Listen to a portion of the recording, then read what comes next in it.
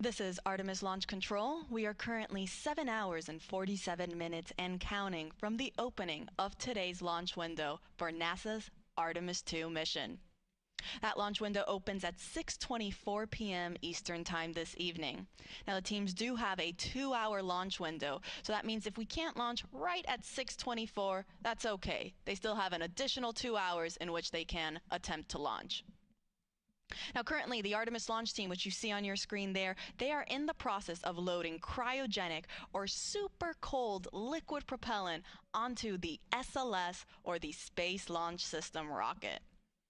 The teams actually just reported that we have completed loading liquid hydrogen onto the core stage of the rocket. Now the core stage is the first stage of that SLS rocket. There's a great graphic representation of where we currently are in our tanking operations. So as you see, we are at 100% level for the liquid hydrogen tank on the core stage. So that means we are now, the teams are just going to be constantly replenishing that tank as some of that liquid starts boiling off into a gas due to the temperatures as it starts warming up. So teams will therefore replenish it constantly to maintain this 100% flight level. Now, as you can see, right above the hydrogen tank sits our liquid oxygen tank. That's currently 70% of the way filled. And then on our upper stage, or the interim cryogenic propulsion stage, this is the rocket stage that sits on top of the core stage. We are currently in our fast fill operations for liquid hydrogen on that upper stage. Teams have not started liquid oxygen for the upper stage, and that is totally normal. That is part of the countdown. We aren't scheduled to start our upper stage liquid oxygen loading operations until we start getting into, so we get much further into our loading operations for the liquid oxygen tank on the core stage. So again, we are now in replenish for the core stage liquid hydrogen tank, and we are in fast fill for the liquid oxygen tank on the core stage and the liquid hydrogen tank on the upper stage. Now, a quick recap on how the whole tanking loading process goes. Teams will first start with what is called chill down. So prior to us actually starting to load the super cold propellant onto the rocket, they will first chill down all of the systems and lines. This is done to make sure that it is able to receive these super cold temperatures. In order for hydrogen to be in a liquid state, it needs to be negative 423 degrees Fahrenheit. Oxygen in a liquid state is negative 297 degrees Fahrenheit. So very, very cold temperatures. And as such, we want to make sure that we are conditioning all of the systems to be able to receive those cryogenic temperatures so that we aren't shocking the hardware and we're not causing any potential damage unnecessarily. Now, following chill down, we will transition into what is called into slow fill on the core stage. Now, slow fill, as the name suggests, refers to slowly starting to feed that propellant onto the rocket. This officially marks the start of our propellant loading.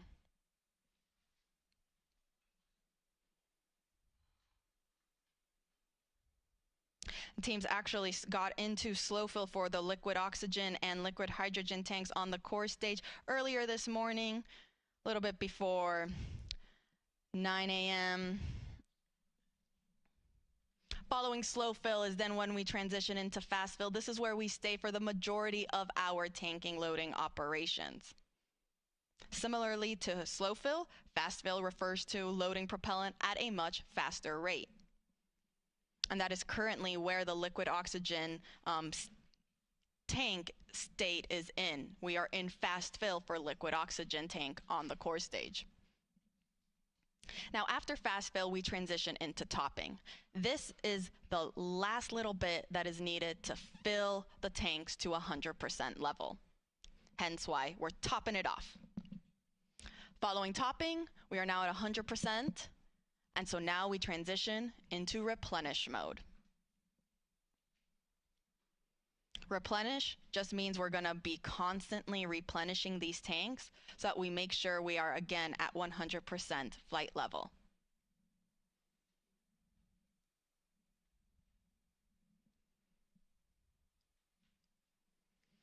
Now you see on your screen there, we can see some venting coming off the rocket. This is totally expected as we begin our loading operations. Some of that liquid propellant starts warming up. It'll start to boil off and vent outside of the rocket. Hence why we see some of that gas getting expended from down underneath where the engines are at the bottom, and also a little bit at the top where the upper stage is located. So again, an expected condition.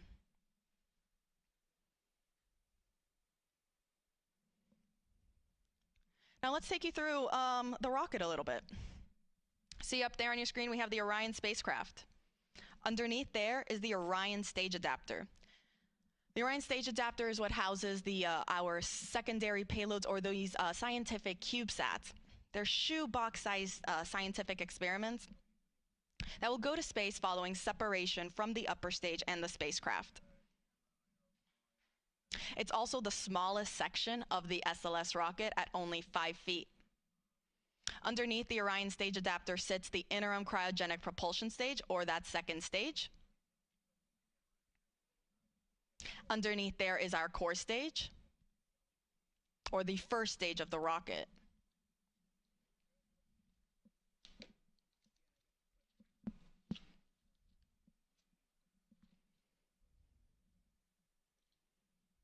Now the core stage, it consists of the propellant tanks, the ducts, the valves, avionics, and it also houses the 4 RS-25 engines that are down there at the bottom. Next to the core stage, we have our 2 solid rocket boosters. Each is taller than the Statue of Liberty.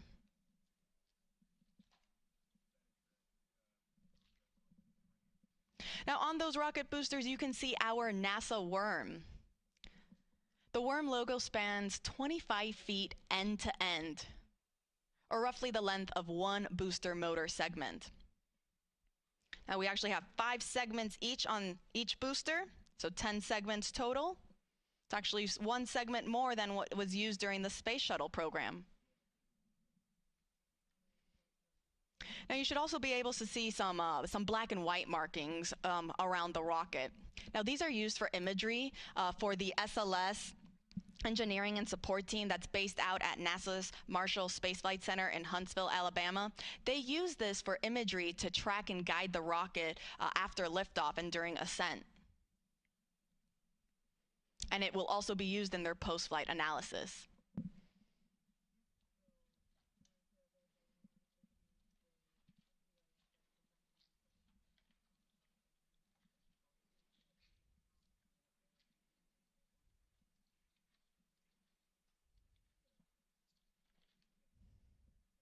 Now the orange color of the core stage is the thermal protection system, or that spray-on foam insulation. Now this provides the thermal protection for every part of the rocket.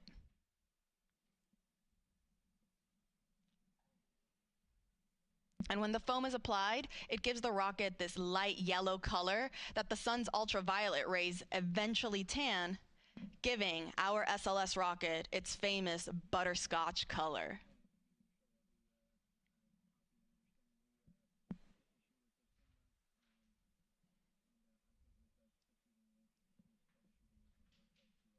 So again, to quickly recap, we are in replenish mode for the core stage liquid hydrogen tank. We are about 75% of the way filled on our liquid oxygen tank on the core stage. But we're still in fast fill. I'll let you know when we transition into topping for the core stage liquid oxygen tank. And then on the upper stage, teams are also in fast fill for liquid hydrogen. And they have not started the liquid oxygen operations on the upper stage yet. I'll make sure to report out all of these milestones as they're underway.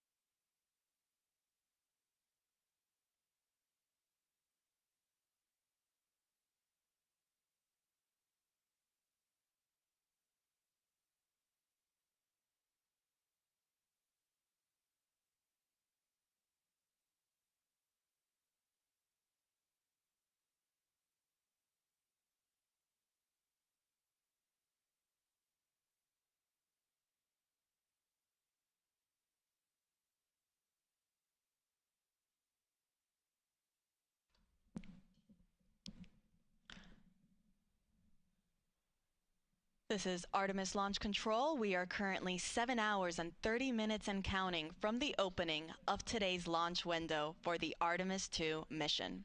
That launch window opens at 6:24 p.m. Eastern Time, and teams do have a 2-hour launch window, which means that if we don't launch right at the beginning at 6:24, they do have an additional 2 hours in which they can attempt to launch.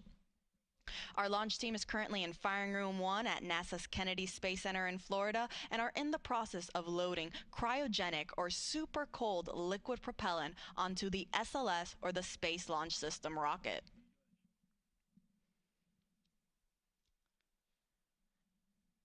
Now, teams did just complete fast fill for the liquid hydrogen tank on the upper stage, or our interim cryogenic propulsion stage. Now, fast fill refers to loading propellant at a faster rate. This is preceded by chill down, which gets the system ready to receive these super cold temperatures. And then following fast fill, teams will then transition into topping and replenish. I'll get more into those, but before that, again, we just finished fast fill for the liquid hydrogen tank on the upper stage, and teams are now performing, before they start topping, what is called a vented relief test. This test is basically just pressurizing the upper stage tanks with heliums to test the relief capabilities of the tank pressure to make sure that it can handle that pressure capability during flight. So between fast fill and topping, teams will perform this test on both the liquid hydrogen and the liquid oxygen tanks on the upper stage.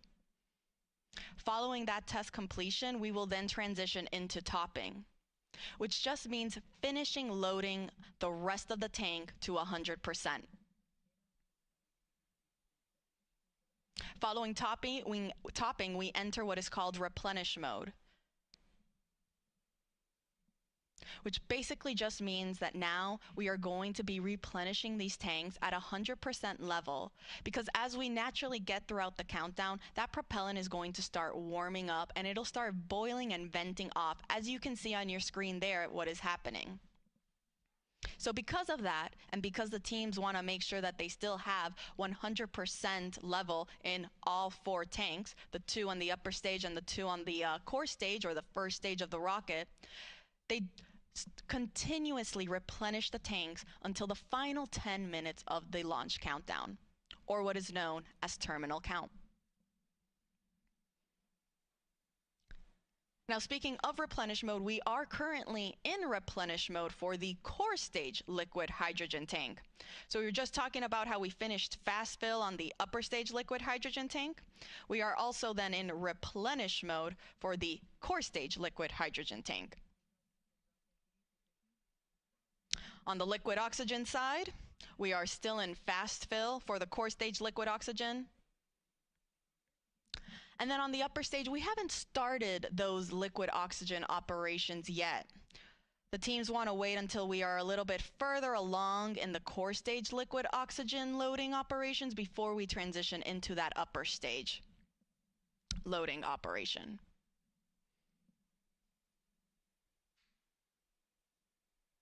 Now, in total, the SLS and Orion rocket and Orion spacecraft are 322 feet tall. At liftoff, SLS produces 8.8 million pounds of thrust.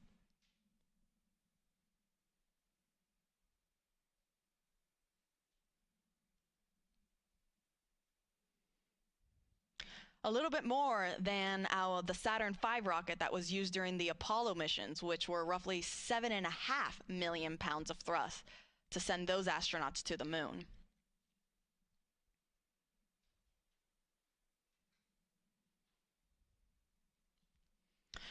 With our SLS rocket, though, you don't just have those liquid fuel tanks that are fueling the rocket, but you also have 2 solid rocket boosters that are attached on either side. You see there on your screen right there? They also help provide that extra push and that thrust right at liftoff.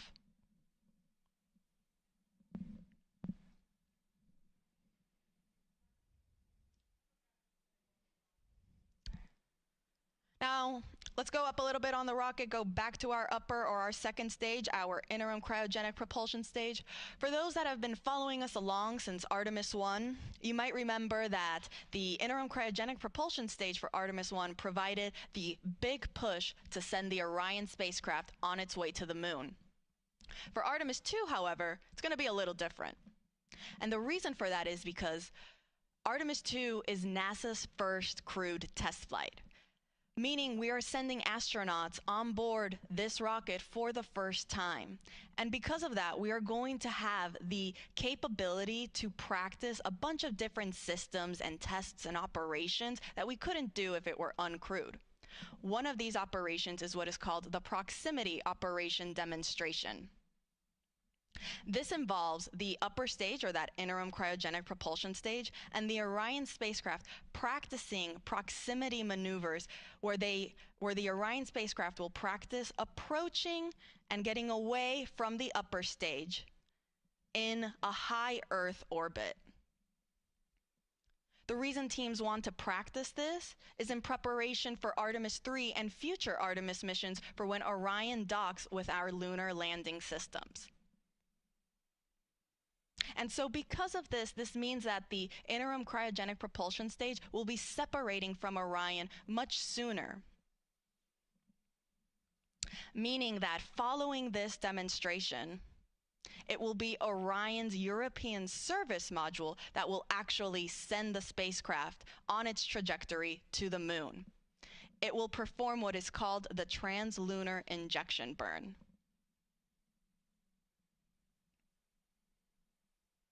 Now, this proximity operation is scheduled to happen during the first day of flight, so pretty soon. And NASA will be providing you with 24/7 live coverage, starting right now as we have been going through our propellant loading operations, and we will continue throughout the course of the entire mission, including all of the splashdown operations.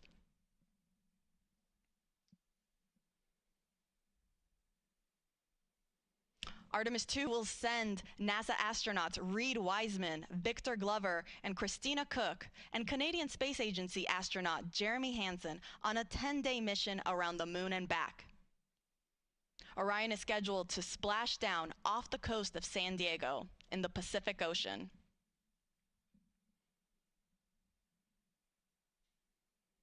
So to quickly recap, teams are in the process of performing a vent and relief test on the liquid hydrogen tank on the upper stage, following finishing their fast fill operations. Again, this test is to just test the tanks that they can handle the pressure that will be happening during this first day of flight. Following this test, we will then transition into our topping phase on the upper stage liquid hydrogen tank, and it'll then transition to replenish.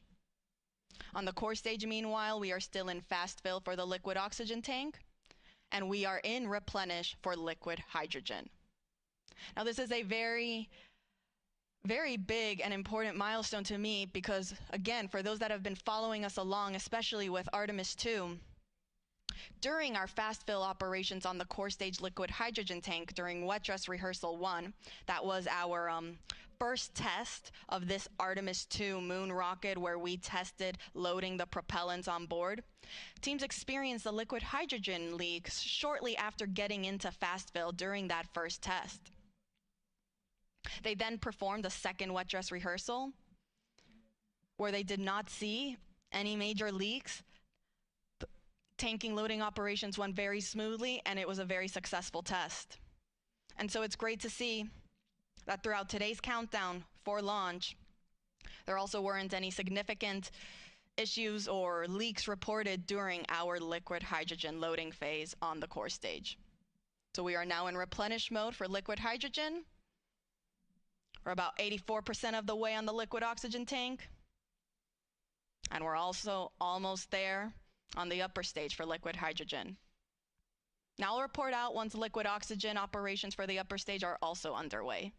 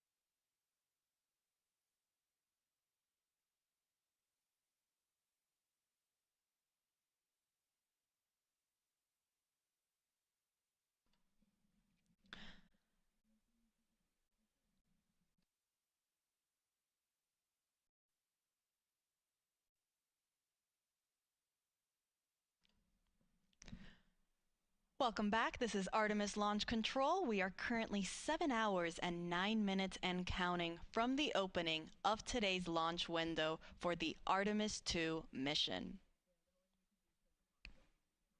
Our Artemis launch team is currently in the process of loading liquid propellant onto the SLS or Space Launch System rocket. Teams just reported out that we are in our topping phase. For the upper stage liquid hydrogen tank, this means we are almost at 100%, if not pretty much there on that upper stage tank. The upper stage is the second stage of the SLS rocket. Here's a graphic representation where we can see where we're currently at in our tanking operations. That means we have now finished loading our liquid hydrogen on both the core stage and the upper stage. As I said, we're in that topping phase to get us to 100%. And afterwards, we'll then transition into replenish mode to stay at 100% level. You can see on the core stage, we are already at the replenish mode, if you see that 100% level right there.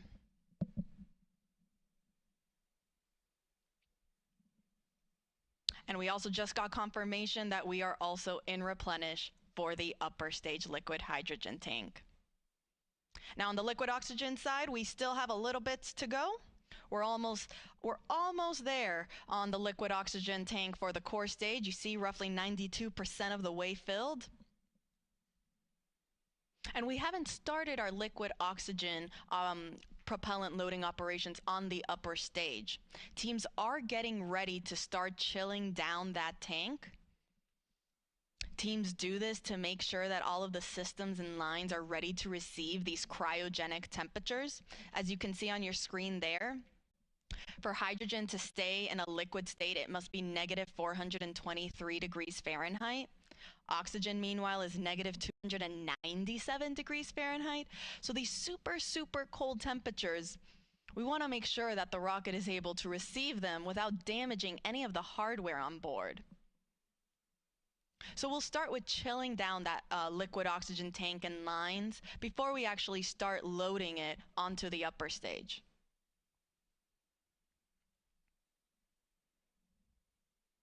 I'll report back once that step is underway.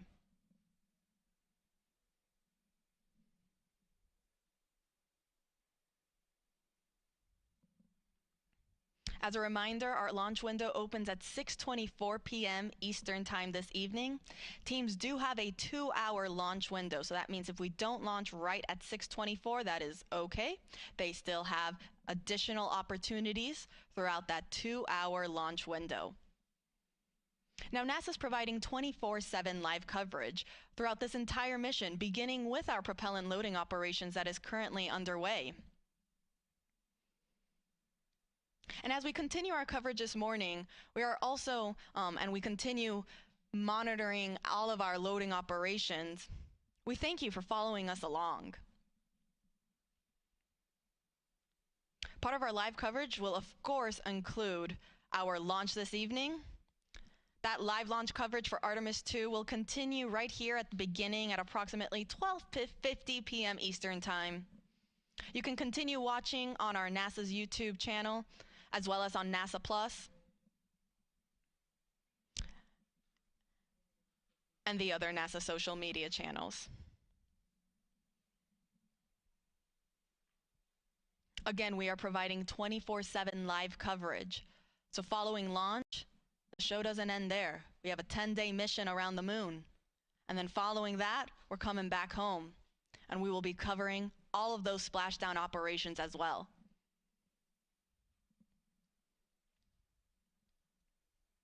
Artemis II is a test flight. It is NASA's first crewed Artemis mission. We will be sending NASA astronaut Reed Wiseman, who serves as the commander, Victor Glover, the pilot, and mission specialist Christina Cook. And then we're also sending Canadian Space Agency astronaut Jeremy Hansen, who serves as the other mission specialist for this mission.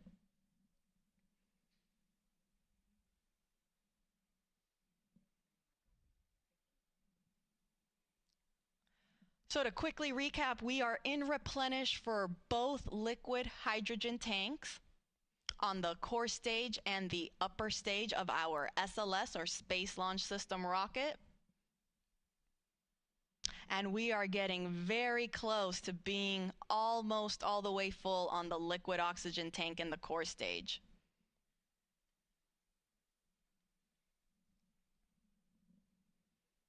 I'll make sure to report out once we start entering topping for the liquid oxygen tank in the core stage. Again, that refers to the last little bit that is needed to get us to 100%. And I'll also make sure to let folks know when our chill down operations are in work on the upper stage liquid oxygen tank.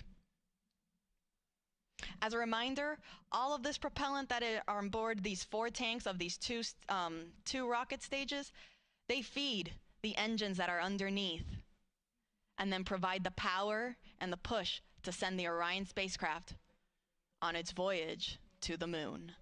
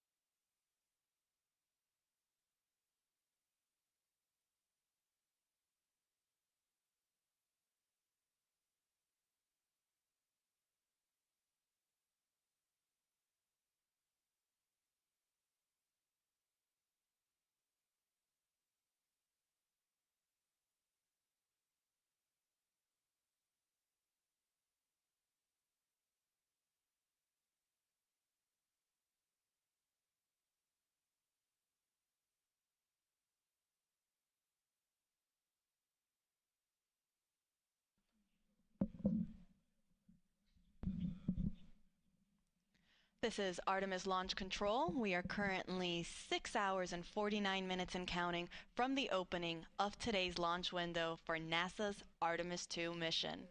That launch window opens at 6:24 p.m. Eastern Time this evening, and we do have a 2-hour launch window, which means that if we don't launch right at the start at 6:24 p.m., that is okay. Teams still have an additional 2 hours in which they can try to launch the SLS or Space Launch System rocket and the Orion spacecraft. Now, the Artemis launch team is currently in the process of loading cryogenic or super cold liquid propellant onto the SLS rocket.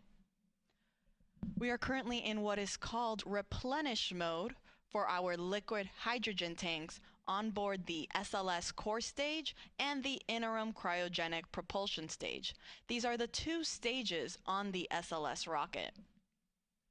Now, replenish mode means that we have finished loading hydrogen on board both of these rockets. That means they are at 100% level. And teams are just constantly replenishing the tanks to make sure that they stay at 100%. Since, as throughout the countdown, that liquid propellant will start boiling off as it starts warming up, and it will then be vented out and released from the rocket,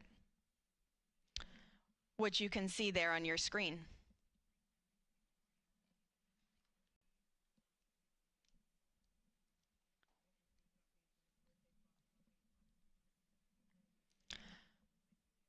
Now, on the liquid oxygen side, teams are now in topping phase for the core stage liquid oxygen tank.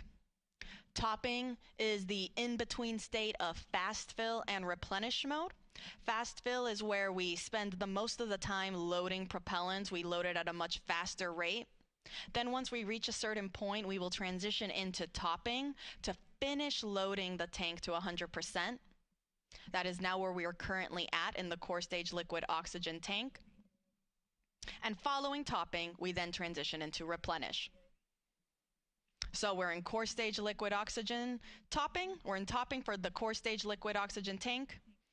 And we are in replenish mode for both tanks on the liquid hydrogen, on the core stage and the upper stage. Now, meanwhile, on the liquid oxygen tank on the upper stage, teams just reported that they have now started chill down for that upper stage tank. This is the first step that is needed before we actually start flowing and loading that propellant on board. The reason this is done is to chill down the systems in line so they are ready to receive those super cold temperatures and not cause any potential damage to the hardware. For reference, oxygen needs to be negative 297 degrees Fahrenheit to be in a liquid state, and hydrogen, negative 423 degrees Fahrenheit. So very, very cold temperatures that the rocket is dealing with right now.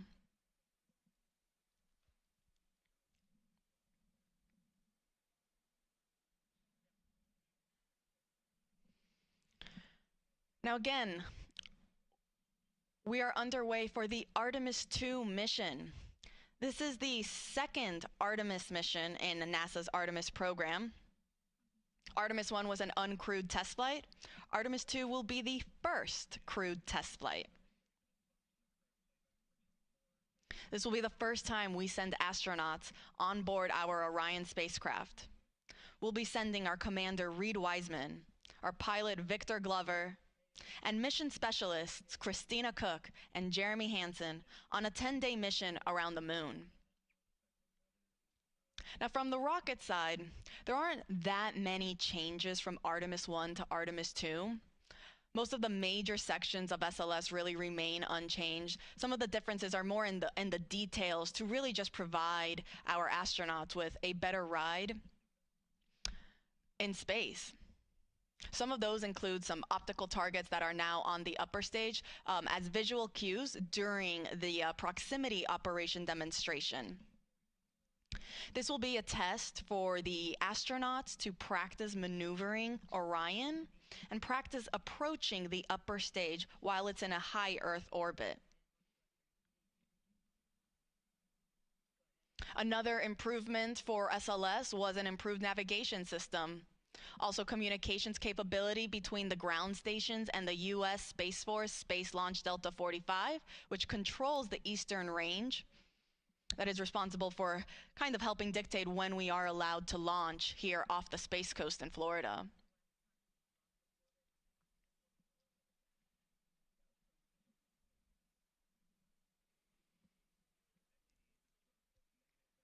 Now, all of the 4 tanks on the upper stage and the core stage, they feed the engines that are down below. At liftoff, the 4 RS-25 engines will operate for the first 8 minutes during flight. The 2 solid rocket boosters that are on either side, those operate for only 2 minutes, and they provide 75% of the power at liftoff.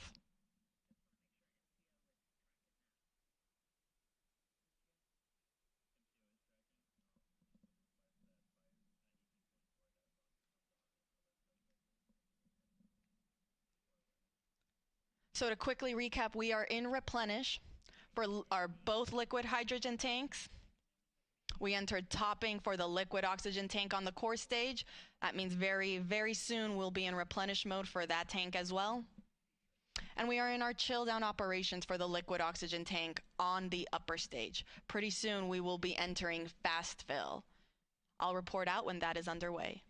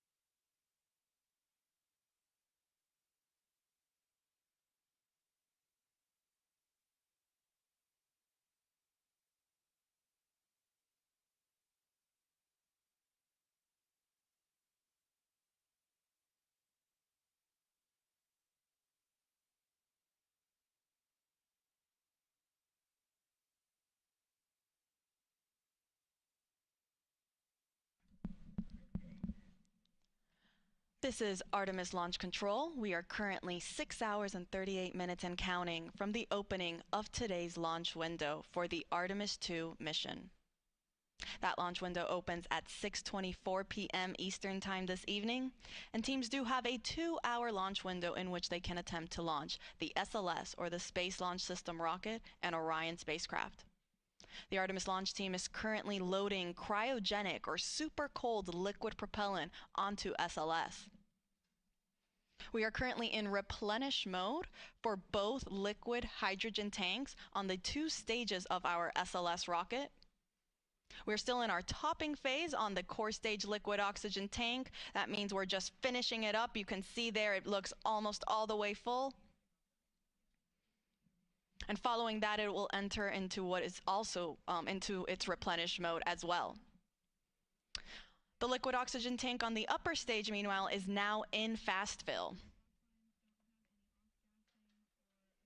So that means all 4 tanks are now receiving propellant.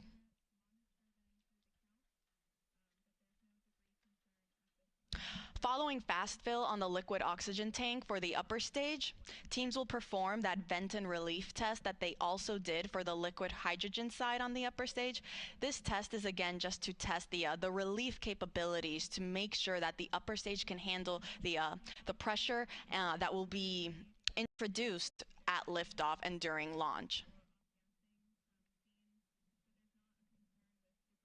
Following that, it will then enter topping and will then go to replenish mode as well. Once we are in replenish mode for all tanks, that'll be the signal to the launch team to tell our astronauts that they are ready to start heading out to the launch pad and get on board their Orion spacecraft. Now, Artemis II is a test flight, and it is NASA's first Artemis crewed mission. That means this will be the first time that our astronauts, our Commander Reed Wiseman, pilot Victor Glover, and mission specialists Christina Cook and Jeremy Hansen, they will be the first to experience launch and flight atop SLS. The rocket hits a maximum speed of 22,670 miles per hour.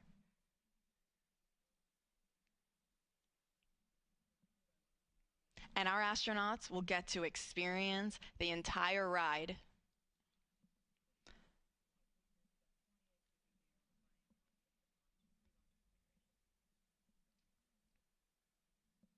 So to quickly recap, we are in replenish mode for both liquid hydrogen tanks. We are in topping, meaning we are finishing up loading liquid oxygen on the core stage. That is the first stage of the rocket. And we are in fast fill for the liquid oxygen tank on our second stage, or that interim cryogenic propulsion stage. I'll report out once we have also entered replenish mode for the core stage liquid oxygen tank.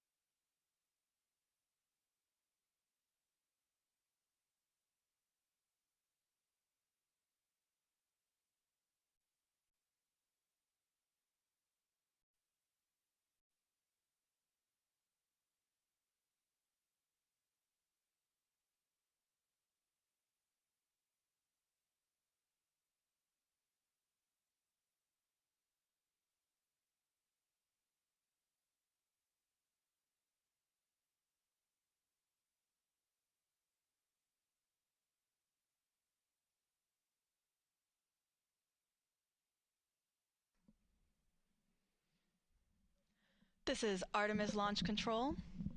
We are currently 6 hours and 22 minutes and counting from the opening of today's launch window for the Artemis II mission. The launch team is currently in the process of loading cryogenic or super cold liquid propellant onto the SLS or the Space Launch System rocket. We're currently in replenish mode for both liquid hydrogen tanks on both the first stage and the second stage of the rocket. And then on the liquid oxygen side, we are in fast fill for the liquid oxygen tank on the upper stage. And then we are getting ready to get into our replenish mode for the liquid oxygen tank on the core stage. We are still in that topping phase. Finishing loading the propellant tank to 100%, at which point then teams will transition into replenish mode as well, which just means that we are going to constantly be replenishing these tanks at 100% level. Now today's launch window opens at 6:24 p.m. Teams do have a 2-hour launch window, which means if we don't launch right on time, they do have an additional 2 hours in which they can attempt to launch. For those of you just joining us, NASA will be providing 24/7 live coverage of this entire mission, starting with our propellant loading operations that are currently underway. Thank you so much for everyone that's been following along. Our live launch coverage of Artemis II will continue right here, beginning at approximately 12:50 p.m.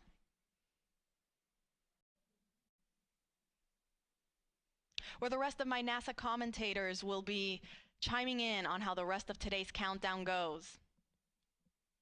And we'll take you through the rest of the mission.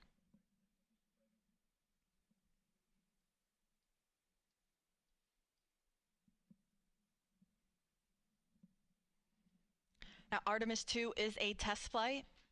It will be the first mission that sends astronauts on board SLS and Orion. You can see a photo on your screen there of our Artemis II crew. We have our commander, Reed Wiseman, on the right-hand side. Then we have our 2 mission specialists in the middle, Christina Cook, and then Canadian Space Agency astronaut Jeremy Hansen. All the way on the left is our pilot, Victor Glover. All 4 of them woke up not too long ago at around 9:25 a.m. this morning. Not a terrible wake-up call. In that time, they've been getting ready, having breakfast, getting some briefings. And they'll get one more briefing. It's the flight crew weather brief, where they'll get a status on where we are in the countdown, what the current forecast looks like. Following that brief, they will then start their suit-up operations before they go out to the launch pad and board their spacecraft.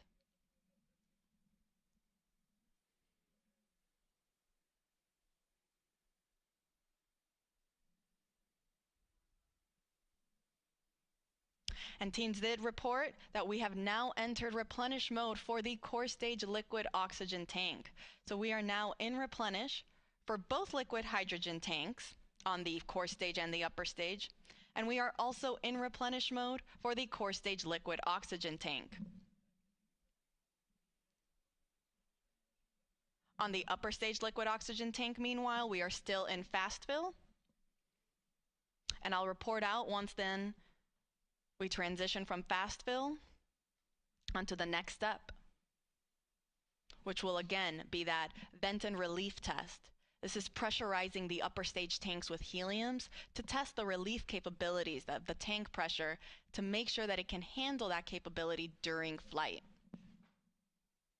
Following that test, teams will then start topping on the liquid oxygen tank, and will then, after topping, will then transition into replenish mode as well.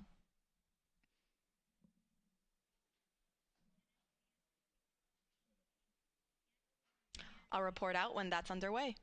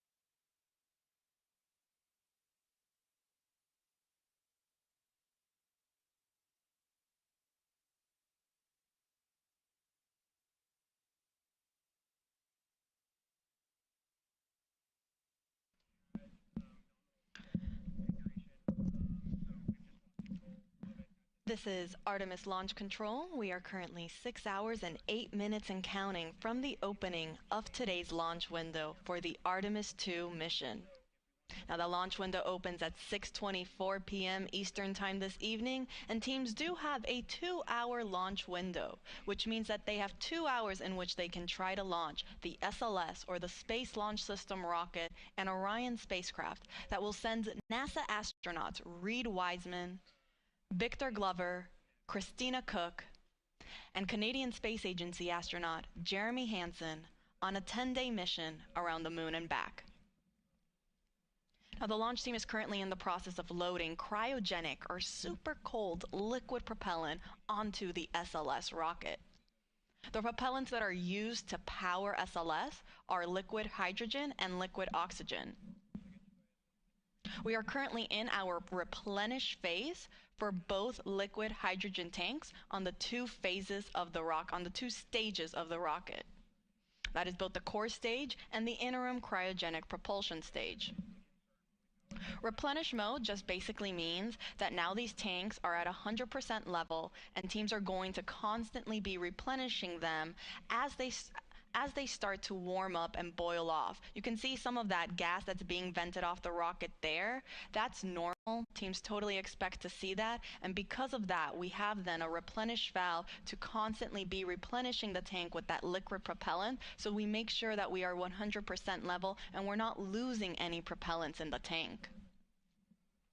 The reason that you see some of that venting happening is because as we get throughout the countdown and the temperatures start to rise, that liquid propellant will become a gas, and so it'll start boiling off and then it'll vent outside the rocket. Hence the need for a replenish valve.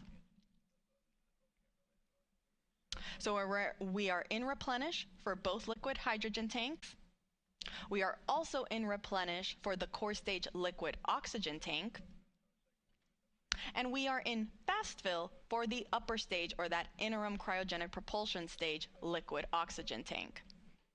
Now, fast fill is the main portion of our propellant loading operations, where teams are actively loading that propellant at a much faster rate. Now, following fast fill, teams transition into what is called topping. As the name suggests, it just means to top off the tanks.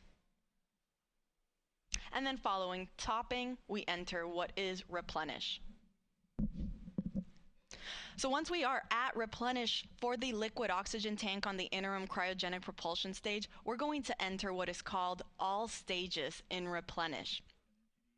This means that all 4 tanks on the SLS rocket are fully fueled, and our astronauts are ready then to go and head out to the launch pad when they get the go from our launch director, Charlie Blackwell Thompson.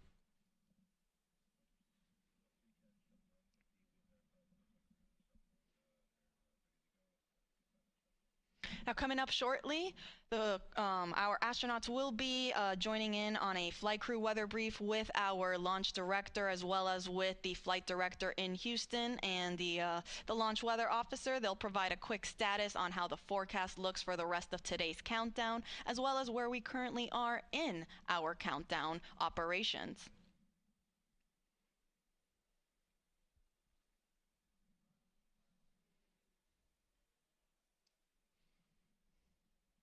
A little earlier, the launch weather officer did let our launch director know that we might get some showers in about 2 hours. However, there is no lightning threat, and they will plan on discussing this again during the flight crew weather brief. Currently, teams are forecasting 80% go for weather conditions during that 2-hour launch window.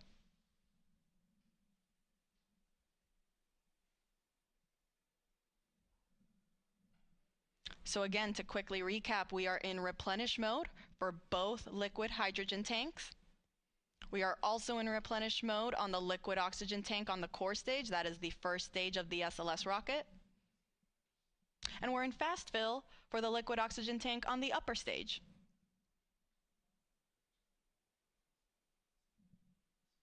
I'll report out when we have transitions from fast fill and onto topping.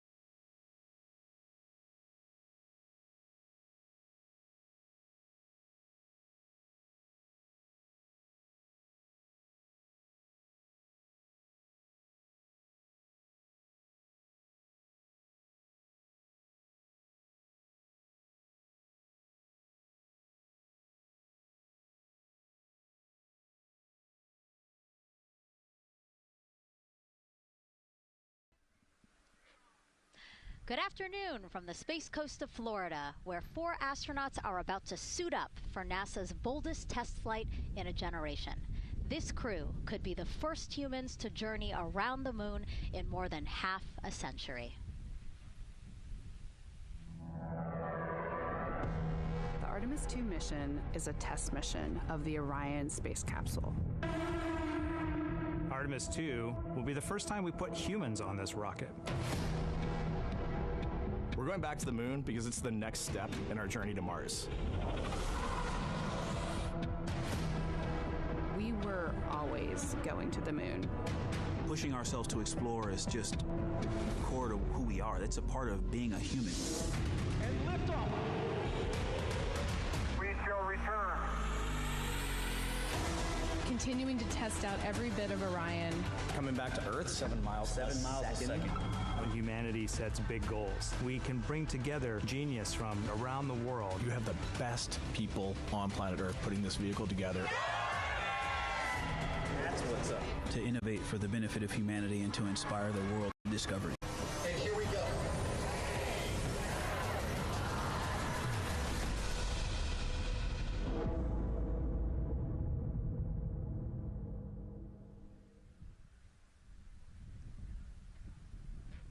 Welcome, and thank you for joining us live from NASA's Kennedy Space Center, where we are beginning a new chapter in America's human spaceflight story.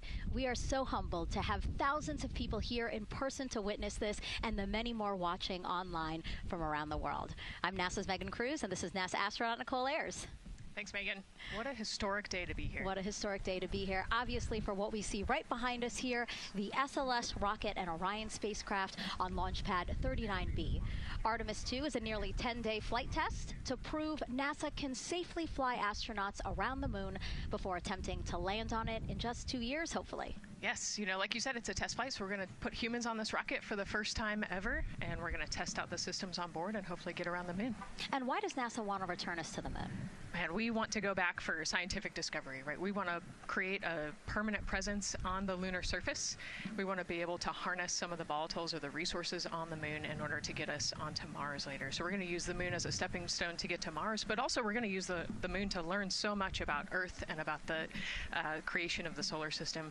You know, the moon is this untouched witness mark for the Earth and the solar system. And what I really love is like all the things that we do to get us to explore our universe, all of that technology, all the jobs created to support that, it all benefits us here on Earth. Yes, definitely. I mean, getting this rocket into orbit takes, 8.8 million pounds of thrust, right? And it's the people on Earth who do that and who create that, the engineers, the scientists. There are so many people who make this mission happen. And so if all goes well, this crew could travel farther from Earth than any other humans before them and see parts of the moon no one has ever laid eyes on. And now, speaking of laying eyes, here we are in the suit-up room with the Artemis II crew.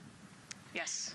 Looks like the commander's getting his comm cap on, so the communication cap. Looks like Victor's already got his on and the helmet going. He's just stretching out his wrist a little bit, right? Yes. And in charge of liftoff today is Launch Director Charlie Blackwell-Thompson. She and her team are just across the street from us inside of the Launch Control Center. They kicked off continuous around-the-clock operations just before 5 p.m. on Monday and started fueling the rocket about 4 hours ago. They have a 2-hour launch window that opens at 6:24 p.m. Eastern Time, which our clock in the upper left-hand corner is counting down to. And, we just heard from Charlie Blackwell-Thompson in our tanking coverage, which was the broadcast just before this one kicked off. And basically, she said weather is 80% go. Yes, 80%, we will take that. It's a little windy. There's some clouds building, but we're going to keep an eye on it, and 80% is a good number to keep moving today.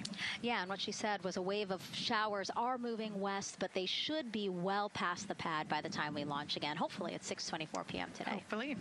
All right, so again, let's head back into that suit-up room. We see Reed Wiseman. He is the commander of the Artemis II crew, and Nicole, he is putting on what you guys are calling the communications cap, comm cap. Yes, so it's a little bit for protection of his, of his head there, but also you can see the mic booms, and he's got ear cups there so he can hear, the rocket's loud. So you're going to wear hearing protection, but then we also want to be able to talk to Earth and talk to each other. So they're getting that settled, and then he will put the helmet on over that comm cap. That COM cap will also connect into the suit, which then eventually connects into the capsule through an umbilical there. So there's a lot of cords and wires. You can see them tuck in that cord under his chin right now. And so the suits they're wearing, they're called the Orion Crew Survival Suits, or OX suits. And so they're worn for launch and reentry or during high-risk or emergency situations. And I think a lot of people, especially if they're have been following NASA for all these decades now, they're kind of thinking, hey, these look like the suits that our shuttle astronauts used to wear. There is a lot of resemblance here. That's true. Yeah, they are very similar. You know, NASA does a great job of leveraging the lessons that we learn from previous missions. So dating all the way back to Apollo, you know, some of our first spaceflight missions, we learned lessons about the suits and how to make them better, and we just continued to carry that through all the way into the Artemis mission. Time now to introduce you to some of our teams today. We have Gary Jordan at NASA's Johnson Space Center in Houston.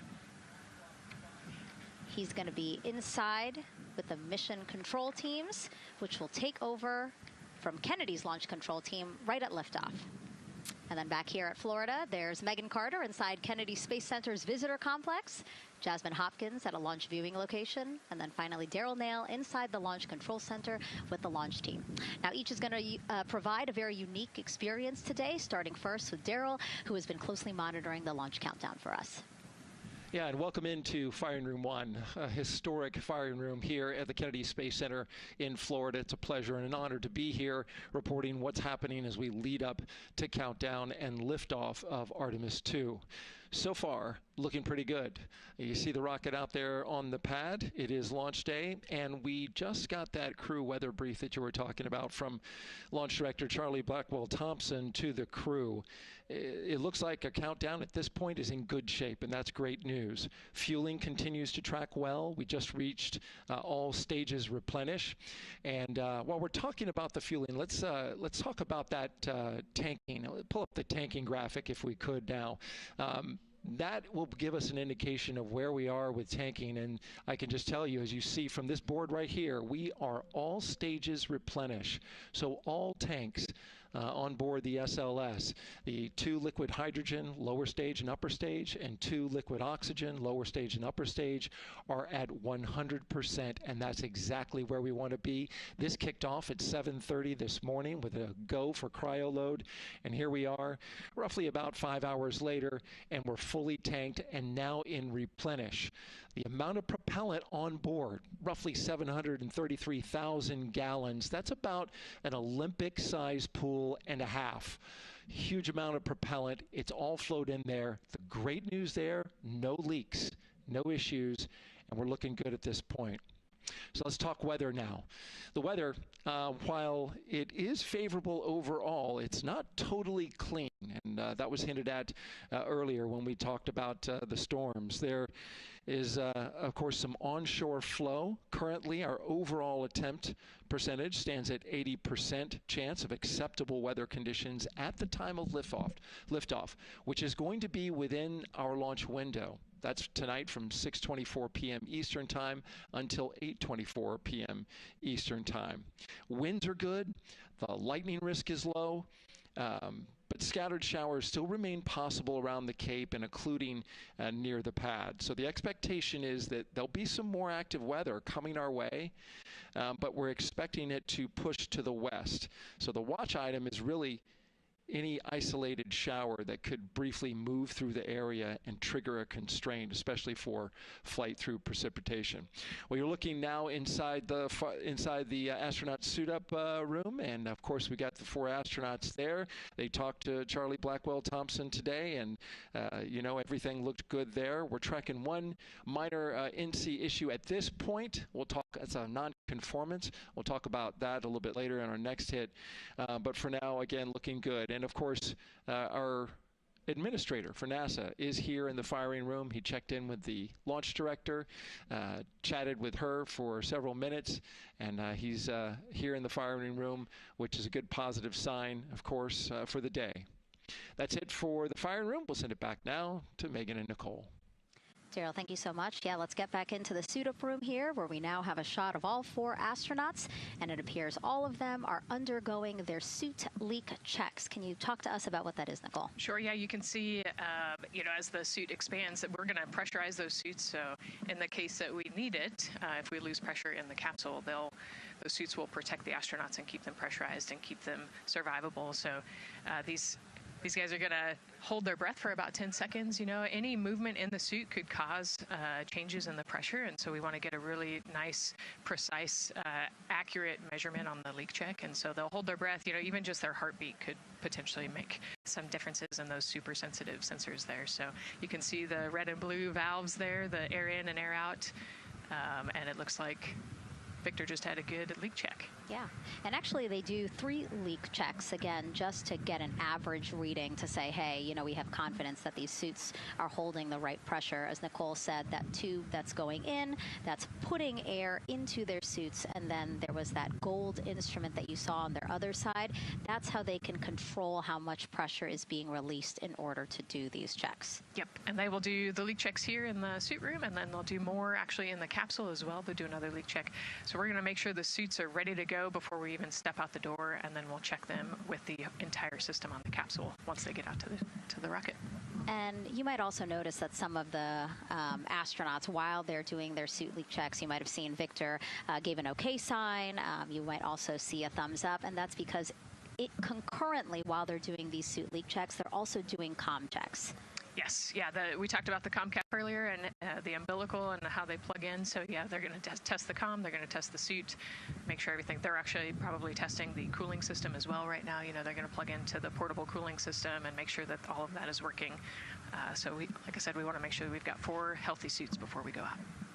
Yeah, this suit, 3 layers, so obviously it can get hot. Yes. So one of the layers is a cooling undergarment, and basically they flow cold liquid through that undergarment to keep the astronauts cool and comfortable before liftoff today. Yeah, it's like a onesie with a bunch of tubes running around it, and the water flows through there to cool you down. All right, lots of information to share with you all today. If you have any questions, we'd love to hear from you. All you have to do is send your questions our way by tagging @NASA Artemis, and we'll try to answer as many of your questions live. And we'll also have some questions for you throughout the broadcast, so we hope you can participate in those opportunities as well.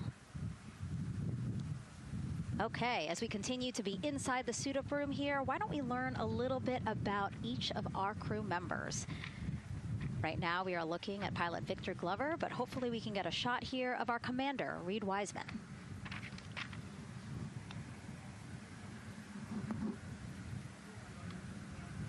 Now, Reed Wiseman is a Baltimore native. He's been in space once before as flight engineer for Expedition 41 aboard the International Space Station from May through November 2014. During the 165-day mission, Reed and his crewmates completed, get this, more than 300 science experiments in areas like human physiology, medicine, physical science, earth science, and also astrophysics. They actually set a milestone for station science by completing a record 82 research hours in a single week. He also served as chief of NASA's Astronaut Office from December 2020 to November 2022, and Reed has 2 daughters. Yeah, I love, Reed is such a great leader. He was the chief of the astronaut office when they hired our class of astronauts. And so, I think I have to publicly thank him for my job here today. But yeah, he's a family man, he's a good leader, and he's a great pick for the commander of this mission. Yeah, I think, in talking through some of his other accomplishments, obviously he has leadership qualities that makes him prepared for commander of Artemis II. Yes, he does. He's a well-experienced naval officer and now NASA astronaut. And so now here we are, pilot Victor Glover. NASA selected the California native as an astronaut in 2013. At the time, he was actually serving as a legislative fellow in the United States Senate. His first trip to space was in November 2020 when he launched as pilot of NASA's SpaceX Crew 1 mission. That was the first operational mission of NASA's Commercial Crew Program, which resumed launching American rockets from American soil to the International Space Station at the end of the shuttle program. Victor is a U.S. Navy captain and naval aviator who served as a test pilot, racking up more than 3,500 flight hours in more than 40 different aircraft. He and his wife, Deanna, have 4 children. Yeah, 4 children, a lot of energy, but that checks, right? Because when I think of Victor Glover, I think of a lot of energy, smart guy who's always excited and ready to go. And there you go, he's smiling in the suit room this morning. Oh yeah, he's a great guy. All of them are. This whole entire crew, they're just a good group of human beings, of leaders, of friends, family. You know, I have never heard anybody say anything bad about any of these 4. They're also well accomplished, and they're also deserving of this opportunity to return to the moon. Yeah, and they're also humble, right? They're just standard humans going to the moon, but you would never know that when you talk to them in a normal conversation. And so it looks like Christina here has completed her suit leak checks as well, her communication checks too.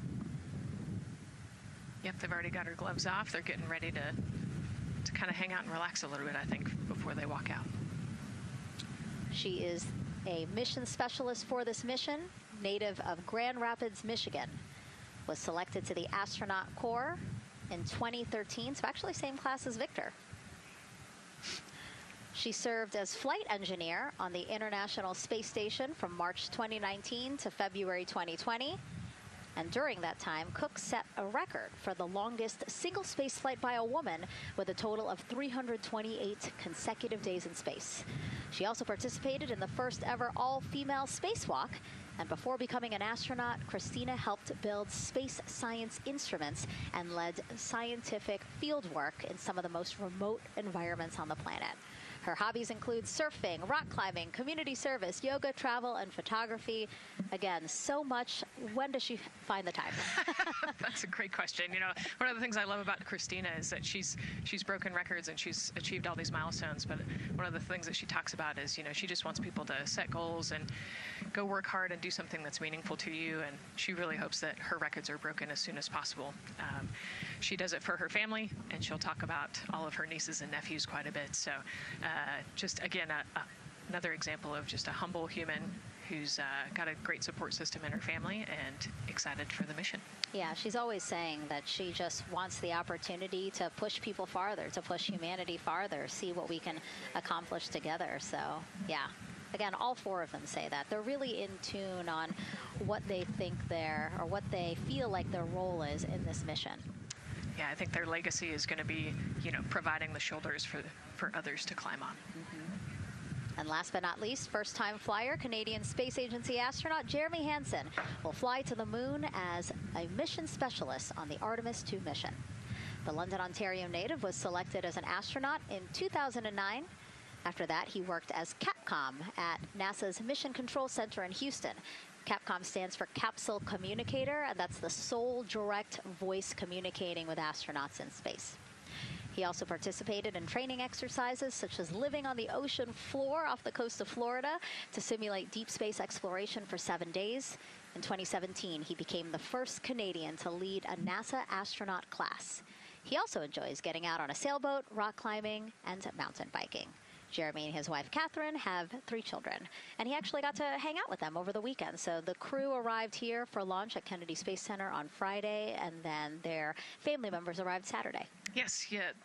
As long as their family can quarantine with them, then they will stay, you know, quarantined in Houston, and then they all fly down to Kennedy Space Center, and then you get to spend the last few days with your close family and friends. We actually do a behind-the-glass visit with some of those other maybe extended family members that couldn't quarantine with you. But yeah, it's a quaint time here once you get to Kennedy Space Center. A great sign here, all 4 astronauts have removed their helmets. And that indicates again that all 4 have completed suit leak checks. And so, Nicole, what they're doing now is they have these pockets on their forearms. That's just somewhere where they can put personal items that they might want, right? Yeah, just kind of stowage pockets. You know, there's always something that you might need or want while you're in the capsule, and then also last-minute personal items if you want to put a couple things in there. So everybody kind of has their own unique stash in their pockets. And then another pocket has emergency equipment that they might need, right? Like a signaling mirror, things like that. Right, yeah, the suit is basically all in one. You know, it's got the oxygen bottles there on their right legs. You'll see in a different shot, they've got pockets with survival gear in it, and that is to keep them safe. So if they had to egress the capsule, either from the launch pad or from the water, then they will have all of the survival gear with them. They'll have about 10 minutes of oxygen as well from that bottle so that they can get to safety quickly and safely. We are now 5 hours, 3 minutes and counting from the opening of our 2-hour launch window, and we have our first questions from social media.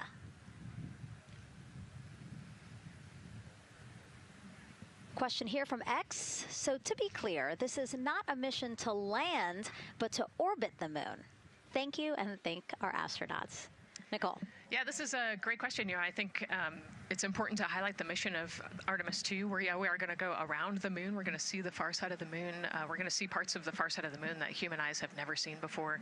It's very similar to the Apollo 8 mission, right? We're also potentially going to be able to see the landing sites for the future Artemis missions and kind of provide the overall context of those landing sites amongst the entire moon site there. So it's an exciting mission. We'll get to learn a ton about you know, there's so much science that's going to be on this mission as well, right? Where they're going to do some science experiments on humans, learn about the stress of the environment, and we're going to learn about the radiation environment. We're going to learn about the suits as well. We've got some technology demonstrations that are going to happen. So there's a lot going on this mission as we fly around the moon and come back. Mm-hmm.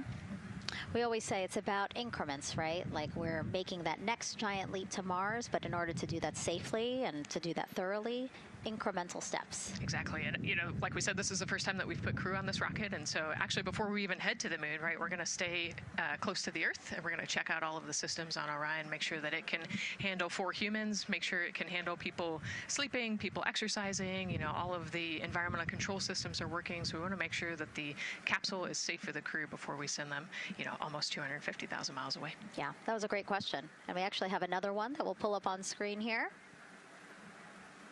Another question from X. How long will it take them to reach the moon, and how long will the entire mission last? Another great question, right? So they're going to do a couple orbits around the Earth. They'll do a perigee and an apogee raise burn. What that means is that they're going to accelerate to get further away from the Earth, and they'll get into a really highly elliptical orbit first. And then once they get into the translunar injection, so they're actually on a free return trajectory, which means we're going to accelerate them, and then they're going to escape Earth's gravity, and then just based on orbital mechanics, they'll be able to come home without having to do another burn or acceleration. So it'll take about 4 days once they leave Earth's gravity to get to the moon. They'll fly around the moon, about 4 days back, and then land. So overall, about a 10-day mission. Exactly. Yeah, these are really great questions, guys. We know that, again, we are sharing a lot of information today, so please do not hesitate to reach out. Obviously, Nicole, very smart here, and we're happy to answer any of your questions. Again, tag @NASA Artemis wherever you're watching this coverage. And now we actually have a question for you. Who would you take with you on a trip around the moon? Would it be your bestie? Would it be a pet, family member, or a seasoned astronaut? Ooh, think about that one. I know. I like that. I absolutely know what I would say. I think it would make my husband upset, but I have my answer here. But we'd love for you to go to NASA's Instagram or Twitch accounts to vote. Again, who would you take with to the moon with you? Bestie, pet, family, or seasoned astronaut?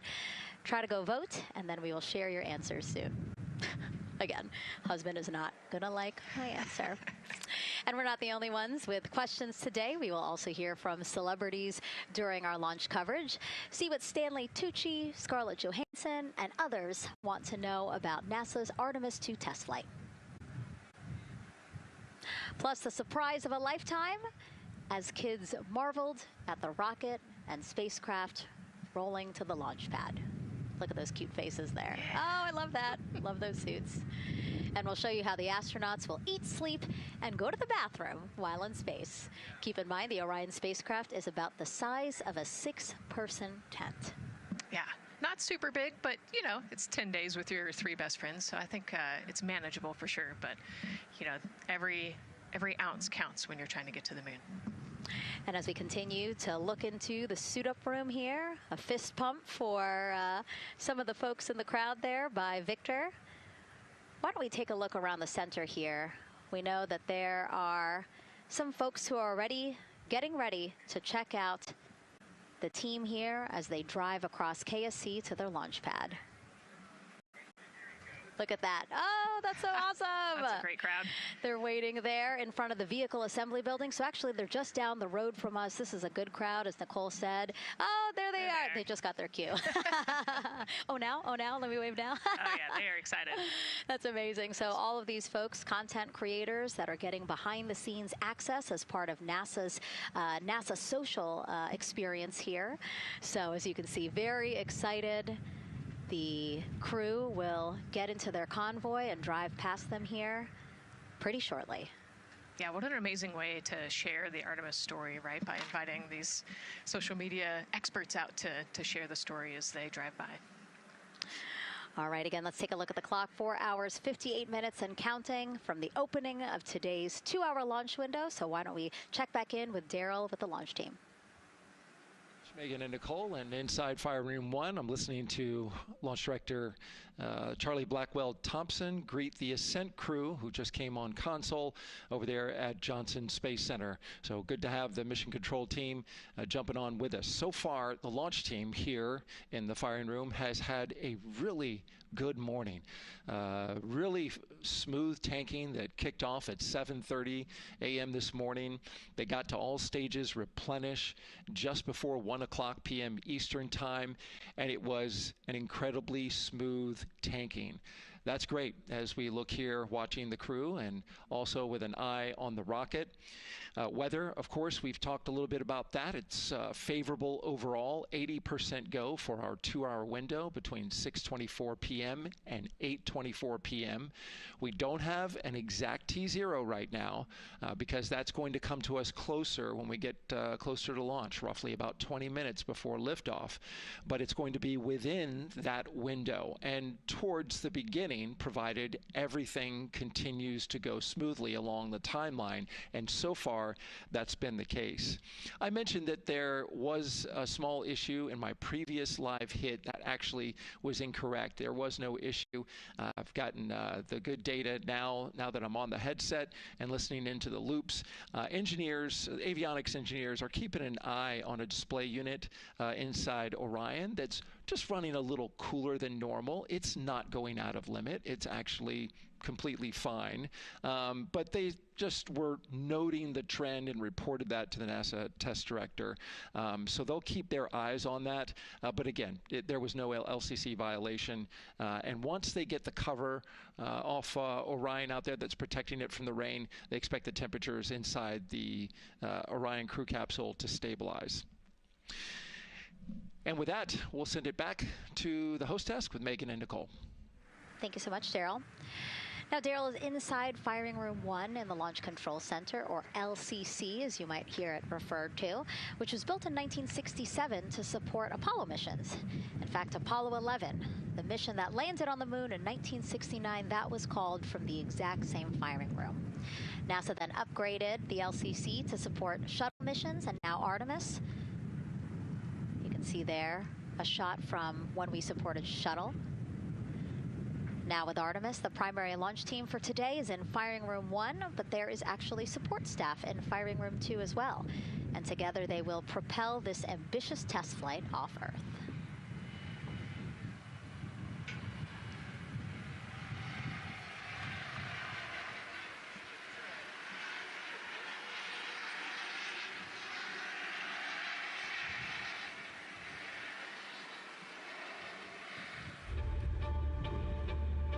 We're going back to the moon because it's the next step in our journey to Mars. We need to go explore the moon. There's vast regions of unexplored areas with the coldest, darkest places in our solar system. This is a test mission, and when we get off the planet, we might come right back home. We might spend 3 or 4 days around Earth. We might go to the moon. That's where we want to go, but it is a test mission, and we are ready for every scenario as we ride this amazing space launch system in the Orion spacecraft. But another reason we're going back to the moon is to fulfill NASA's mission, which is to explore the unknown in air and space, to innovate for the benefit of humanity, and to inspire the world through discovery. And when we succeed and when we accomplish the things that we set out to accomplish, that inspiration not only can set up new things to happen, but it also is a reminder in tough times that we're capable of doing great things when we work together. The thing I love about the moon is that it's not just a beacon for exploration and this platform of possibilities for incredible missions like this, but it has benefits. That's actually why we're racing towards it. Those benefits are really wide in nature. You have everything from innovation, technology development, not only for future missions going deeper into the solar system, but technologies that come back to Earth. You have inspiration, a whole generation of people starting this pipeline of STEM workers and manufacturers and operators that are excited to see what you can do when you work hard and you come together as a team. When I think about the 4 of us flying around the far side of the moon, seeing that Earth rise, taking images and video and sending them back to you, the feeling that I have inside is hope. We know that Artemis II is not the solution for humanity on planet Earth, but it is a contribution in the positive column. We hope that just for a moment that people will pause and say, wow, it's extraordinary when you look back upon the Earth with over 8 billion people, and you see this concrete example of what humanity can do, this extraordinary thing when we set big goals and we work together to achieve them. Now, Kennedy's launch control team takes us to liftoff, but then mission control at NASA's Johnson Space Center in Houston takes over. That's where we have our Gary Jordan embedded with that team. Hey, Gary. Hey, Megan and Nicole, it's great to be joining you from here in Houston, Texas. I'm in NASA's Mission Control Center, where the Artemis II Ascent flight control teams, led by Flight Director Judd Freeling, recently started their shift to monitor the Orion spacecraft integrity, the Space Launch System, and the crew to make sure all criteria is met to commit to today's launch and the mission ahead. The team you see here in this room today has been training extensively to prepare for the highly dynamic phase of flight that begins shortly after engine ignition. Teams here will be monitoring the flight of the Space Launch System, Orion, and of course the Artemis II crew on board as they make their way from the Kennedy Space Center into Earth orbit. The lead console positions will be in this room, called the White Flight Control Room, a room which traces its legacy to the Space Shuttle program, with the first shift supporting STS-70 in 1995, more than 30 years ago. Each console represents an expert in a particular discipline, whether it be communications, propulsion, crew health, life support systems, or trajectory. And each of these individuals has a support team in other rooms, each ensuring that no data point is left unchecked, no procedure is missed, and combining efforts as one Artemis team to ensure crew safety and mission success. After liftoff, Mission Control Houston will be staffed around the clock over the next 10 days until the spacecraft is safed for the recovery teams and the crew is extracted from integrity and brought aboard the recovery vessel. The roar of a powerful Space Launch System liftoff is just the beginning. The mission is, of course, a test mission, and the first with humans on board Orion and in deep space. The crew's job is to put the systems and capabilities of Orion to the test, taking us closer to a sustained presence on the lunar surface. It's great to see the crew gathered around the table. Megan, with that, we'll toss it back to you as we continue to monitor from here in Mission Control Houston. Back to you. Thank you so much, Gary. Yes, a pre-flight tradition that we have seen with our crewed flights and our astronauts, the card game, Nicole. Yeah, you know, this is a fun time for the crew. Kind of relax a little bit, play a card game with the chief. You can see Scott Tingle there is the dealer today. Looks like they're playing high card wins. So Victor won, he's out, now Jeremy's out. You know, there are two schools of thought on this game. Either you want to get rid of all your bad luck or go out on a high note. So it looks like the crew chose we're going out on a high note. And, you know, I think one of my favorite parts when I talked to Reed about this is he was just excited to play a game with his old boss from Naval Test Pilot School. So once again, his boss today. Yeah, and I love this part of the tradition because this is when, again, you usually see them like, yeah, laughing, but very focused still. But when they get to this table, laughs, high fives, smiles, just really a brief moment of levity in what can be and will be a very long day for them. Yes, you know, it's a long day. There's a lot of preparation that goes in today, and so they're just, I think, at least for us, it was a nice brief moment of some relaxation, a couple laughs, you know, a moment to take a few deep breaths and reflect on the mission ahead, and then, you know, get some high fives as well. And so with their bad luck dispelled, some good luck from Scott Tingle, it seemed like there, right? Yes, definitely. It's actually a really fun tradition. You know, I think that card game is more steeped in tradition than anything else. Every crew has played that same card game.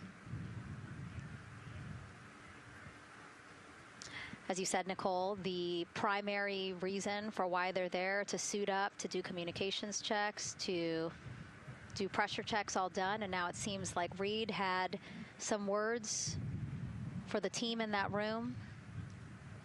Yeah, you know, this day can't happen without thousands of people, right? And so the suit room is a great example of that. You've got all of the suit techs, and you've got your support team there, everyone who has made this day possible. You know, they've been working with the suit team for years at this point, getting ready. So some fist bumps to the group. Again, the suit team are the folks dressed up in those white, very snazzy outfits. Special outfits that we can talk a little bit more about later, but each crew member was assigned their own suit technician. So as you said, working very closely with the same person to make sure that the crew felt comfortable and ready in these suits as they lift off from Kennedy Space Center. Right, and you know, each suit is slightly different, each person is slightly different, and so these suit techs know each individual super well. They know exactly how they like to get into the suit, exactly where things might get caught, or, you know, small adjustments that might need to be made. So they know their suit techs well, and their suit techs know them very well. And so as we take a couple of pictures here, we really hope that you are learning a lot about the suits and the process of checking them out for a mission. But imagine the opportunity to get a hands-on demonstration from people who helped design these suits. Take a look.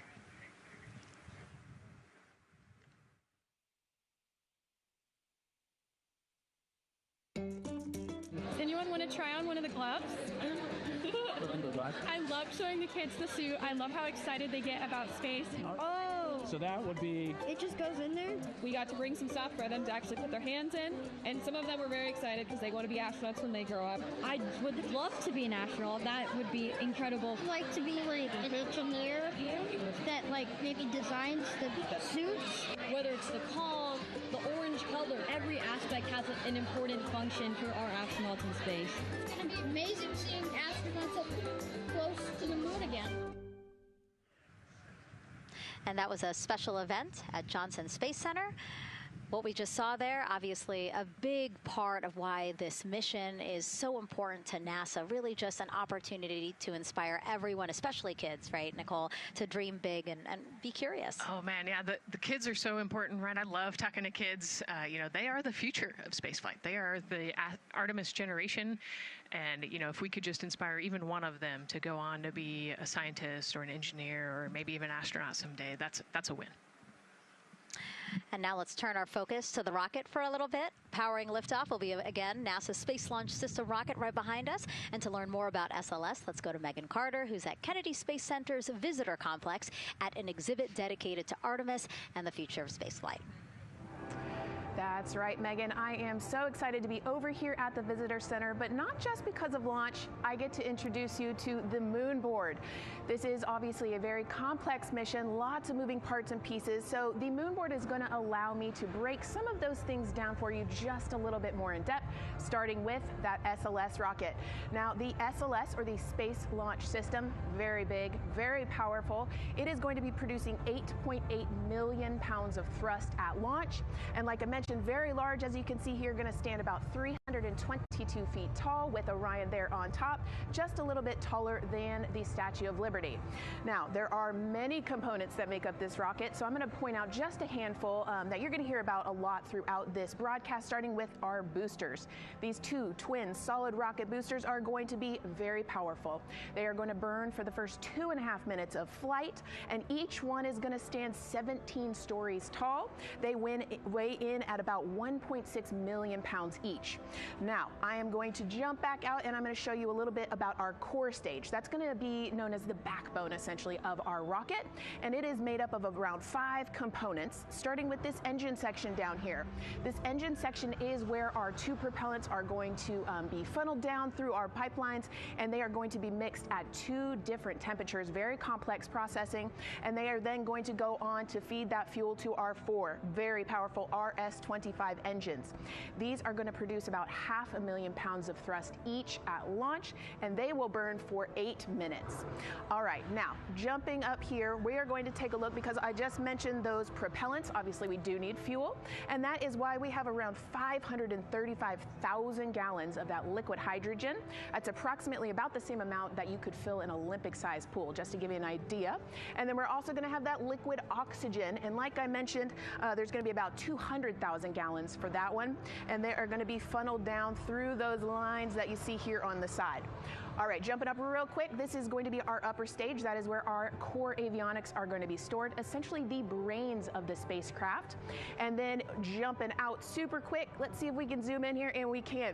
Those propellants I talked about are going to be stored at cryogenic temperatures. That means thousands of degrees below Fahrenheit, so they have to be kept very cold. And that, all those bumps and ridges there that you see, those are actually going to be an insulation spray that's going to help keep that rocket nice and cool, keep the propellants ready to go, and get us set up for success. Now, obviously, that was a very quick overview of our rocket. I have so much more to show you here on our moon board, but for now, I'm going to turn it back over to you, Megan.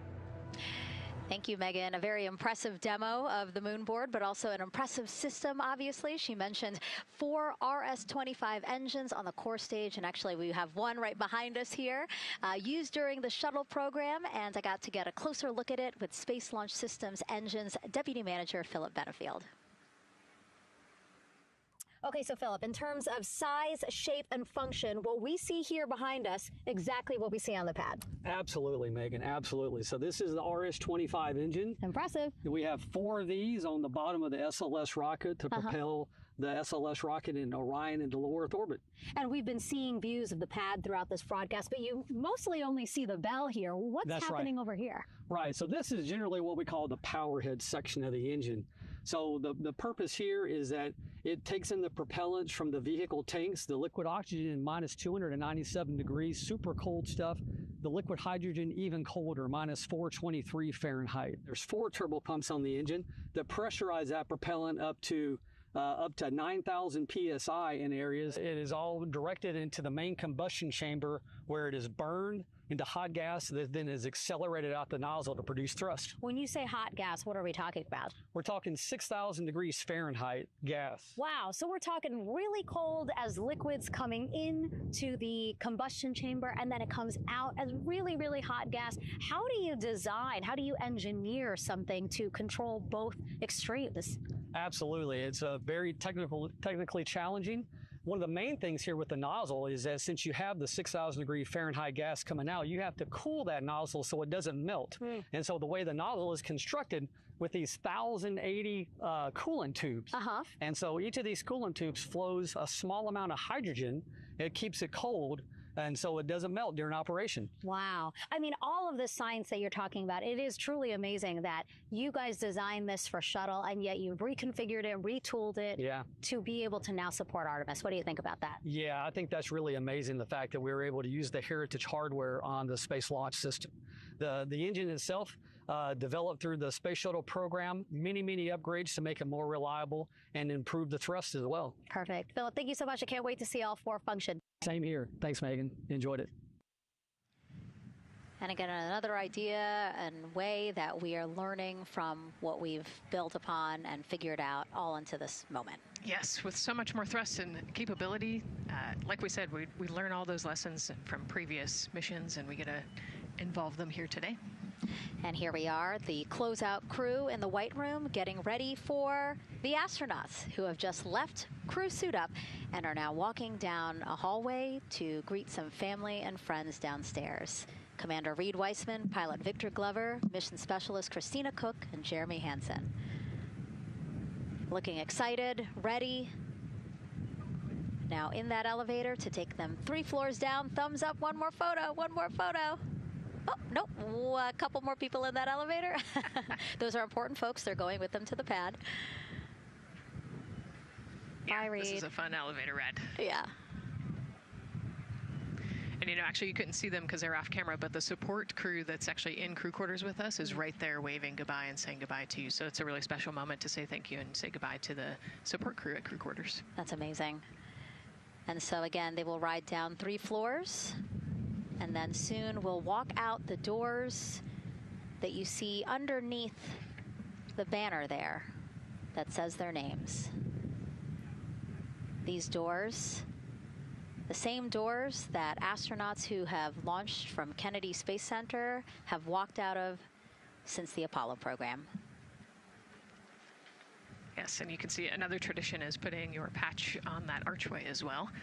So I'm sure they did that over the last couple days. They did. It's actually it's so hard to see because there's so many of them, which is also great, but it's on the door frame on the right-hand side, the very, very bottom. Awesome. Great crowd here. A shot now of everyone who is waiting to greet the crew as they walk out of the operations and checkout building here at Kennedy Space Center and will board their ride to the launch pad.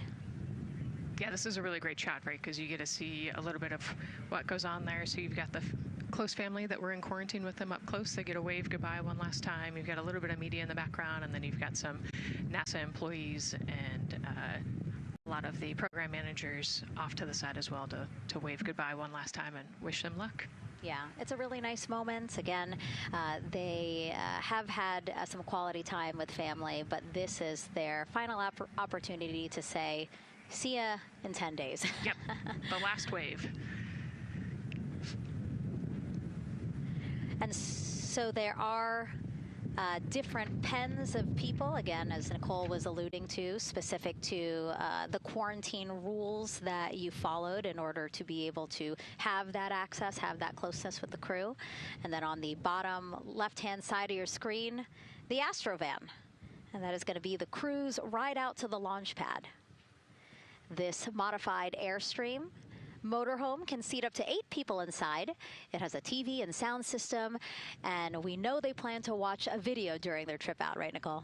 Yes. So I think Top Gun is on the menu, yes. And then also Point Break because you know Christina surfs, so I think they've got a pretty decent entertainment planned. So I love that. It gets them in the headspace, the right headspace to really just enjoy the ride to space.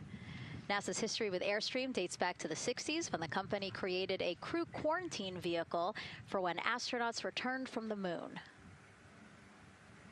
This picture here, President Nixon talking to the Apollo 11 astronauts inside said quarantine vehicle. Then during the shuttle program, Airstream created the first generation Astrovan, a 27-foot motorhome that transported astronauts across KSC to their launch pad. And again, that is what we're going to see today. A very similar picture. Again, the orange suits, the Astrovan, very reminiscent of what we have done before and how we got to where we are now. Yeah, and it's a pretty cool ride. You know, you get about 20 minutes to get out to the launch pad and watch a movie, listen to some music. It's kind of an interesting, you know, and then along the whole way here at KSC, all of the employees from Kennedy Space Center come out. You can see in the background of the shot you're looking at right now, all of those employees and everybody lining the streets, waving and wishing them luck. I think this is an emotional moment for a lot of people because this is the last time where a lot of people will be with the crew, because once they get to the pad, there's only a handful of folks with them before launch. Yeah, definitely. This can be emotional for the crew, can be emotional for the families, of course. I mean, you know, I got to wave goodbye one last time to my sister, and when we walked out those doors, and yeah, it's surreal. You know, it starts to become much more real the closer and closer you get to the launch pad. 20 seconds now from when we expect the crew to walk out those doors. It must be really hard, though.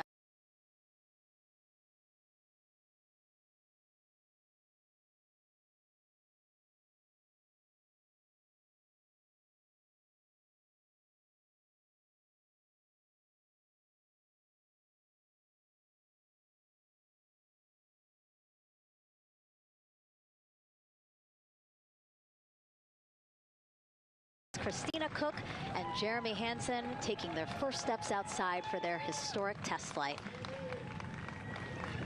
To a wonderful applause from the crowd. They're looking really excited Some and big really smiles. ready. I love that. It's a great day for us. It's a great day for this team. A few words from Reed. Great day for us, the team, he said. Thumbs up, more thumbs up. Of course, a lot of pictures. We hear some camera shutter clicks back there. I love the energy of this crowd. Let's go. And so now the crew walking over to each of their pens. The first people closest to them, of course, their family members who got to quarantine with them, correct? Yes. Yeah, so the ones that are close and waving, those are the immediate family, so spouses, partners, kids. And we're trying to give them some privacy so that they can have their conversations with their family members. Christina there, she has her husband. Victor has 4 daughters and his wife, they're there. Reed, his 2 daughters are there. And then Jeremy, his wife, 2 daughters and a son. You know, when you were standing in their shoes, Nicole, when you flew for Crew 10, what were you kind of talking about? Like, did you really think about this moment and what you might want to say? You know, they've all already done their real goodbyes, you know, in person. And so this is more just kind of, again, that last chance to wave, last chance to get one smile. You know, you see Christina there smiling. So this felt much less heavy and just, you know, waving and maybe cracking a joke or something, saying hi. So this was a really, really great moment for our crew. Reed's 2 daughters there. Reed spoke about when he told them that he was selected to be the Artemis II commander. And he said he was worried. He's a single dad, didn't know how they would react. And actually, he said he was overwhelmed by their support. He woke up the next morning with cupcakes baked by one of the daughters, moon cupcakes. Yes, I love this story. Moon cupcakes the next morning. Like, how awesome is that, right? Everybody needs their support system, and clearly he has that in his daughters. Christina said she took a bike ride with her husband and wanted to tell him when the moon rose, but that it was too foggy. But she said he was still very excited and happy for her. Yeah, the moon's still out there. A close-up now of, again, Commander Reed Wiseman and Mission Specialist Christina Cook. To the right of your screen, as we pan left, we have pilot Victor Glover. Victor told his wife, and they told their 4 kids together, and he said that one of them just started yelling, "Let's go!" Yes, I love that. Again, the support from the family is awesome. And Jeremy said his wife and 3 children, super excited. He felt very supported. You know, he did have that tough conversation, obviously, of talking about the realities of this being a test flight, but he said they were super supportive. And now as he walks away, some kisses from Victor Glover to his family, hearts to Christina. Jeremy being a gentleman, pausing so that Christina can take a nice photo without him. Hearts too from Reed there.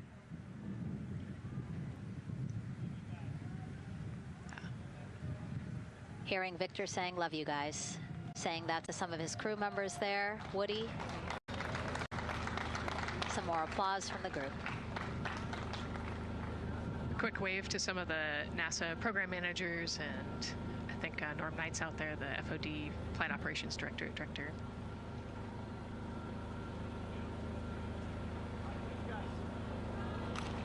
You heard Reed there saying, "Thank you guys," as the crowd picks up again with their applause, and the 4 of them step into their Astrovan. Looking at the clock, very on schedule right now.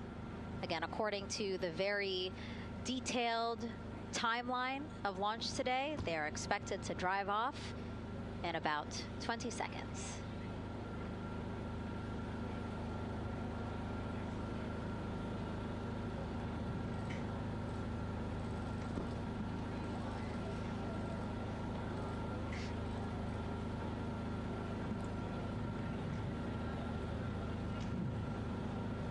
So far, we're marching toward the launch smoothly.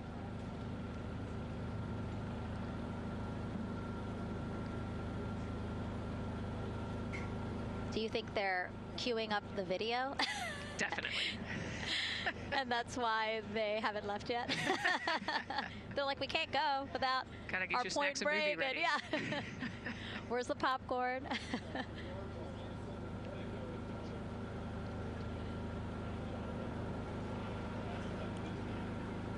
Again, good on the timeline. Of course, they do have these very specific milestones, but this is not one that has to be completely stuck to the second and the minute. Yeah, we will make up that time easily. They will get a full security escorted ride out to the launch pad. It's a quick trip, 15, 20 minutes.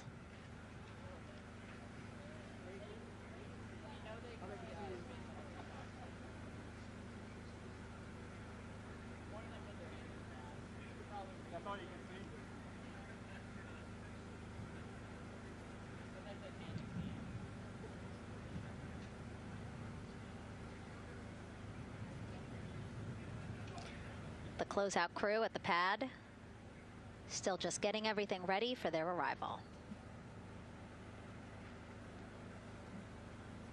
Configuring Orion, right, Nicole? Yes, so they're probably laying out the seat restraints and getting all of the umbilicals set and ready to go so that when the crew gets there, they can ingress and start getting strapped in and connected to the capsule. And in our smaller box there, we have a shot of our administrator, Jared Isaacman.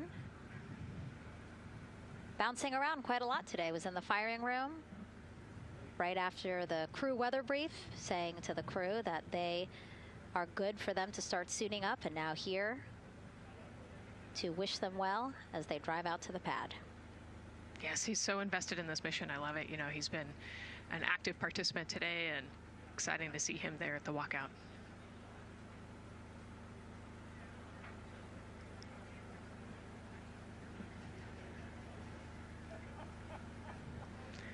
So in the van, they're probably getting hooked up to the portable cooling systems as well. So that would be my guess on the slight delay here, making sure everybody's situated, connected to cooling, and ready to go before they take off. Right, because the orange boxes, we didn't talk about it when we were in the suit-up room, but if anybody noticed, there are these orange boxes, and that's what provides the cooling to those thermal garments. And so those boxes have been staged inside of the Astrovan so that once they got there, they can connect up, again, so that they're cool and comfortable on the way out. Right, so they were off cooling from the walkout, you know, said hello to their families and the 80-degree weather here in Florida today, so it can get really warm in the suit quickly if you're not careful, so we want to make sure everybody's comfortable before we drive off. And then when they get to the pad, of course, and strapped into Orion, then they don't have any need for those cooling boxes anymore. They will get that cooling through Orion, through the different lines and umbilicals that they'll be connecting to there. Yep, that's exactly right. The Orion capsule and its environmental control system will take over once they're connected to the umbilical.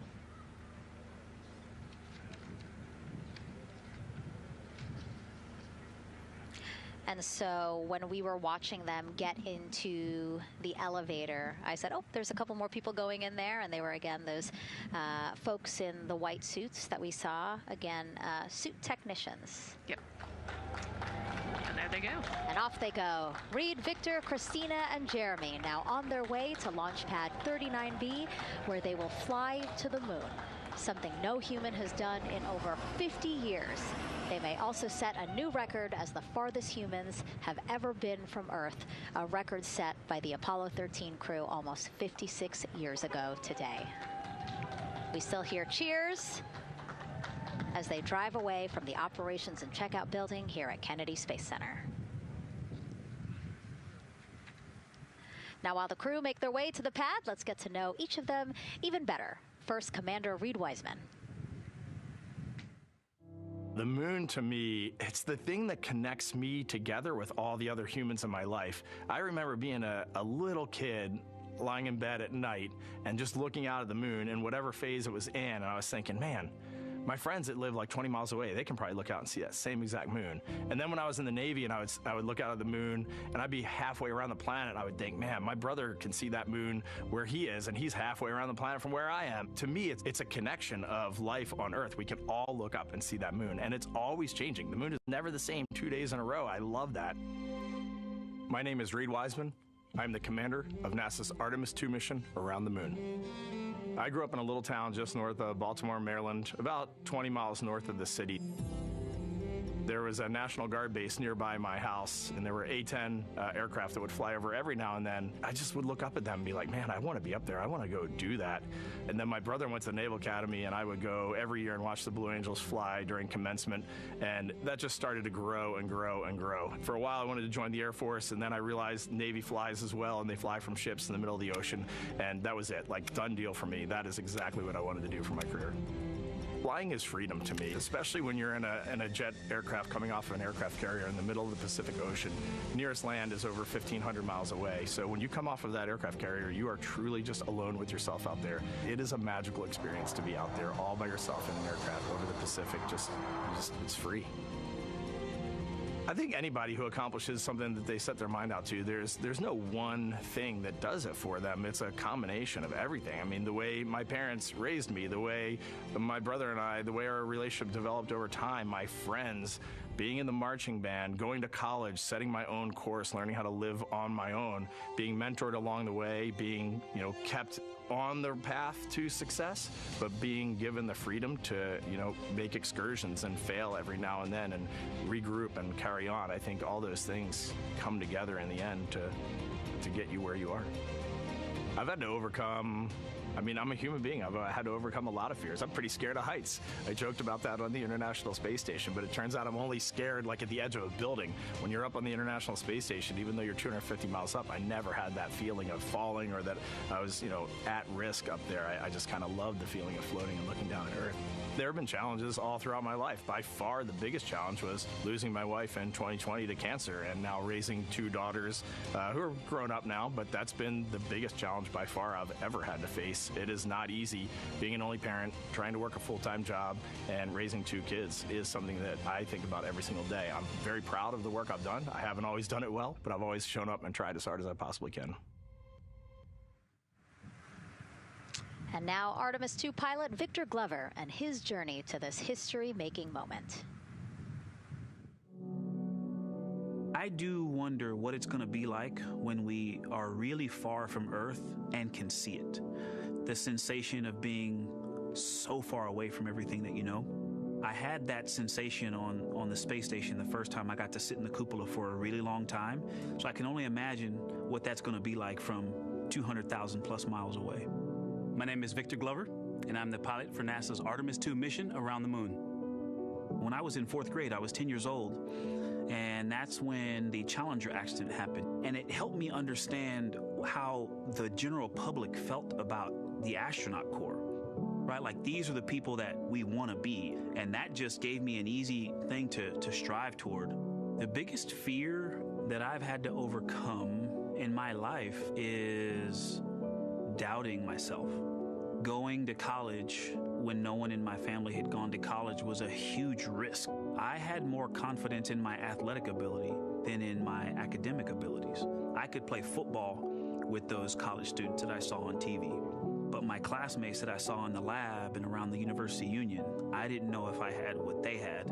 I think addressing that self-doubt was a part of, swinging for the fence and trying to go get an engineering degree, not just go to college, but get an engineering degree and then go do something challenging and technical like flying. Apollo is known for sending humans to the moon. Artemis has an opportunity to continue the Apollo story, but I actually think it's important for this story to stand on its own. Artemis is a new program, and we're trying to do new things. And it's great to compare and contrast. When you look at our spaceship, you can see parts that were designed, built, and integrated in another country. When you look at our crew, you see that our crew is international. There are also men and women. And I just think that that comparing and contrasting makes the story even richer. The piloting role specifically, I will have an hour and a half or so where I get to fly the spacecraft by hand.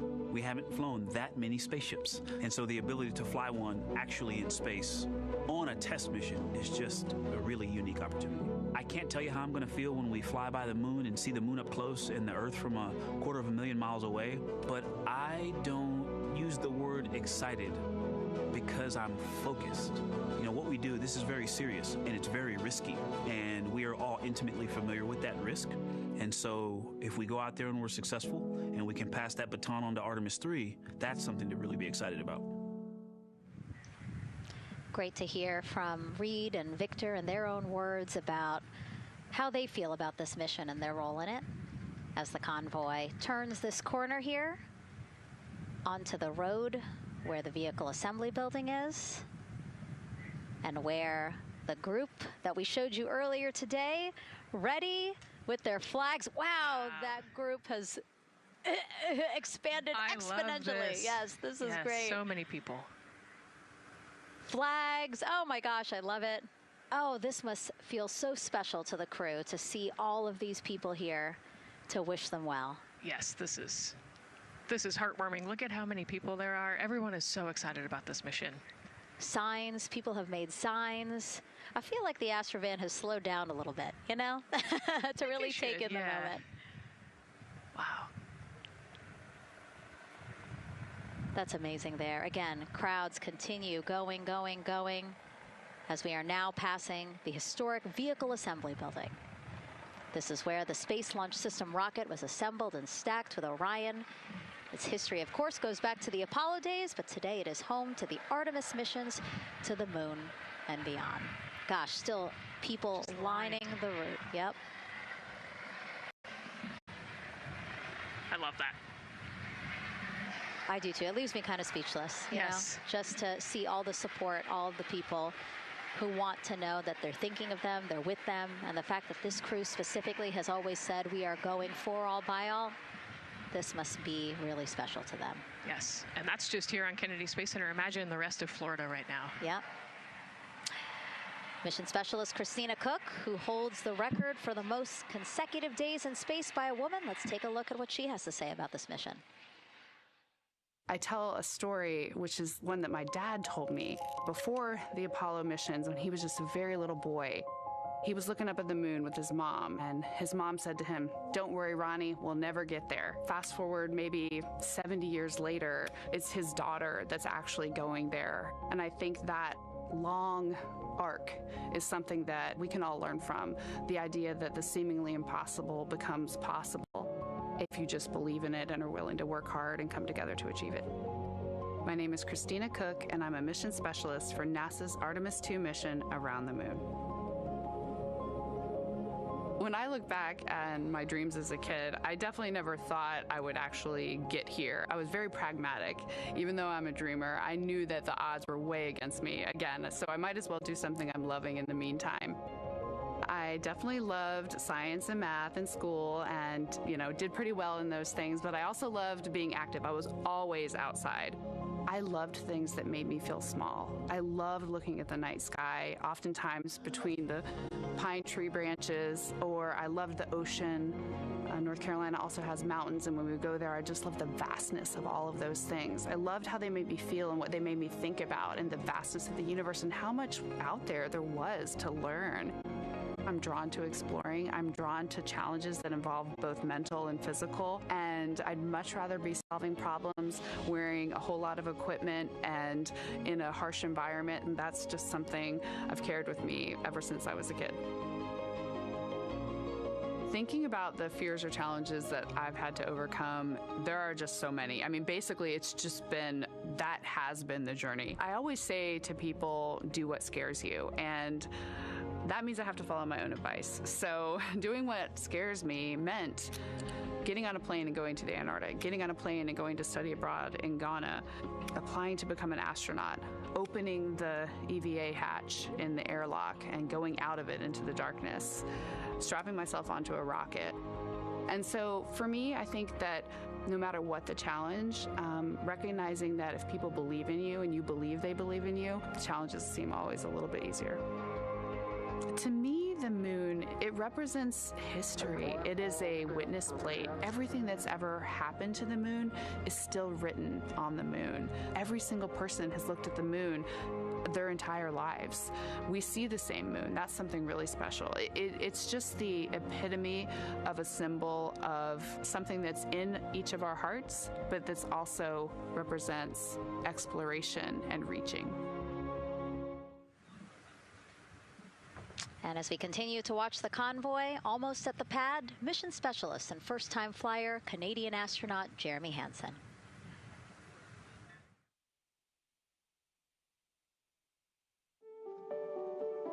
I have this very distinct memory of seeing an image of an astronaut standing on the moon.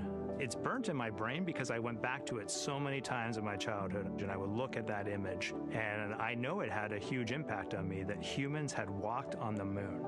My name is Colonel Jeremy Hansen. I'm an astronaut with the Canadian Space Agency, and I'm a mission specialist on NASA's Artemis II mission around the moon. My elementary school years, I grew up on a farm outside of London, Ontario. I spent as much time as I could with my dad on the farm. I learned the value of hard work, for example. If I wanted to go to work with Dad, it was going to be a long day, and I was going to have to not complain, or I wasn't going to get to go the next day. I had a treehouse. I had a vivid imagination. And I changed my treehouse into a spaceship. I made all these dials and controls. I had circuit breakers for switches that I found in the barn. And I was exploring space in my imagination. The most important thing I did to get to where I wanted to go in life, which was flying fighter jets and eventually becoming an astronaut, is I shared those desires with other people. And it turns out, just like you don't go to the moon on your own, if you could, I would have done it a long time ago in my treehouse as a kid. You have to go as a team. I think the biggest impediment to achieving my goals was, of course, myself. And I think that's a common human experience. There are many times where just little things would get in my way, and my immediate interpretation of that was, well, now that goal's out the window. You know, people must have lifted me back up, and somewhere in the back of my head, that persistence came through. And I think that's a common human experience, to doubt ourselves. I've come to this, I guess, realization that I believe that we all have gifts to contribute, and the goal is to figure out how to use your energy towards adding positively to humanity's existence on this planet. But I love it when humanity sets big goals, like sending humans to the surface of the moon with an eye to eventually going to Mars, because when we do that, we can bring together genius from not just even in one country, but around the world. I've also learned from my indigenous mentors that they refer to the moon as Grandmother Moon. So you've probably heard of Mother Earth. They use Grandmother Moon because Grandmother Moon is responsible for the water in their community, just like the moon moves the water around the planet, affects the tides. And I think that's a really beautiful thing for us as we go back to the moon, to think about all the different cultures around the world and how they view the moon differently. And that's really neat because we all share that same moon in the night sky. What's really neat too was that drive to the launch pad, that point of view to see what the crew is seeing as well, as their Astrovan rides up the pad slope and are now on the surface, about to walk up to their vehicle. Yeah, you know, we talked about how tall this rocket is earlier. Wow. Look at that. Yeah, look at that point of view, yeah.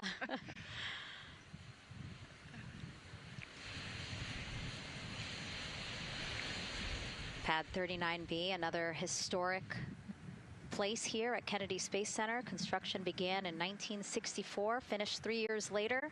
Apollo 10, the full dress rehearsal for the moon landing. That was the first mission to launch from this pad. Yeah, you know, we've used this pad for a lot of missions. You know, we modified the pad in the 70s and 80s, and then the shuttle missions actually launched from here as well. And then, of course, Artemis I took off from this launch pad November 2022. And now here we are about to see the Artemis II crew get out of the Astrovan and make their way up the mobile launcher to the 274-foot level, where they will embark on their first crewed test flight of the Artemis program. You know, I think that button in the elevator actually says space when It you does? hit it. Yeah. Really? At least on 39 Alpha it does. So I imagine it says something similar here.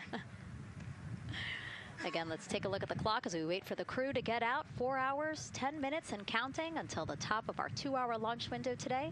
Let's head back across the street to Daryl, who's following the launch team every step of the way. All right, thank you, Megan and Nicole. And here inside Firing Room 1, we had a nice moment.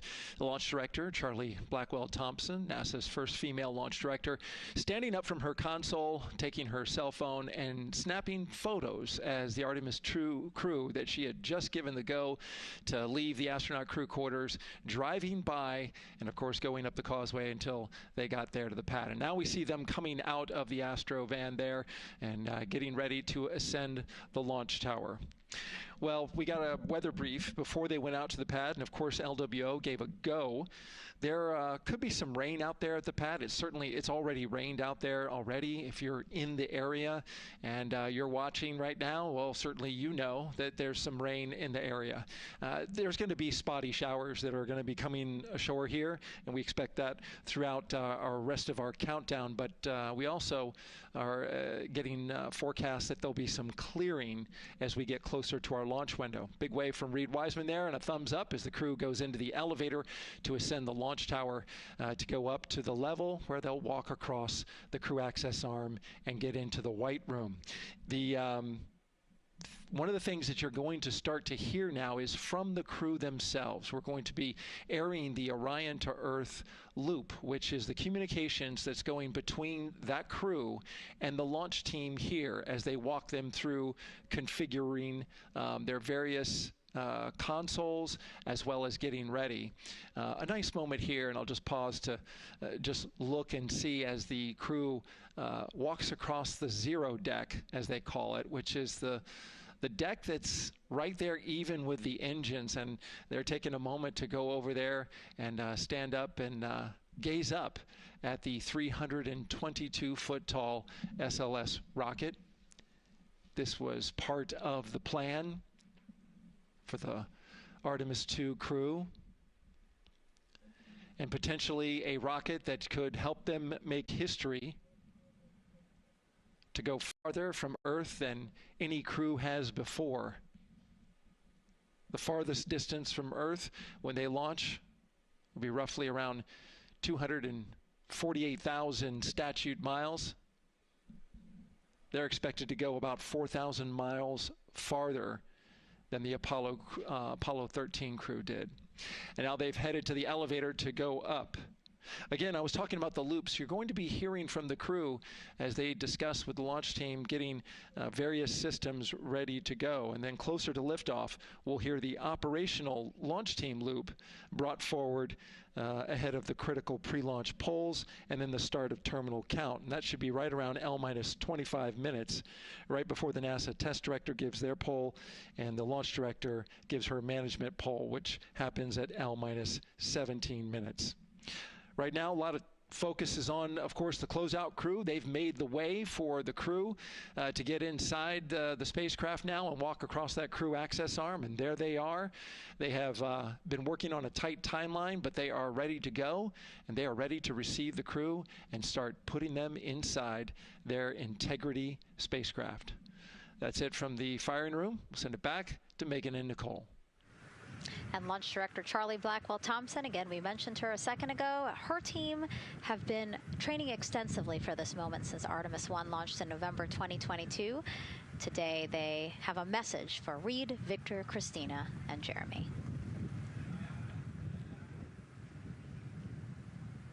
Today, you carry the work of thousands and the hopes of millions. Every test, every simulation, every long day and night have led to this moment. This team is ready. The vehicle is ready, and you are ready. From the ground to the moon, Godspeed, Artemis II! I love that. I just love seeing all of the people who have contributed to this mission and the fact that this is what they've been working for, and now it's culminating today. Yeah, thousands of people have worked on this mission, and you know, we saw there from the launch team, but human spaceflight is like the ultimate team sport, is what I like to say, and that's just a great example of our team wishing our astronauts good luck. That shot there that we were just looking at was aimed at the elevator doors, again, to catch the astronauts as they make their way up to the 274-foot level of the mobile launcher. The mobile launcher is the structure you see there.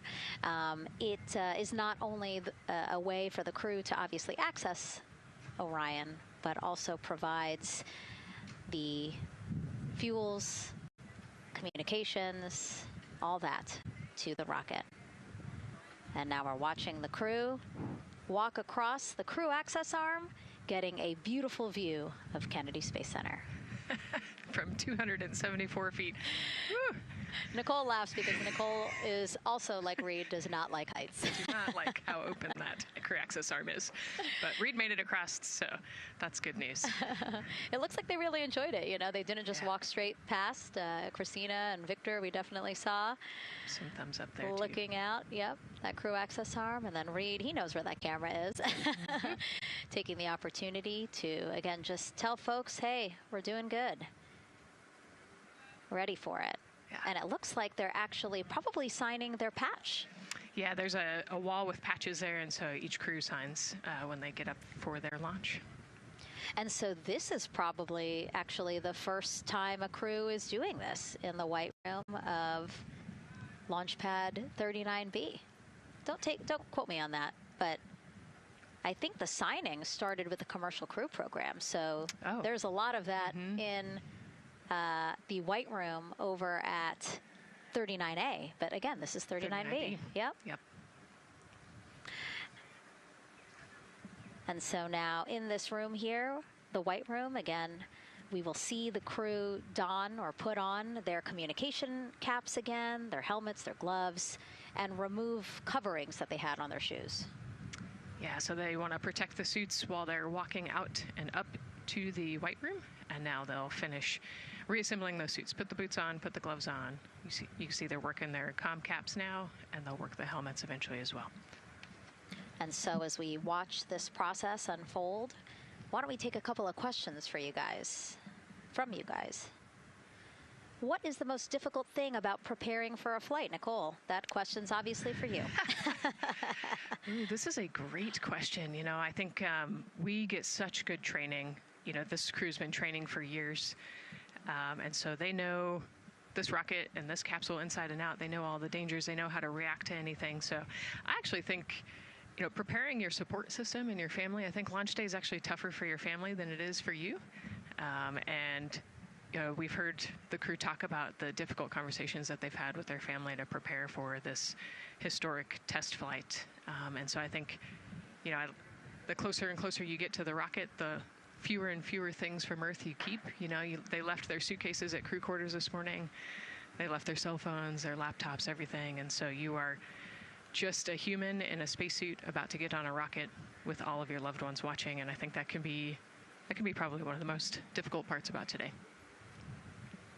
And while you were answering that question, Nicole, we did get a chance to check. Yes, this is the first time crew has signed the wall of the White Room, again here at pad 39B.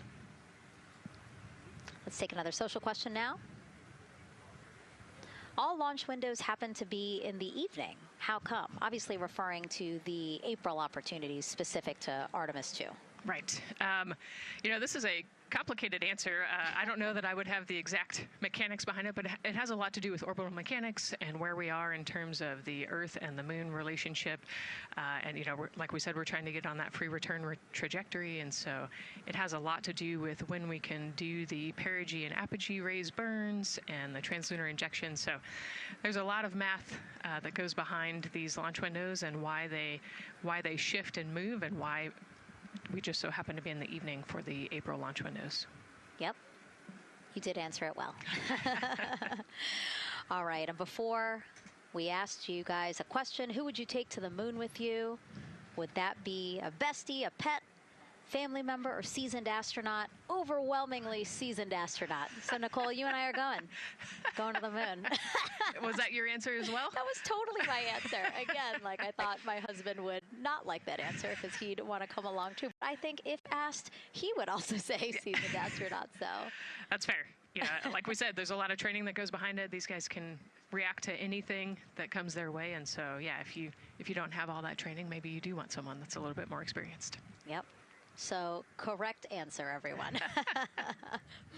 And now we have another question for you. What do you want to know about living in Orion? What the crew eats, how the crew sleeps, how to fly the vehicle, or how free time is spent? Another great question. Ooh, yes, I'm excited to see what they say. Yeah, so head to NASA's Instagram or Twitch accounts to vote, and we'll share the results as soon as possible.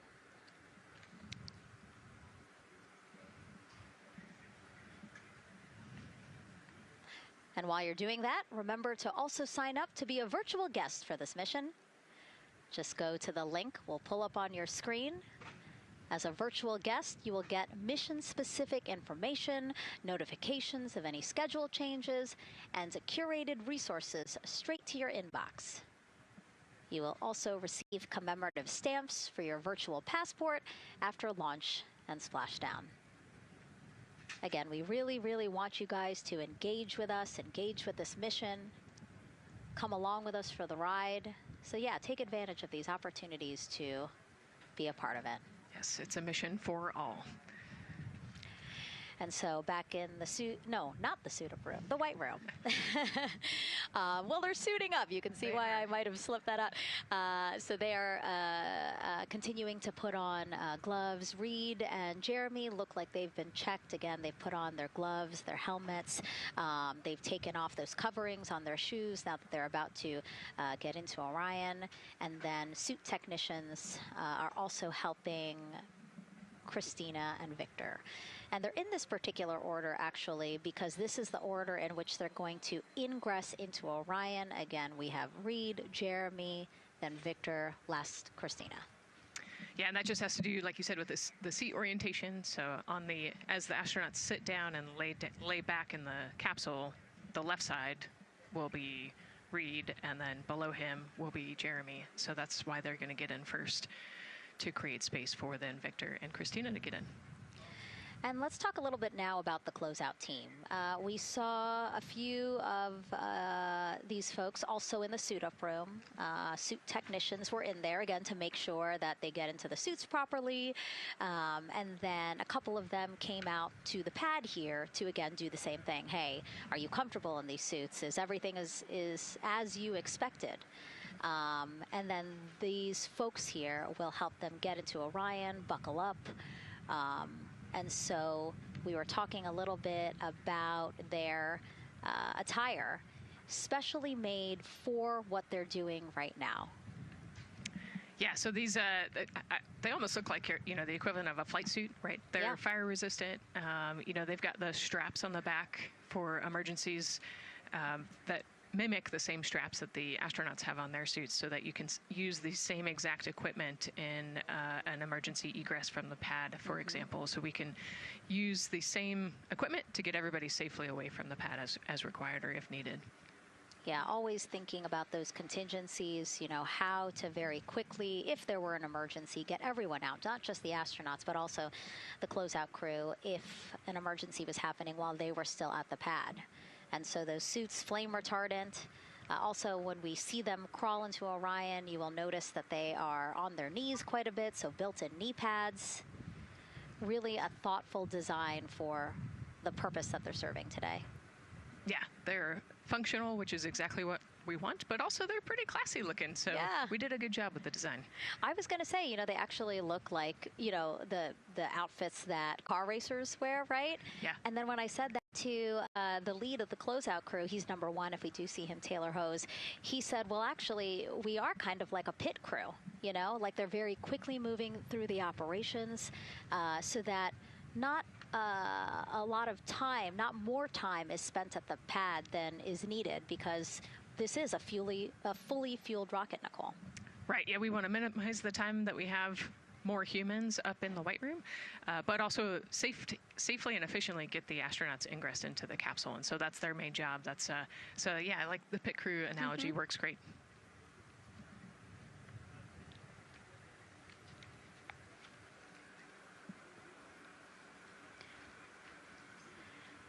And so, Nicole, as we get ready to see them ingress, I know you'll be, again, an invaluable source as we talk through this part of the launch countdown, because you've been inside a mock-up of the Orion spacecraft. And I know that because you texted me a photo that you took, this selfie in the mock-up, and little did you know I was going to put it in this broadcast. Yeah, this was actually a really wonderful opportunity. Last week, our flight control team at Johnson Space Center hosted an open house of the Orion mock-up there in the Space Vehicle mock-up facility.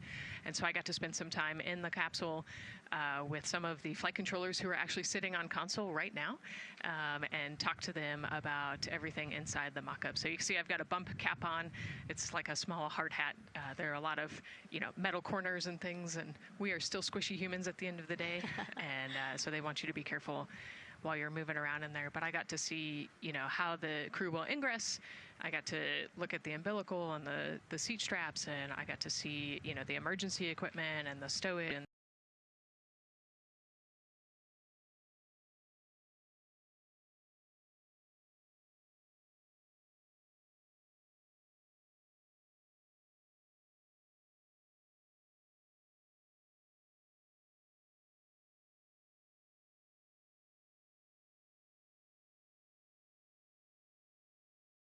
or idea of how big the space is, how things are configured. Again, like when we see them go in, they're actually on their backs. Yep. So again, it's just hard to really get a sense of the inside there, but Nicole is going to really help walk us through that. Yeah, you said they're on their backs, and you have to somehow get there, and so they're actually going to almost barrel roll onto their shoulder to get onto their backs and their feet up on those leg rests. Actually, Andre's holding on to right there. You can see Andre number 2's inside getting everything ready for them. And actually, those leg rests for the pilot and commander seat will come off once they get into orbit to create some more space for them. And it looks like we're getting ready to ingress here. Yep, thumbs up from Reed. Everybody configured with their suits, and so in we go.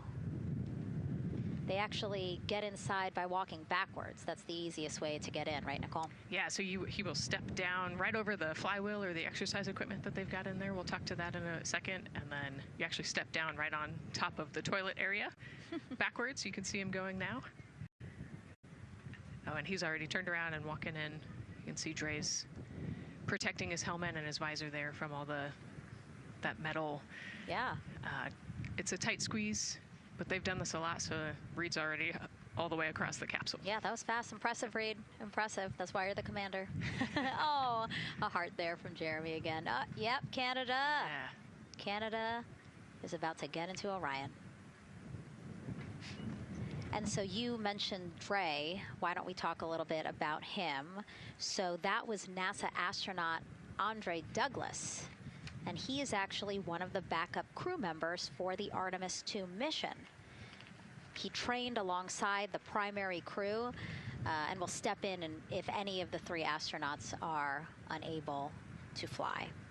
Yeah, Dre's actually a classmate of mine, so fellow fly. Oh, yeah, so we've worked very closely together. It's exciting to see him in this role. Yeah, Virginia native, selected as an astronaut candidate in December 2021. He completed his training in March 2024 and was subsequently named as the Artemis II backup crew member just months later in July. Before joining NASA, Andre worked at the Johns Hopkins University Applied Physics Laboratory, where he specialized in spacecraft systems engineering. His work focused on the systems that help spacecraft know where they are and how to get where they need to go. So obviously critical for missions to the moon. Yeah, he's a wicked smart guy. He's got like 15 degrees, I think, or something. Oh, my. So. And so now here we are back inside Orion, where the closeout crew, each one with either Reed or Jeremy. So it looks like Andre is with Reed, And this is a camera shot of behind Reed's head. So Reed, while Andre is buckling him in, it's a 5-point harness, Reed was configuring his control panel.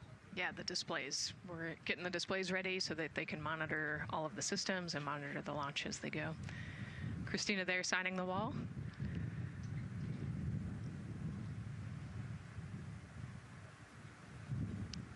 Got to put away the pen. The pen could be foreign object debris or FOD, which is bad for NASA. We definitely want to make sure that we keep track of everything and we know where everything is, because the smallest thing could prevent us from launching or affect the equipment out there. Yeah, and you'll actually see that most of their tools will be tethered as well, so nothing can fall through a crack or drop.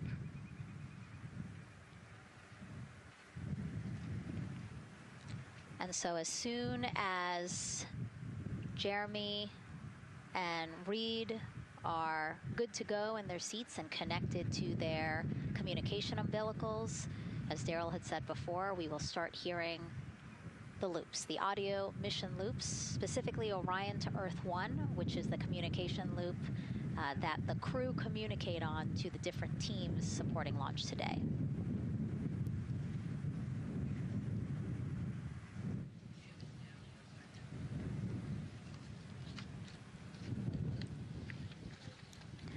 And as we said when we were in suit up, after they do communication checks, again, suit leak checks to make sure that nothing went wrong between the suit up room and here, and also to specifically connect them to the Orion systems. Yes, this will be an integrated test with Orion and the suits to make sure the entire system is working and ready for flight. And so you'll notice Reed and when Victor sits down, Reed and Victor are the only ones with the display panels in front of them.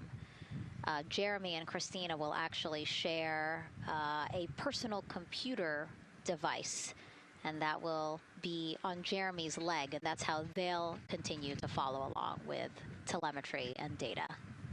Yeah, it's actually pretty cool. This is one of the technology demos that we're doing. And so they're going to plug into the system, and it'll be a screen repeater on that, that device for them so that they can see what the pilot and commander are seeing. OTC at MS2 is online for contact. This is OTC. Repeat. MS2 ready for comm checks. The MS2 ready for comm checks. MS2, OTC, Orion, Earth 1, comm check. OTC, it's MS2. Have you loud and clear on 1. You're welcome, sir.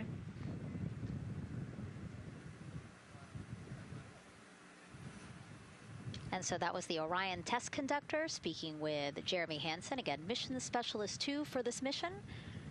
So his communication check over, you heard him say 1, Orion to Earth 1, has been completed, a successful test.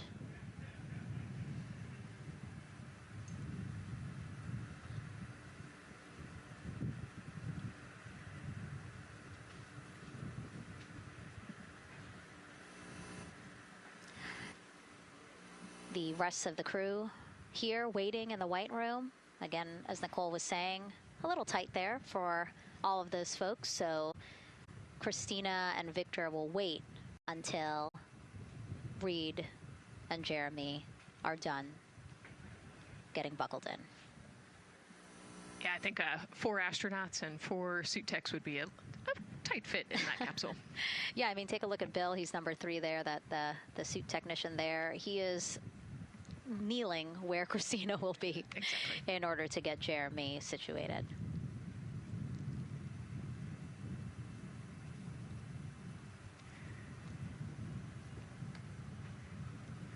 OTC ask, commander's ready for comm checks. OTC copies, commander. NTD, Misco 212, comm check. NTD, have you loud and clear here as well. I'll catch FTS on 194, thank you. Commander, OTC, Orion, Earth 1. OTC, CDR has you loud and clear. Good comm, welcome, sir. And there you have it, a successful comm check with Commander Reed Wiseman. And so... And CDR, NTD on Orion to Earth 1 for comm check. CDR, I got you loud and clear, NTD. And good to have you on board. Good luck today.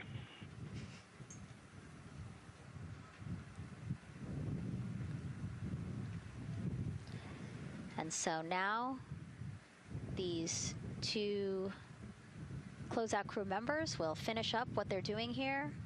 Again, Nicole, walk us through what is happening here. They're connecting umbilicals, is what we're saying. Yeah, they're strapping them in, so they're getting their restraints connected. It's a 5-point harness with a quick release, and then they're connecting the umbilical, which has actually 4 different connections. So it's got the air in, air out, the water for cooling, and then the comm as well, the communication cable. So they're going to make sure that all of those connections are good to go, make sure the crew's receiving the cooling and the air, and then we heard the comm check as well. So they're just making sure the umbilical connection was good to go, getting them strapped in and ready, and then they will move on to Victor and Christina.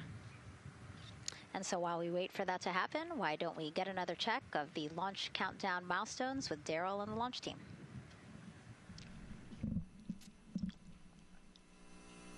All right, welcome back into the firing room 1 here, where some of the launch team is having some pizza that was brought by the administrator. That was nice of Administrator Jared Isaacman to bring that by for the launch team to enjoy. We're L-minus 3 hours and 44 minutes and counting as you can see the crew ingressing into the spacecraft. There are a number of things that are happening on the timeline. Of course, the closeout crew, they liken themselves to like an F1 pit crew, working quickly, methodically, carefully, as they go through their procedures to get the astronauts ingressed. Overall, there's a little bit of timeline pressure, right? There's only a certain amount of time as you see the astronauts going into Orion. Only a certain amount of time that they can spend on their backs. They will be there for a few hours, right? So we're sitting at 2:40 p.m. Eastern time, and the window opens at 6:24 p.m. Eastern time and runs until 8:24 p.m. Eastern time. So 4 or 5 hours or more on their backs, and then they'll hopefully lift off for a launch. So of course the crew is mindful of the time. They don't want to slip into the window if they don't have to, and so they're keeping a tight lock on the margin, the amount of time that they're working there. And there's a heart from Christina Cook. Great to see that as she gets ready to get into the Orion spacecraft, one that they named Integrity. It certainly fits this crew from what I've observed. Now, right now, the rocket's tanks, they're in what's called replenish mode. So another factor for this closeout crew is, and the crew themselves, this is a fully tanked, almost ready to go rocket. It's got all the propellant it needs to go to the moon. It's just a matter of getting the astronauts in, getting them configured, and getting all the systems, the high energy systems, bringing them all online in order to launch this rocket. As they sit there, there is propellant boil off that's happening. All tanks are at 100%, but the propellant, which is liquid oxygen and liquid hydrogen, those two propellants are minus 423 for hydrogen and minus 297 for the liquid oxygen. They are boiling right now. They've been boiling the entire time they've been in the tank. And that is vented out, as you can see. When we look to a wider shot of the rocket, you can see the venting and the little wisp of clouds that are coming out from the top of the rocket and the middle part of the rocket. And that is because just like you boil water on your stove, those propellants are boiling. Of course, their boiling point is much lower than water, and so it doesn't take much for them to boil. But just as if you were to leave your pot of water on the stove and just leave it there, what would happen? Well, it would completely boil off, and all the water would be gone. Basically turned into water vapor inside your house. Well, it's the same case here. So we are continually replenishing the rocket with propellant, liquid hydrogen and oxygen, running from those propellant lines that you see there going into the rocket. So that continues to go well.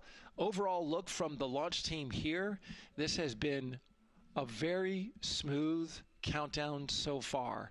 The cryo tanking went exceptionally well.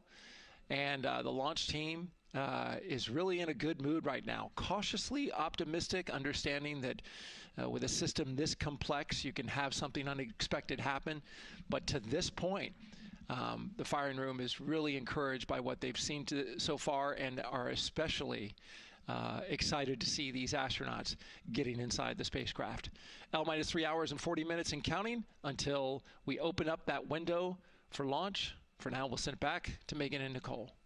Thank you, Daryl. And, you know, he mentioned that the crew decided to name Orion Integrity, and it was not something they came to easily. You know, they really wanted to put in a lot of thought, and what they came down to is integrity is a value that NASA embodies, and also individually they felt like integrity is something that speaks powerfully to them.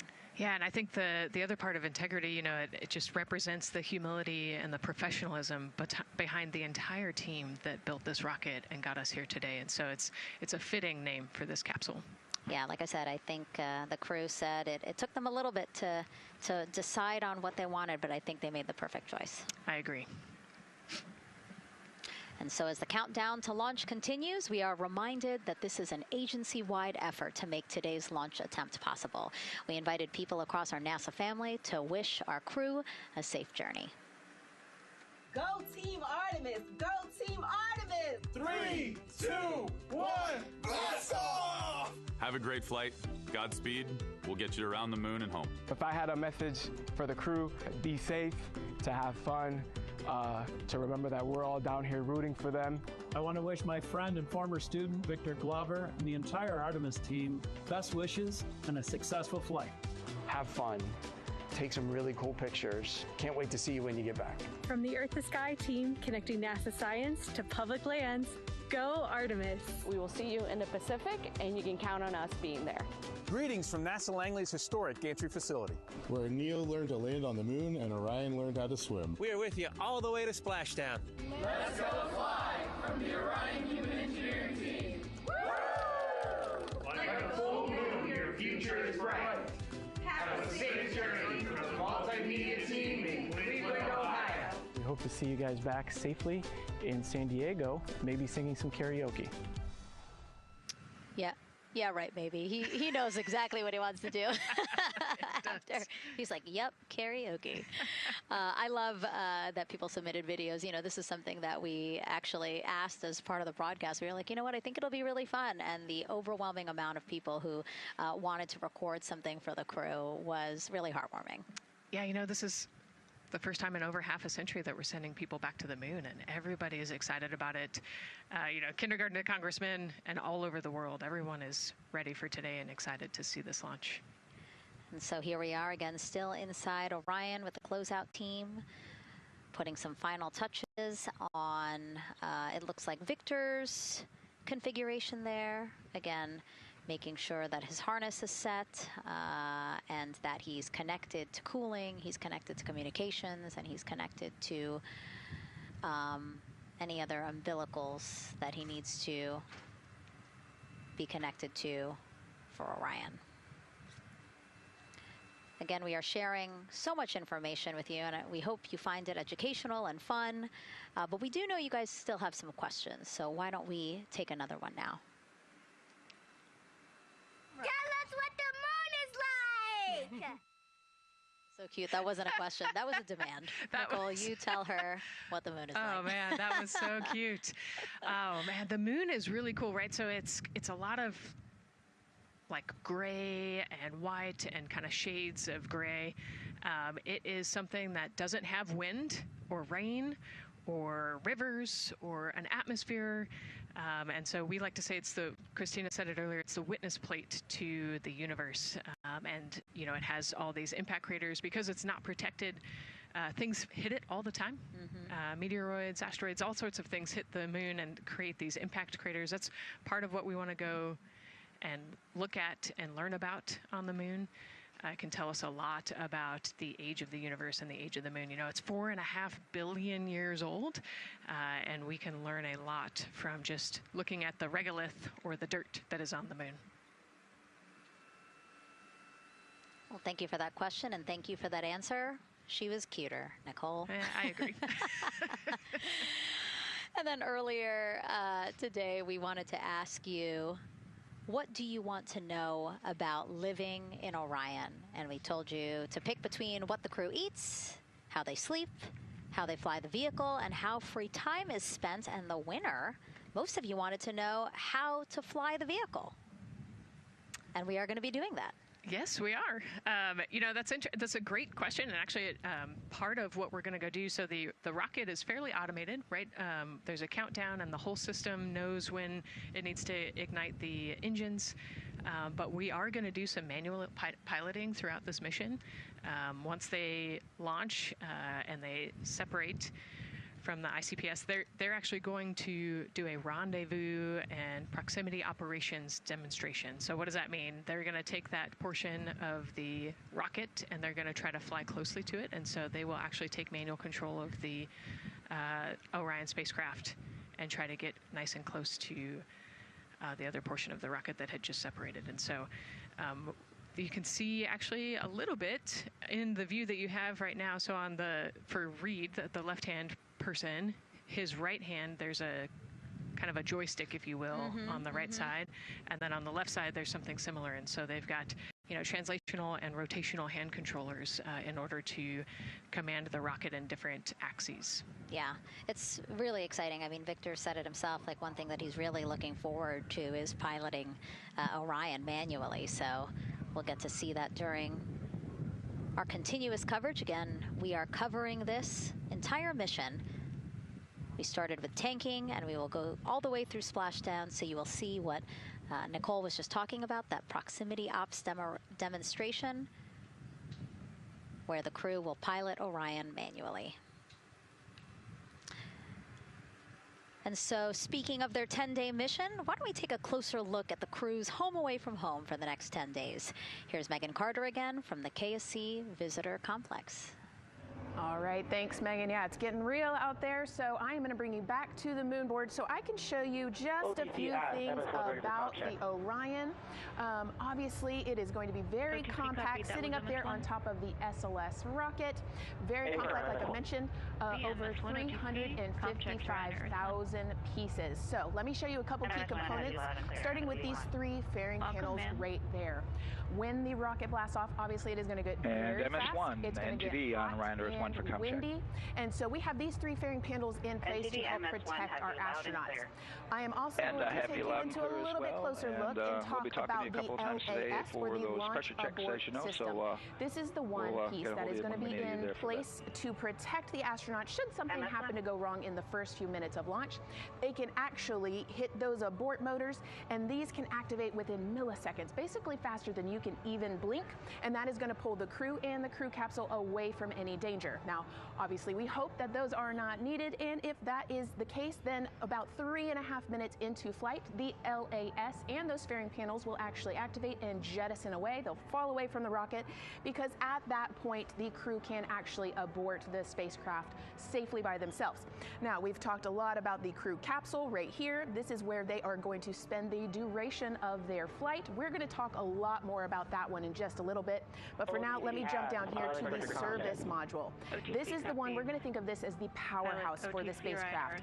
It's pretty much going to provide them with almost everything that they need for the entire mission.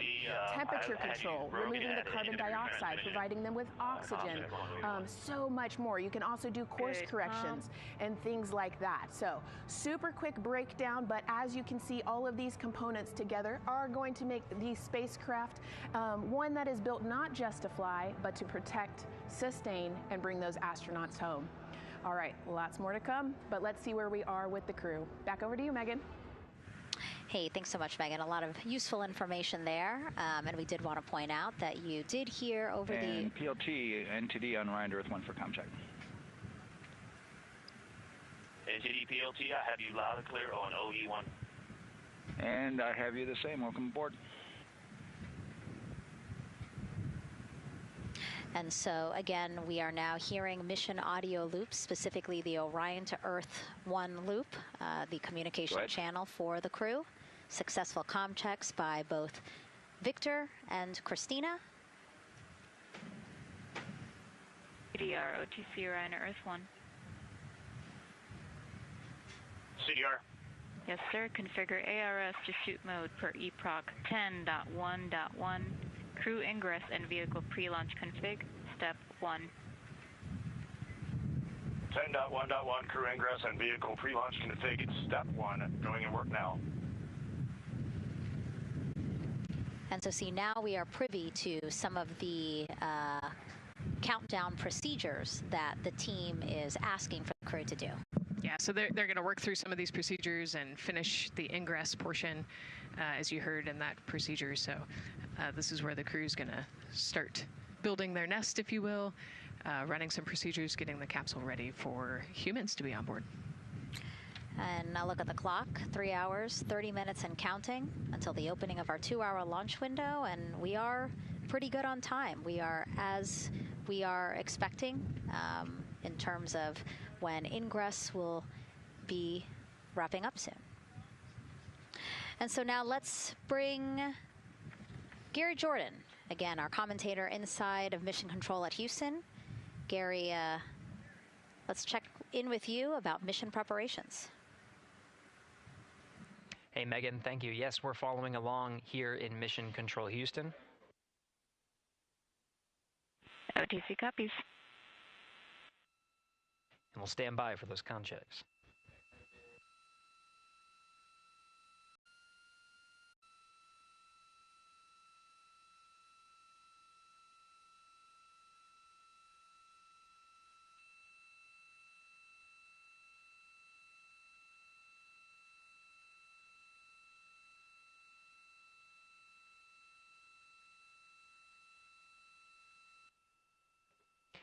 And again, we're waiting for those comm checks. We did confirm from our IVA officer here in Mission Control Houston that all 4 suits have plugged in umbilicals. And CDR, NTD. Go ahead, NTD. Yeah, Reed, we're ready to proceed with the voice checks if you and everyone else is.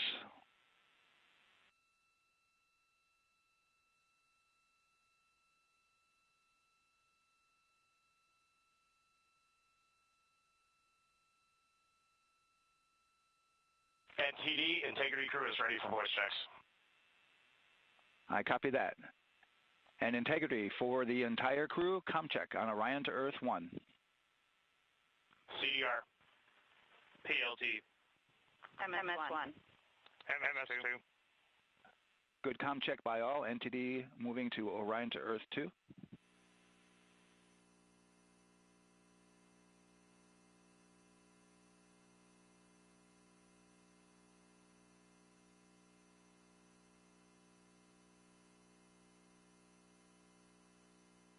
CDR. PLT. MS1. MS2.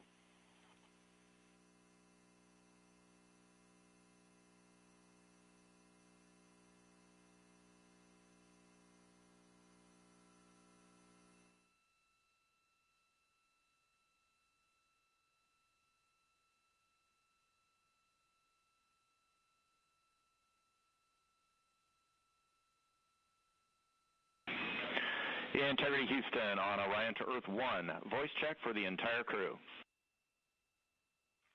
CDR. PLT. MS1. MS2. Houston has all 4 crew loud and clear on OE1. Stand by for 2.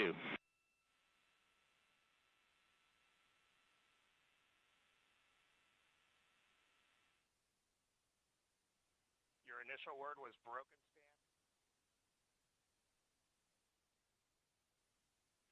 MS1. MS2. 4 crew loud and clear on OE2. We'll use 1 for the default. Houston out.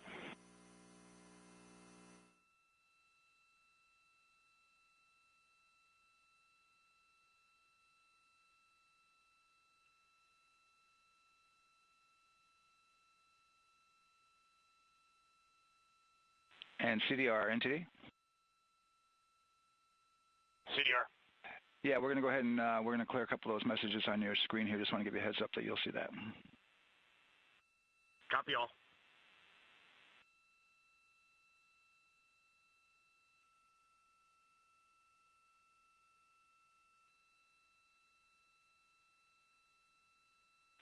CDR, OTC, Orion to Earth 1. CDR. Yes, sir. Perform crew suit leak checks per 10.1.1. Crew ingress and vehicle pre-launch config steps 2 through 4. Annunciation of LCC O-ARS-001 will occur. 10.1.1 crew ingress and vehicle pre-launch config steps 2 through 4 going in work now.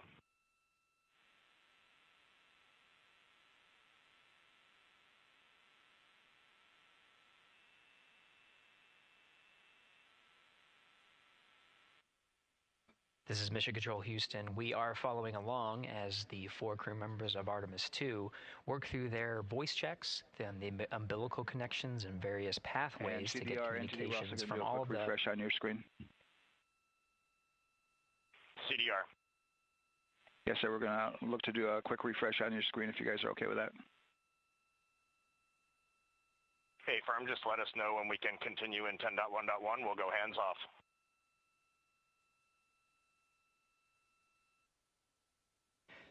.1.1 referring to the procedures that they have through the various phases of ingress and some of the checkouts needed to prepare for today's launch. Here in Mission Control Houston, the IVA or Intravehicular Activity Officer will be confirming the leak check status and watching as the suits pressurize to once again confirm that the suits are in a good configuration ahead of launch. Of course, for the teams here in Houston, launch is just the beginning. The first flight day is jam-packed with activities. Shortly after main engine cutoff, Integrity will enter into a coast phase while still attached to the interim cryogenic propulsion stage, or ICPS, and prepare to deploy the solar arrays. With power being generated, Integrity prepares... Go ahead, MTD. With that refresh, and you got to go to proceed with your 10.1.1. Picking up 10.1.1, step 2.3 through 4.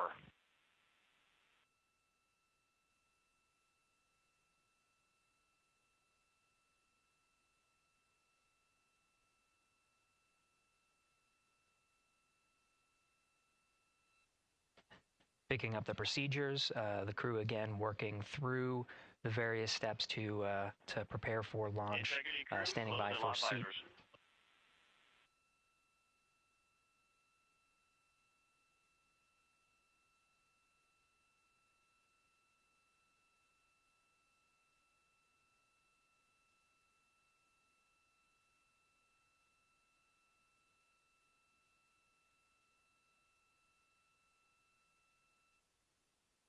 This is Mission Control Houston. With visors closed, the pressurization tests can commence. We'll stand by for word of a good leak check on all 4 of the crew member suits for the Artemis II mission. Again, this is the very beginning of a very busy flight day for our 4 crew members. After launch, they have a series of burns to prepare for. The first major burn being the perigee raise maneuver that allows them to continue in low Earth orbit, and the next being the apogee raise burn that puts them in a high Earth orbit. This is an orbit that takes them around the Earth for nearly a day, 23.5 hours to be precise, and allows the teams, including the astronauts and the flight control teams, to check out critical systems ahead of committing to the next day's translunar injection. But before they even call it a day, Integrity will separate from the ICPS, and the crew will command.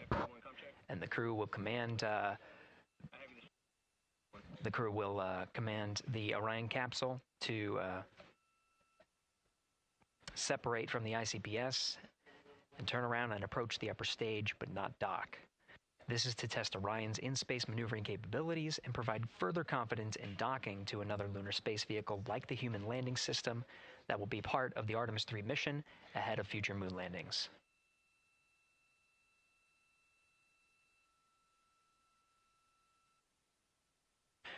These are just a few of the highlights of the very first of 10 flight days as we await for confirmation of good leak checks inside the capsule integrity.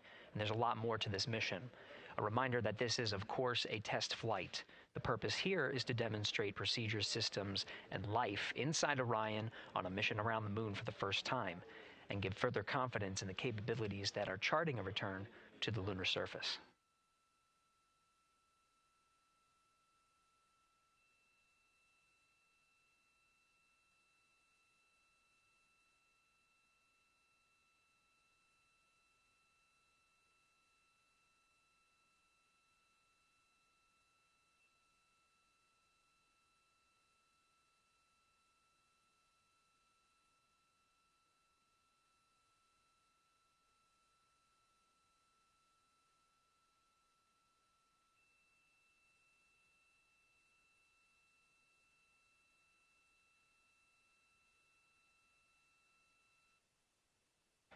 You may be able to see from this view the suits themselves inflating. This is, again, a pressure check, verifying that the suits are leak-free ahead of the ascent portion of today's flight.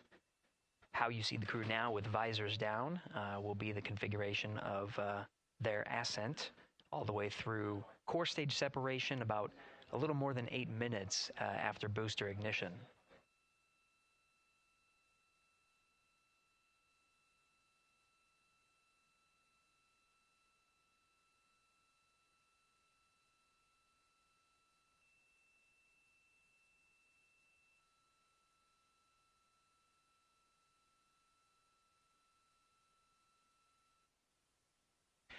All right, here in Mission Control Houston, we are continuing to follow along, standing by for confirmation of good leak checks. In the meantime, there are no showstoppers here in Mission Control Houston. We continue to monitor the countdown to launch. Megan, we'll send it back to you over at the Space Coast. Hey, Gary, thank you so much. Yeah, as we wait for confirmation of a successful leak check for all 4 astronauts, why don't we go back to Daryl, again, who has been following along with the launch countdown as we inch closer to the opening of our 2-hour launch window. All right, thank you, Megan. And yes, getting some good communication. It's great to hear from the crew inside, even though it is as simple as a comm check. It's really good to hear their voices as they move through those various comm checks and then get ready for their suit leak checks. Fantastic views inside Orion that you're looking at now. Give you an update on the weather outside. We're still 80% go for our 2-hour launch window, which starts at 6:24 p.m. Eastern Time and closes at 8:24 p.m. Eastern Time. That's the good news. The bad news is that we've got some rain showers that are starting to head in. Looks like it may miss the pad. Wouldn't matter if it rained on it or not, though. It's received some rain earlier today. Water isn't going to hurt anything out there at this point. But the rest of the area might be getting a little bit wet, which may include the hostess, so keep an eye out for that.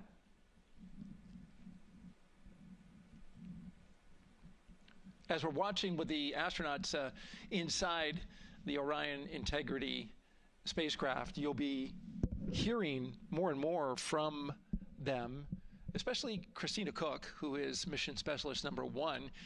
She not only is going to be making history. All crew, visors open, suit loop leak check complete. OTC. Okay, there you heard the suit leak check complete. They check those suits for leaks in astronaut crew quarters. They check them again inside the spacecraft.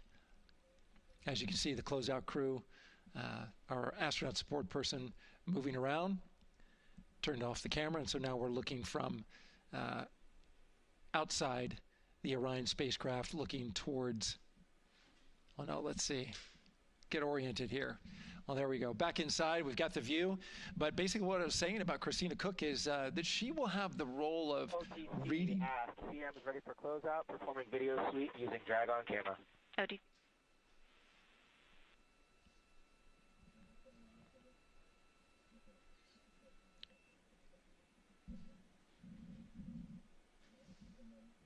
she will have the role of reading out a pressure reading that tells the team that... and CDR or NTD? Go ahead, NTD.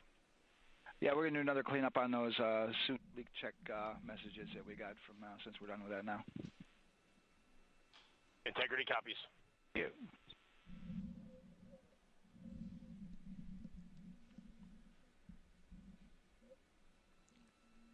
And that's communication going between Orion Commander Reed Wiseman and NASA Test Director Jeff Spaulding.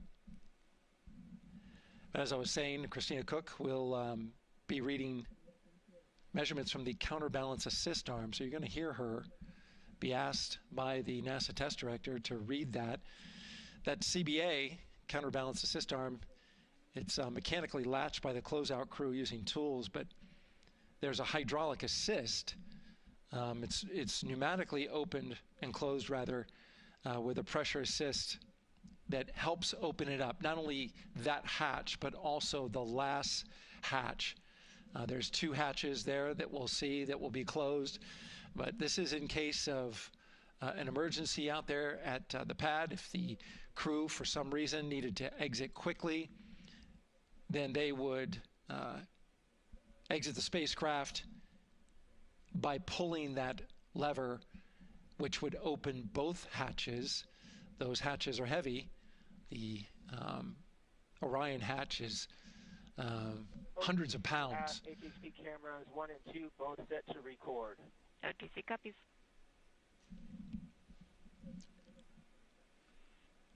And just an update on the launch countdown, continuing to monitor the team's communications here in Firing Room 1. Everything going really smoothly so far. We don't have any significant open constraints to launch at this time, so we continue counting down. And for now, we'll send it back to the host desk with Megan and Nicole. Thank you so much, Daryl. And so we heard some of the communications over Orion to Earth 1, and it sounds like we are now moving into the hatch prep and closure phase. We will now start to see the closeout crew getting out of Orion soon so that they can start getting ready to, again, close up Orion, close the 2 hatches, and then get out of the pad.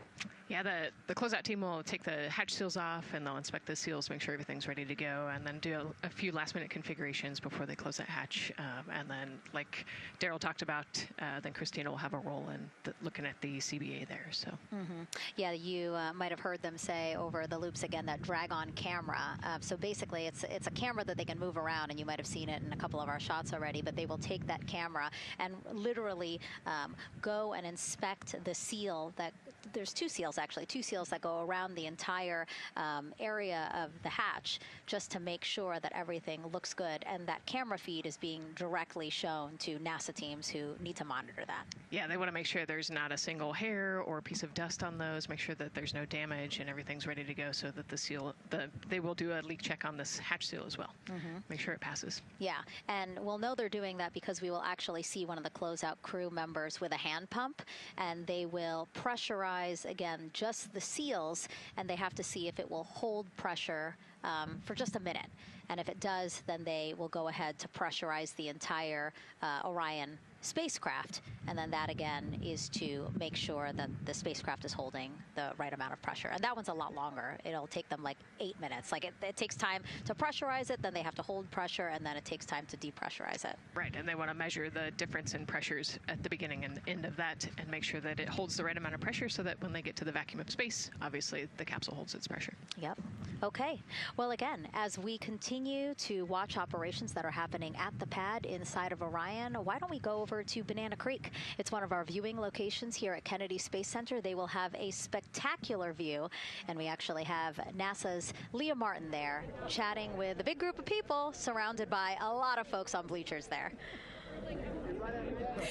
Hey, Megan, yeah, tons of people out here today, thousands of people gathering at Banana Creek to enjoy NASA's next big mission and humanity's next great leap today. It's a gorgeous day, and I'm joined here actually by some people who are probably the only people on center who are a little bit more excited than me to see this rocket lift off. Where are you from and why are you here? So we're from the University of Tennessee, Knoxville. We're a group of 7 aerospace senior engineering students traveling here with Josh Dobbs, former quarterback of the University of Tennessee, with his extraordinary Dobbs Foundation. Now, you were actually telling me a little bit earlier, you're here local, you're from Orlando. What's it like being an aerospace engineer and then having the opportunity to come back here to the Space Coast and see this mission lift off today? It is absolutely amazing. I feel like the little 9-year-old girl inside me is so excited. Like, I'm from around here. I grew up watching launches in my backyard, and so this seems like such a full circle happy moment for me. Now, you are an aerospace engineer looking hopefully to join the workforce in the future. How does it feel to be here and see firsthand what that work does? It's just so cool to see what I've been working for the last 4 years and then 12 years before that just actually be physically happening in front of me. It's something I never dreamed of as a kid. And I'm actually joined here by the Astronaut himself, Mr. Josh Dobbs. Now, you have a history with NASA as well. You did an externship here. And how did that kind of play into your passion for aerospace and then the foundation that actually provided this opportunity for these students today? 100%. So I spent a month here around the Artemis I mission, which was a tremendous opportunity to learn about the space program and also what's next. And so to be back here for Artemis II, and unfortunately, Artemis 1 went in the middle of the season, so it's surreal to be here for Artemis 2. And with my foundation, like, the goal is to be able to take advantage of the opportunities that I've had and pass them along to the future of the industry and give them the opportunity to see what all their hard work can accumulate into. So it's an honor to be here. We're really appreciative of all the engineers and all the hard work that's gone into this moment, and we're excited to watch history happen today. Absolutely, and as a group, I think if you guys had one well wish for the team today, what would you say? I think we can all join together and maybe say, go Artemis. Go Artemis. That was a fun interview, and again, just so neat to see all the people who are here. I mean, still hours before liftoff, not even hours before liftoff, but hours before a 2-hour launch window. So people just really committed to being here and seeing it in person. Yeah, you can see the Banana Creek is already buzzing. Yeah, there behind Leah. You could hear the chatter in the background. It's an exciting time. Yeah, you could tell that it's a lot louder than we noticed because we just have very good mics. But you know, she's obviously yelling over a huge crowd there. So super fun, super exciting. And yes, I hope that we all get to see liftoff here shortly. Okay, so as we know, Victor, Reed, Christina, and Jeremy will have their hands full during their mission. So for some of their test flight objectives, let's go back to Megan Carter at the moon board.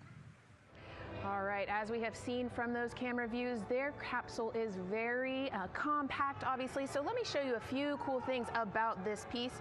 The Orion capsule is going to only be about 16.8 feet in diameter and a whopping 10.5 in height.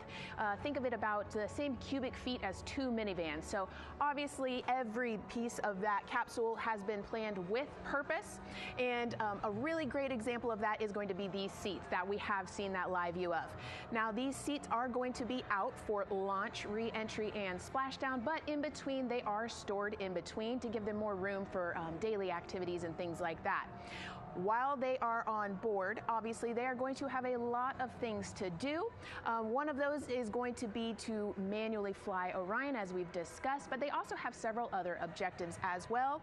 And they are going to be doing lots of system checkouts, checking out the service module, making sure everything is working correctly. They're also, like I said, going to have a chance to manually fly. Now, this was taken during one of their training simulations, but as you can see here, they will have advanced flight displays, hand controllers, touchscreen interfaces, so much to work with and practice with as well. Now, while on board, they will also have the ability to eat those shelf-stable meals that are designed specifically for microgravity. I think I saw somewhere that one of their meals is going to be mac and cheese and brisket, so that makes the Southern and me very happy.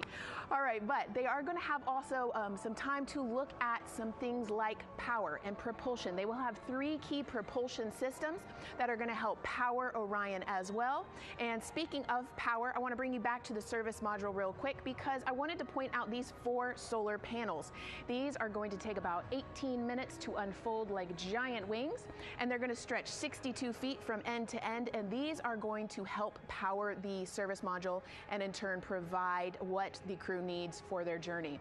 So as you can see, Spacecraft is built specifically for what we need and to guide them and get them home safely. All right, back over to you, Megan. Thank you so much, Megan. You know, it's taken thousands of people many years to get to us to where we are today. Let's meet some of the people of Artemis who've made this flight test possible. I am the Artemis Launch Director. I'm the Orion Crew Survival System Manager. I am the Artemis II Chief Training Officer. I'm the SLS Launch Integration and Mission Operations Lead. I am the Recovery Director. And I'm Boeing's Core Stage IPT Leader at Kennedy Space Center. And I am the Artemis II Entry Flight Director. And I'm the Closeout Crew Lead for Artemis II. Our job is to design the spacesuits that the crew will wear for the Artemis II mission. The team here at Johnson Space Center in the Orion Crew Survival Systems Lab does pretty much everything involved with processing the suits, designing the suits, qualifying the suits, testing them for the Orion mission. The role of the Chief Training Officer is to manage both the planning and the development of how we are going to train our astronauts and run our simulations for our flight control team for the mission, and then go implement that plan. Recovery team is responsible for 3 things. So recovery is what we call our nominal recovery situation, where we go recover the crew and the capsule at their designated landing site. Rescue is in case we do need to rescue the crew or they landed somewhere else that we did not plan. And then the retrieval is us getting the capsule if they did land somewhere where we did not expect them to. My job on SLS is to manage the operations architecture on the SLS program. One of the specific things that we do is support launch operations. It means a lot to be a part of this Artemis team, to show the next generation in seeing what may come. I am responsible for our core stage processing at Kennedy Space Center. My team is responsible for that core stage, and it's our responsibility to make sure that core stage is safe, built correctly, and there's going to be 4 of our astronauts, and it's going to get them to their ride around the moon. I've been a flight director for over 10 years now. I worked on the Artemis I mission, and after that mission completed, I was assigned as the entry flight director for Artemis II. I can't wait to see the hatch open after splashdown. That's when we know that our mission will be complete and the crew will have safely returned to the moon and back to Earth. Closeout Crew is responsible for getting the astronauts up to the white room, getting their helmets and gloves on, getting them into the vehicle safely, connecting all their umbilicals, making sure they're ready to go for launch, and then closing the crew module hatch. The reason we do this is to expand mankind's knowledge. If I can be a part of that, doing anything, I want to do that.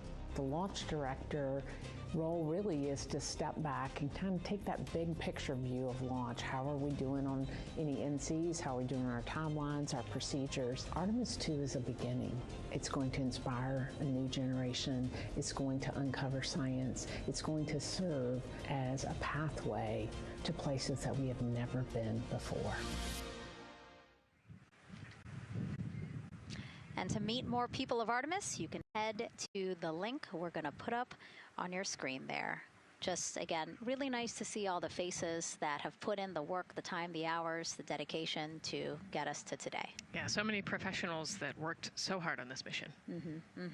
And what was really fun to see is, you know, we interviewed Taylor Hose, closeout crew lead, as he said, and that's who we are now seeing inside of the White Room as they are getting ready to close out Orion and close one of 2 hatches. We have the side hatch of the crew module as well as the launch abort system hatch, correct? Yeah, the astronauts are in the capsule. They're ready to go, and now the White Room is very busy as they're getting ready to close both of those hatches. That's a great shot right there where you can see them.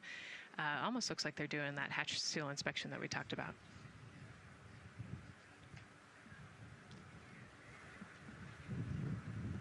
And so, Nicole, as we continue to see them get ready to close that smaller hatch, again, the crew module side hatch, let's take some questions now. Sounds good. A lot has changed since Apollo, and I have a few questions about what's next. What part of the moon are we exploring through Artemis, and what are some of the key points that NASA needs to consider when planning missions like this? Were you expecting to see Scarlett Johansson? I think that took you. Yeah, I mean, took you aback. We've talked about this, but everybody has an interest in this mission. You know, it's humanity trying to explore and go back to the moon. And I love this question. You know, what part of the moon are we going to? You know, eventually we want to get to the polar regions, the South Pole specifically. We think that there are volatiles there, so water ice, something that can be harnessed as a resource as we create the permanent base on the moon and then try to get onto Mars. But getting to the moon is a tricky mission. You know, we're going further than we have in a long time. And, you know, on the International Space Station, we're 250 miles from the Earth. And so we're pretty close. We resupply that spacecraft pretty often with cargo missions. But the further and further you get away from Earth, the more you have to think about the lack of cargo, the comm delay. You know, there's a communication delay the further away you get. And so there are different and unique problems as we continue to explore further and further out into the solar system. And there is so much to learn about the moon. So it's no surprise that, yes, even though our goal is to have a moon base at the lunar South Pole, the lunar South Pole is not the main focus of this lunar flyby. So instead, the crew is going to be focused on observing the far side of the moon. So this is actually an animation of what teams expect the moon to look like if the crew launches today. So this is, of course, the side that faces the moon, and this is the far side of the moon, which when, again, the crew does their lunar flyby on flight day 6, we are expecting this will be their view. What an amazing view and an opportunity. Yeah, you know, there's so much to learn from this particular mission, because obviously we're not landing with this mission. And so they actually potentially could see the South Pole and kind of scope out what our landing regions look like in the context of the entire moon. But also they're going to see parts of the lunar surface that have never been seen before by the human eye. And so they're going to take these detailed notes. They're going to record themselves talking about what they see. You know, we do a ton of geology training as astronauts, especially this Artemis II crew. They did a ton of geology training working with scientists to learn how to pick out the unique portions that we want to go study. You know, what is the context of the moon? What parts of the moon look interesting and look different? You know, the impact craters that we talked about earlier.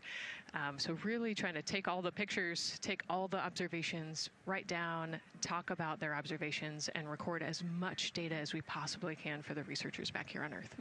Yeah, it's so important to, yes, we're all talking about what they hope to do during this 10-day mission, but you really do have to think about all the training that goes into this. I mean, you have 4 crew members who won't, you know, have the support the way that they've been having this. I mean, they'll be talking through communications, but you know what I mean? It's just them and the moon, right? So they need to be fully aware and equipped with everything that they'll need to do to be able to accomplish the objectives that we hope to accomplish during this mission. Right, and their specific flyby around the moon, you know, the lighting will be different and the path will be different depending on when we launch. If we launch today, it would be different from tomorrow. And so, you know, they actually had to learn the geography of the moon so that they can orient themselves when they're on the backside of the moon, because they're not going to have communication. You know, they're just going to have a, I think, 45+ minute comm blackout while they're while they're on the far side of the moon. And so they themselves have to know what things look like on the moon, how to orient themselves, and how to get the data that we're looking for. Yeah, really ambitious mission. Excited to be here at the start of it. All right, so another check of the clock, 2 hours, 57 minutes and counting to the opening of our 2-hour launch window for Artemis II. This pivotal test flight comes 250 years after America began its journey as a nation. As we celebrate that milestone, a special live performance now of our national anthem by singer Ann Wilson.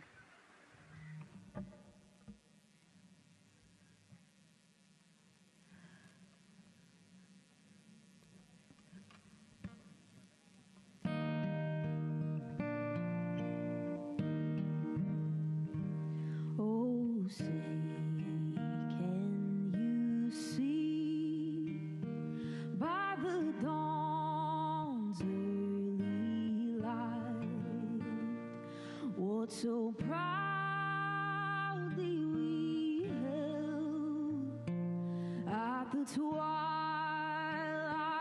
last gleaming, whose broad stripes and bright stars through the perilous fight, o'er the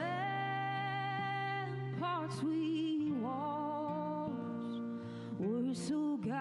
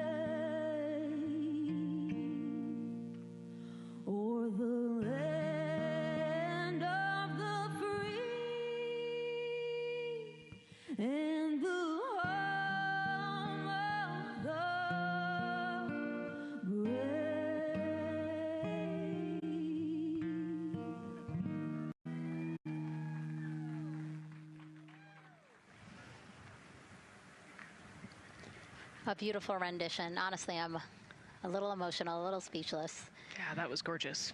Yeah.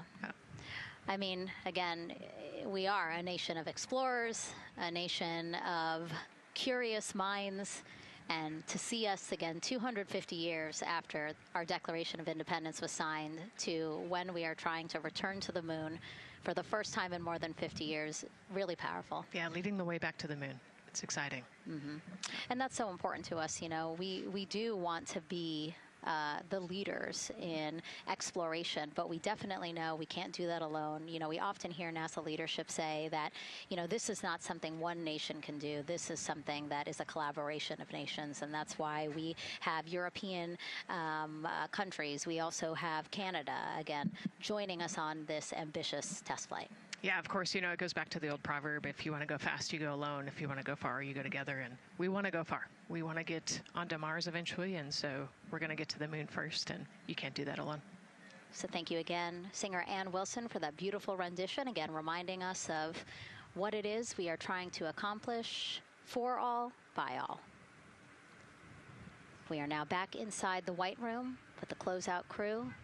Again, backup astronaut Andre Douglas, number 2 there, just outside in the White Room, which is right outside Orion there, with the crew seated comfortably inside. As you can see, they've dimmed the lights a little bit. The crew has the opportunity to set the ambiance, if you will. They were given the opportunity to adjust the lighting as they see fit, again, just so that they can get comfortable. It's kind of like when we are on a plane and you get the opportunity to... Sure, yeah, you don't want the bright lights in your eyes. Also, you want to be able to see the screens well, or see the, you know, the tablet on Jeremy's knee well, so they're going to adjust the lighting to what makes sense for the mission. And we saw in that very quick shot there, our best camera view of the 2 hatches is actually that drag-on camera, like we were saying, that kind of moves around. So sometimes it's hard to show that. So there you have it. You can see that the closeout crew has closed the side hatch. And so right now, that's a panel that they have to close out in order to then close the next hatch, which is the launch abort system hatch. And so, Nicole, can you just quickly, again, talk to people about the 2 hatches, again, crew module first, and then the launch abort system hatch? Yeah, so the crew module hatch is the one they're working on right now. They just got closed. You can see he's torquing those bolts down. And that is the hatch that completes the Orion capsule. And then you have the launch abort system, which actually is kind of almost a shell that goes around the capsule and holds onto the capsule during launch. And it has its own separate engines that can pull the capsule away from the rocket safely in the case of an off-nominal data point. So it's actually looking at roll rates and attitude and thrust and all sorts of different data in order to make sure the launch is safe. And if it's not, then the launch abort system will pull the crew module away and get them into a splashdown zone safely.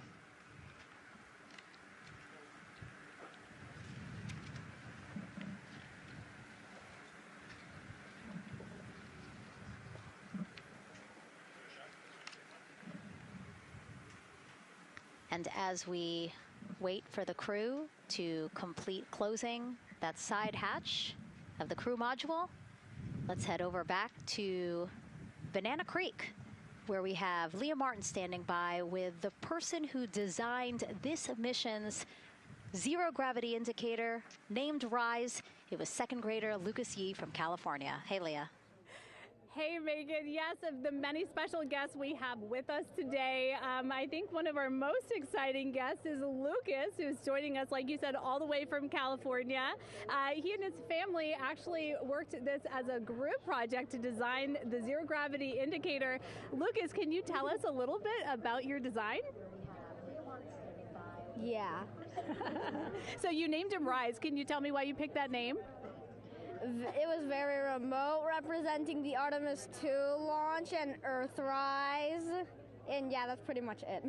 So were you really excited to find out that you won the competition and that your zero-gravity indicator would be going to space? Yeah.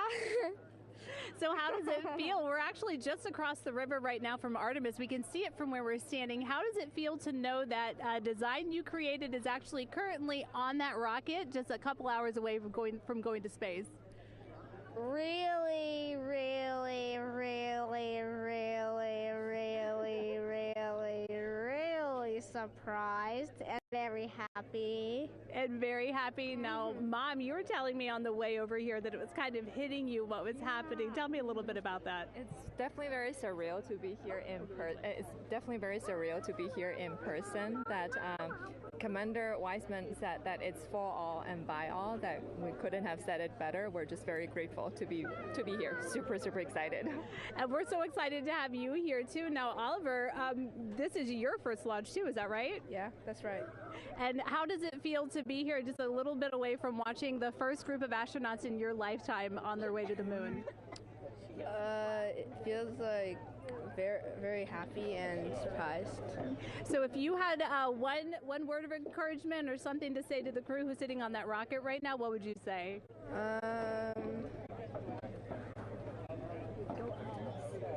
What? Go Artemis. Go Artemis. Thanks so much, Megan. I would say have a nice trip. Yeah. You would say have a nice trip? I did hear that answer. I would say have a nice trip. You know, Leah, that was a hard question. You know, it's really hard to come up with the spot what to say to the crew who's about to make history today. Yeah.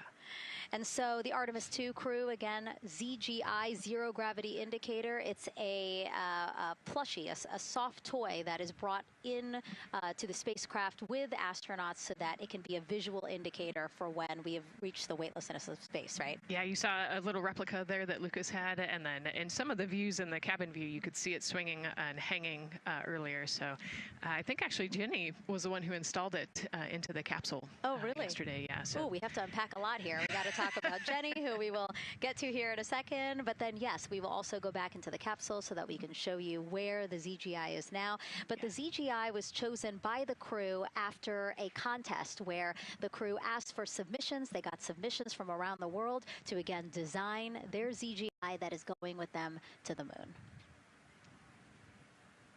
It's kind of like any other road trip. You need clothes, food, a map, your favorite toy. Really.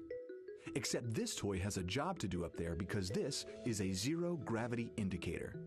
While not a scientific instrument, this safe and soft object tells the strapped-in astronauts that they've reached weightlessness. For Artemis II, the crew wanted a one-of-a-kind ZGI, so we asked you to come up with it.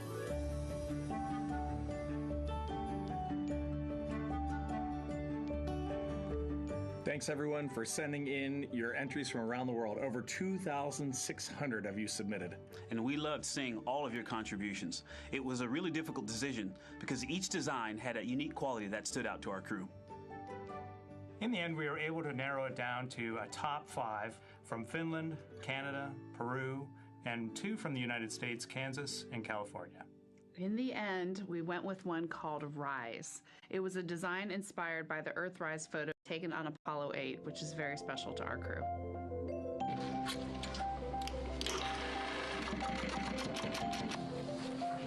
With the winner chosen, next came the task of bringing it to life here in the Thermal Blanket Lab at NASA's Goddard Space Flight Center. This lab specializes in custom materials to protect sensitive spacecraft equipment and is perfect for creating a ZGI that meets the rigorous safety standards of NASA. Because you have to be concerned with whether the thread's going to outgas or if it will hold up, if it's flame retardant. This is the Rise ZGI doll. All I have left to do is to close the opening here and hand sew the hat on, make sure its stuffing is stuffed in there, and we have our pocket here for the SD card. And on that tiny SD card will be millions of names submitted to virtually join the crew aboard Orion. Got Rise. Not the real one, obviously, but this is a replica. I mean, so clever for Lucas and his family to design. Yeah, I love that he replicated the famous picture that we all love of Earthrise, and then I love that the bill represents the space in between the moon and Earth. It's just such a cute and wonderful way to represent this mission. Yeah, and again, Earthrise, very important to this crew. It harkens back to the picture that was taken by the Apollo 8 crew where they saw Earthrise, and so very appropriate since, again, now here we are going to see Earthrise again with this mission. Yep. So yeah, so this is little Rise here. And then you heard in that video that there is an SD card that is zipped inside with the real ZGI with the crew. So get this, more than 5 million people submitted their names as part of NASA's Send Your Name to Space campaign. And actually, Christina said that her niece and nephew's names are inside that SD card. How cool is that? Her nieces and nephews are going to go with her. Yeah. Love this. Love that people are engaging in such a cool way. And actually, if we take a look back inside of Orion, we can actually see the actual ZGI inside with the crew. As we said, the purpose of a zero gravity indicator is to show when we've reached the weightlessness of space. Now, I know that it's probably dark in there because, as we said, the crew decided to just dim it a little bit for them. But here again, as we see, Reed on your left, Victor on your right. Below Victor, or next to Victor, again, because they're on their back, it's a little weird. It's a little hard to explain their orientation. But between basically Victor and Christina is where Jenny Gibbons has placed the zero gravity indicator. And Jenny, who, again, Nicole just brought up, Jenny is one of the backup crew members. So we mentioned how Andre is the backup crew member for the NASA astronauts. Jenny is the backup crew member for Jeremy. Yeah, Jenny's one of our Canadian astronauts, and yeah, so she's been also helping with preparations for today and helping get the White Room ready, get the capsule ready, and she's actually going to be a Capcom for Artemis II as well. Yeah, she's from Calgary, Alberta, completed astronaut training in 2020, mechanical engineer, combustion scientist, and actually before becoming an astronaut, she was an assistant professor. So again, another very well-accomplished person on the team. And I know the Artemis II crew has really enjoyed working alongside both Andre and Jenny. Yeah, actually, Jenny was our EVQ mentor when I went through our AskCanner initial training, so she helped us with all of our spacewalk training, which was kind of cool as well. Okay, and there we have Andre again, number 2, with the rest of the closeout crew team there. Why don't we get another check with Daryl and see how the launch countdown is going.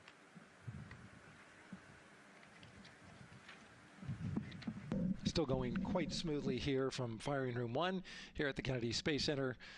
Launch team working no major constraints to launch, which is great news.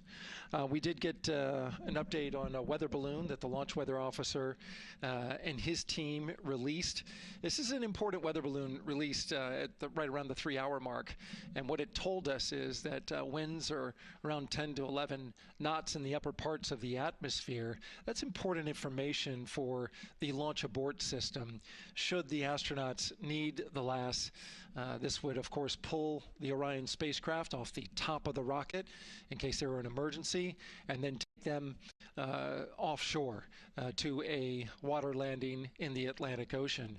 And so the winds are pushing onshore.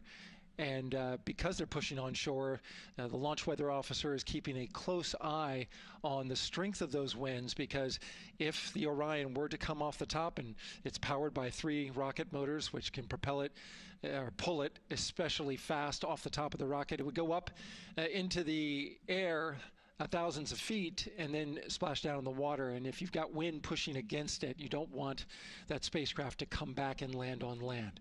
So they're watching that very closely because of the onshore flow.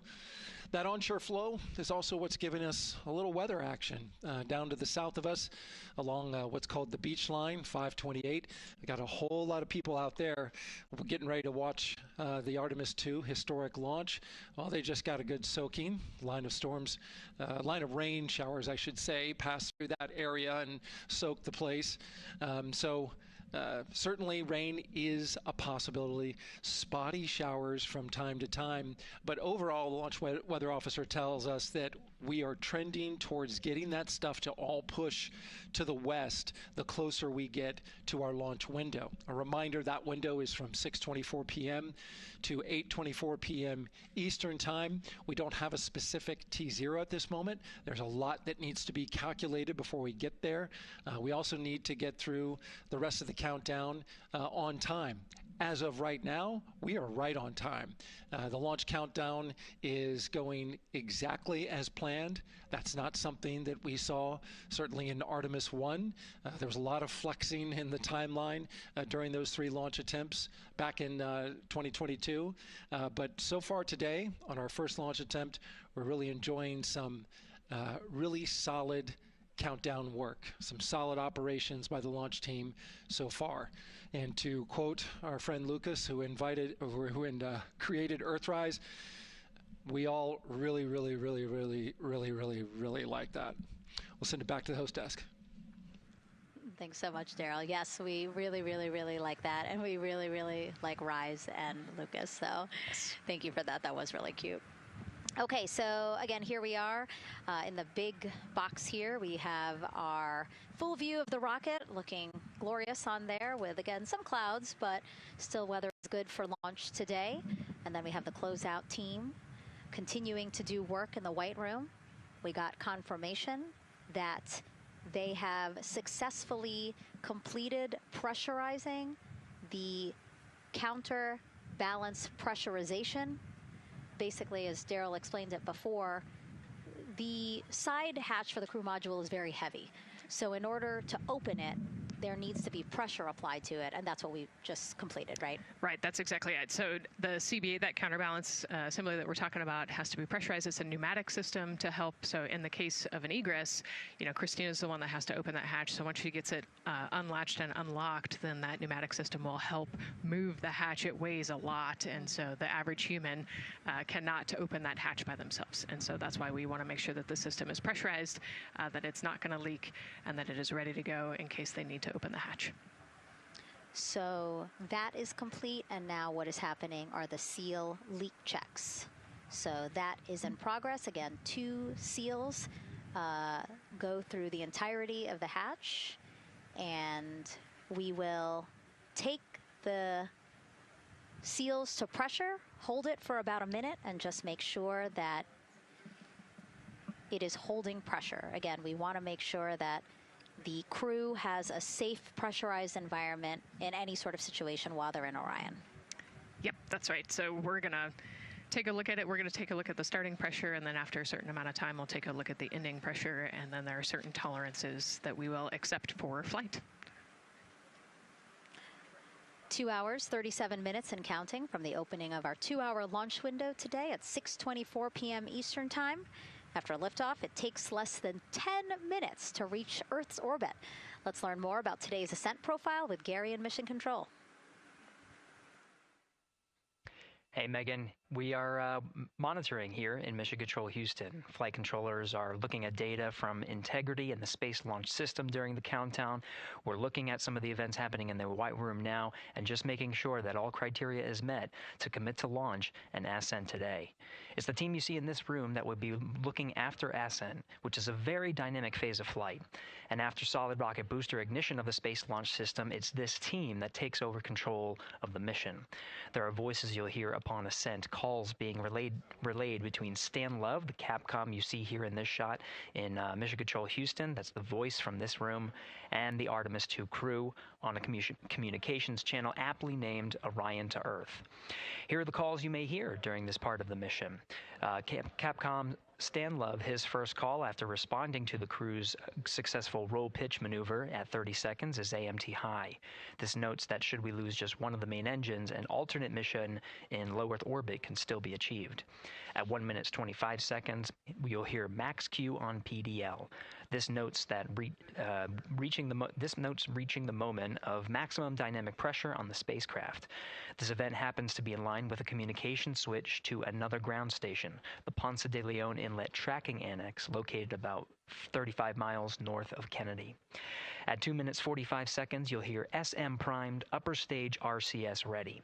This means that the European Service Module propulsion system that's prepared for the next phase of aborts after the launch abort system jettisons, and the reaction control thrusters on the inner rim cryogenic propulsion stage that enable pointing and maneuvering are ready. At 3 minutes 50 seconds, you'll hear voice check on TDRS at the Kármán line. At this point, the launch abort system has jettisoned and revealed the Orion capsule underneath. This check verifies that the now exposed Orion antennas have a good signal over the tracking and data relay annex, tracking and data relay satellites which is part of a geosynchronous satellite network and the same assets that are used aboard the International Space Station. This communication switch happens to be at the Kármán line, a widely recognized boundary about 62 miles, statute miles, or 100 kilometers above the Earth's surface, where the air is too thin for conventional aircraft to fly and marks the point where our astronauts leave Earth and enter space. At 5 minutes 16 seconds, you'll hear the call 3-engine press. This notes that if one of the 4 main engines on the SLS core stage were to fail, 3 engines can carry the crew to a nominal main engine cutoff and proceed with the expected mission timeline. This is an important call that gives more assurance of continuing today's moon mission. At 7 minutes, you'll hear expect nominal shutdown. You'll hear this call should the main engine performance be as expected up to this point. Shutdown plans can vary and may impact G-forces experienced by the crew or future burn plans, but a nominal shutdown is more indicative of continuing the mission on the expected timeline. At 7 minutes 30 seconds, you'll hear AOA open. This notes crossing into a new abort profile. At this point, an abort would use Orion engines to escape the core stage, and the altitude and velocity are enough to make it 1 lap around the Earth and aim for a splashdown in the Pacific Ocean instead of the Atlantic. And then, of course, shortly after 8 minutes, you'll hear nominal MECO.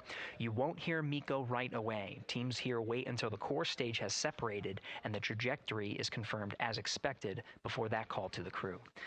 Now, this ascent profile is approximate, as there may be calls that move a few seconds depending on the trajectory, and of course these are the calls and times for a nominal trajectory. Teams in this room have been training extensively to prepare for any and all scenarios, and they are confident and ready to take this crew into space today. In today's pre-brief, the flight director, Judd Freeling, expressed his confidence to the team, citing the hundreds of simulations to prepare for this very moment. These are the calls you'll hear during ascent less than 3 hours from now, but now we'll turn our attention to the countdown to launch and send it back to you, Megan, at the Space Coast. Thanks so much, Gary. Now, one of today's 4 astronauts, of course, Canadian Space Agency astronaut Jeremy Hansen. Let's go now to Jasmine with her next guest. Thanks so much, Megan. Yeah, we're joining you live now from the Operations Support Building here at Kennedy, where crowds are starting to gather, and we're honored to have Lisa Campbell of the Canadian Space Agency joining us. Lisa, Jeremy Hansen is about to make history as the first Canadian to venture to the moon. What does that milestone mean for your agency? Thanks so much, Jasmine. It's wonderful to be here. It's such a special moment, both for our astronaut colleague Jeremy Hansen, but also for Canada. Here because of decades of public investment in space robotics, in space collaboration, and so for our country, we're very proud. He's so ready. He's been waiting for this his whole life, preparing, training, and he's a wonderful example of Canada. Yeah, and that's a perfect way to capture Jeremy. He really has been prepping for this his whole life. This will be his first space flight. So what has it been like watching him become part of this Artemis II crew? Well, as I mentioned to you, I've known Jeremy since 2020, and he's a colonel, a fighter pilot, a father, and he really is a very dedicated, passionate human being. So both for him to realize this goal of being an astronaut and flying, he also is hopeful that witnessing that will raise awareness about the value of a space program, of the benefits here on Earth, of exploring the universe and our place in it. Wow, that's beautifully said. And really, this international collaboration has been going on for quite some time now. We've worked together in low Earth orbit and now going into deep space together. So why is it so important that we have these international partnerships? It makes us stronger. We can go faster and further together. Canada is one of the original signatories of the Artemis Accords, and Canada and the United States have been partnered for more than 60 years in space. Wow, that is phenomenal, Lisa. And this really is a team effort in many ways. We also have Jenny Gibbons. Yes. She'll be listening in on Capcom. What is her role going to be like? So Dr. Jenny Gibbons has been training all along as the Canadian backup with the Prime crew. Last night, she was in the Orion capsule checking out all of the communications, making sure all of the systems test out and work perfectly. And then she will be among the first lunar Capcom, helping the astronauts navigate during their mission. Wow, Lisa, that is so exciting. Any final words for the nation of Canada before today's mission? Just, we are so proud, so excited, and we can't wait to welcome Jeremy home. Fantastic. Lisa Campbell, thank you so much for being here today. Thank you, Jasmine. Of course. And with that, let's get back to NASA's Megan Cruz.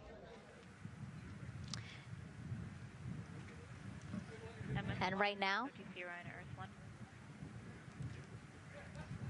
go ahead.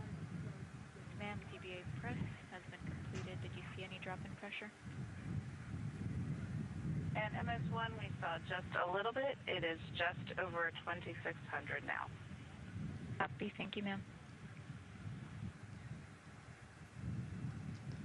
again, a call out to mission specialist Christina Cook. Again, it was her responsibility to monitor the pressure on the counterbalance system that will help open the side hatch. And she did report a drop in pressure, but it seems like it's within nominal limits. Right. They might have had a small drop, but you know, we have a starting pressure and an ending pressure, and as long as the difference isn't too high, then we will take that. And the engineers know exactly what they're looking for in terms of that delta pressure. And so again, that milestone on the checklist of things that have to happen before they launch today, that is complete. The crew, again, still inside comfortably as the closeout crew team work to close the side hatch. Again, a separate seal leak check, followed by a full cabin leak check, and then they will close the last abort system hatch. Lots to do still in the White Room and marching down the countdown timeline well. And so Bill, again, number 3 there, he is holding a silver flex hose. That hose is what will be connected to Orion in order to do that cabin leak check. So again, it does seem like we continue to march down through the milestones in this countdown.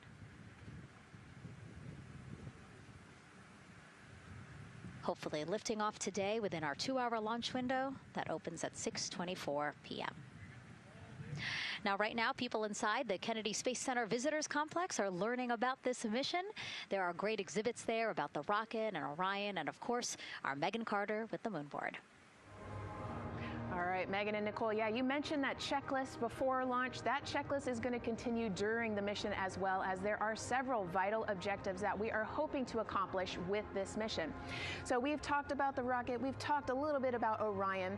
Obviously, during Artemis 1, we had that test flight, and there were no humans on board. That is our one big difference for this one, and we are going to have that crew this time. So what are they going to be up to during this mission? Let me tell you just a little bit.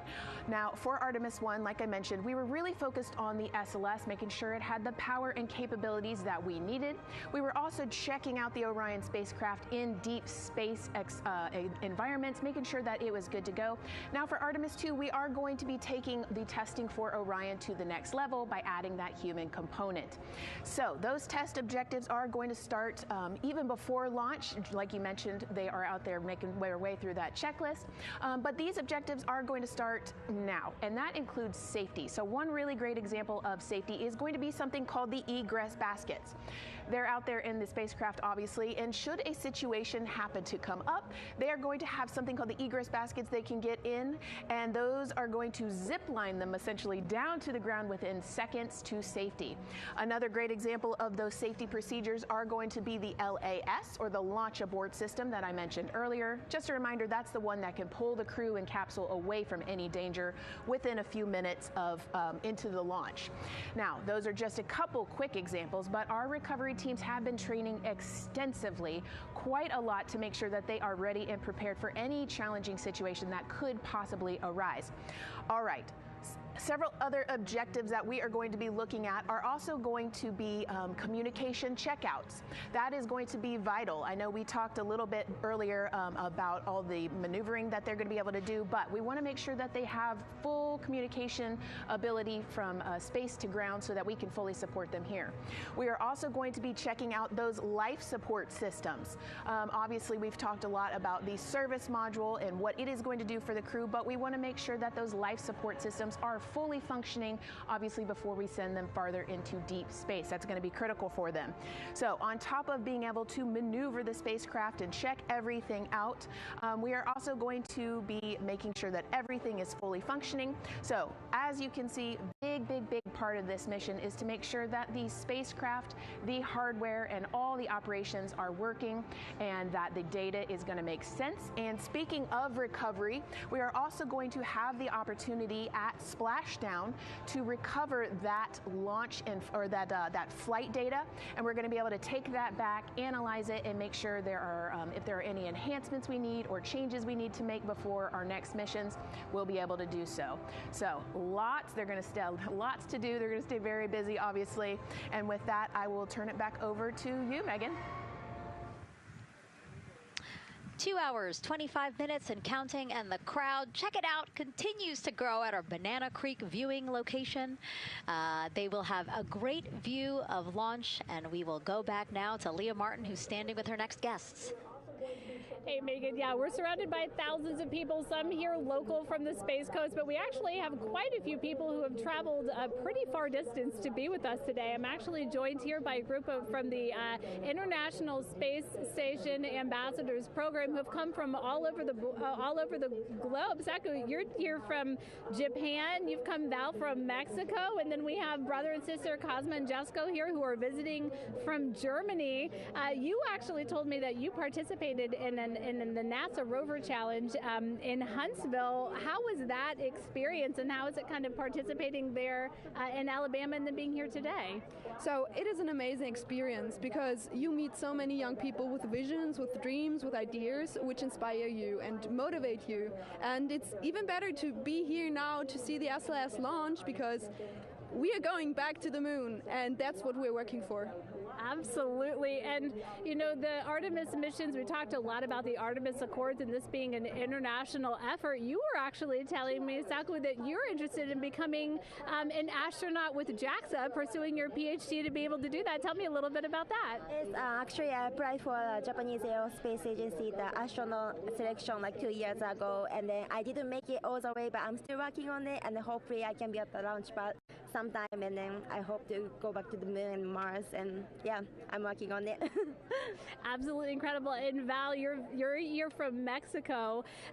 We were talking a little bit about women in space. This is a team who, you know, is predominantly made up of women. What is it like knowing that Christina is on that rocket right now, about to be the first woman to travel around the moon? I think that's such an amazing news. It's just so inspiring that we are taking the first black person and also the first woman to the moon. It's just the first step in humanity and a big step in equality as well. Megan, a lot of excitement here, not just in Florida, but from around the globe, and we're keeping our eye on that rocket, and we're ready to see it lift off. Thanks, Leah. Yeah, a lot of excitement, but also a lot of inspiration. Again, this is part of, or a big part of the reason why. 130.6. Good readback. Aux 1 voltage 131.3. I copy 131.3. Again, those numbers you hear, they're referring to specific steps in the launch countdown that the crew have to step through in order to get us to launch today. And so we were saying, yes, inspiration, a big part of why NASA does what it does. We want to go together, and we want to explore together to learn more about ourselves and here on Earth. Yeah, humans, I think, naturally want to explore, and so going together, like Lisa said earlier, we're going to go farther and faster than we possibly can alone. And, you know, what a way to celebrate that today. Yeah. Going back to the moon in the first time in over half a century. And we have that great shot there in our small box of the rocket on the pad. And at the very top there, our Artemis II crew. Right now, we know that the crew has begun the closeout crew has begun doing that cabin leak check. So they are currently pressurizing the cabin, and it sounded like it would take about 6 to 8 minutes for them to get to pressure, and then they have to hold that pressure for 5 minutes, right? Yes, that's correct. Yeah, so there's quite a bit of volume. You know, we talked about it being a 6-person tent. I think it's 330 cubic feet. Don't quote me on that number, but you know, they have to, like we talked about, take that initial pressure, wait 5 minutes, and take the second pressure. Yeah, and then it takes about 6 to 8 minutes again to depressurize the cabin. So this process will take a few minutes. Ascent switch configuration complete. OTC copies. Thank you. And then after the cabin leak checks, then they will finally close the last abort system hatch. So again, chugging along in the countdown, really excited to, again, continue to hear the crew's voice inside Orion, stepping through all the procedures. Yes, it's exciting to hear them making progress, right? It's all good news hearing the crew talk to the ground and working together to get to the launch. And what I think is really cool is that this is the first time NASA is going to have astronauts in low Earth orbit, but also in deep space at the moon. So here's a message from some of the crew aboard the International Space Station right now. Hello, Megan, and a big hello to everyone around the world counting down together to the launch of this historic flight test. If we weren't in microgravity, we would also be on the edge of our seats. Here on the International Space Station, all of us are honored to have the chance to wish our fellow explorers Godspeed. Throughout human history, the moon has sparked our imagination, curiosity, and wonder. With our return to the moon, we're not only going to be learning about its history, the history of our solar system and of our planet, but also about our place in the cosmos. We are so proud of the Artemis team and so excited for what you will see and learn on behalf of all of humanity during your trip around the moon. As we push the boundaries of exploration and expand our knowledge with scientific discovery, we advance our collective civilization together as one. Test flights are crucial to the mission of exploration. We all learn in test flight schools that the more challenging the missions are, the more incremental the tests should be. This Artemis II mission is one more increment on the way to further exploration. Thank you to the crew, our friends, for your dedication. And from the entire Expedition 74 crew, thank you to all of the teams that had a hand in getting the Artemis II mission to where it is today. Back to you, Megan, as the countdown continues.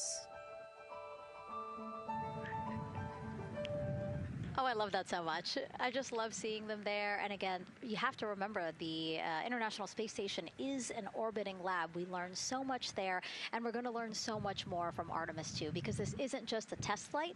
It's an opportunity to learn more about the moon, deep space, and how humans can live and work so far from home. So here are some of the science objectives that NASA hopes to accomplish with Artemis II. Artemis II is our return of humans to the moon, flying around the moon on board Orion. But along with that, we're doing a lot of great science. One of the exciting things about the Artemis missions to the moon is that science is actually a fundamental pillar of why we explore, why we're going, what we're doing in Artemis. I think it's incredibly exciting that not only are we testing the vehicle, but we're testing science on board. Science where the astronauts are conducting experiments, science riding along with the astronauts. We have astronauts looking outside the window and really observing the lunar surface. It will help us understand the deep space environment. It will help us understand how that environment affects our astronauts, our systems, and life in general. So deep space is a challenge for us because you have to leave Earth's protective magnetic field. Here in low Earth orbit, the crew members are protected from some of the harmful radiation. Going to the moon, they'll no longer be protected, so they'll have a higher radiation exposure. Much like Artemis I, we have so many radiation sensors and detectors that are inside the capsule so that we can fully understand and appreciate the radiation environment for protecting our astronauts. In my hand here, I'm holding a tissue chip model. This is the exact design that's going to be flying alongside the astronauts. We'll be collecting samples from each of the crew members, and we can make these organ chips out of the astronauts themselves. So every crew member will have their own avatar on board, and then upon return, we can evaluate that deep space radiation environment and what that compares to the astronaut themselves. Not only are they going to help change the course of medicine for the astronauts, but revolutionizing that on Earth as well. We're looking at sleep, we're looking at team dynamics, we're looking at how you interact with the environment. We're also looking at the immune system, so what are the biomarkers? We're using saliva as a method to study hormones and different things in your body that may change during a mission like this. And then finally, how do we function after microgravity, being close to the moon, then returning to Earth. Which will ultimately help us achieve our goal of getting humans to Mars. And then on top of that, we have an opportunity to look at the moon from deep space on the far side for the first time in over 50 years.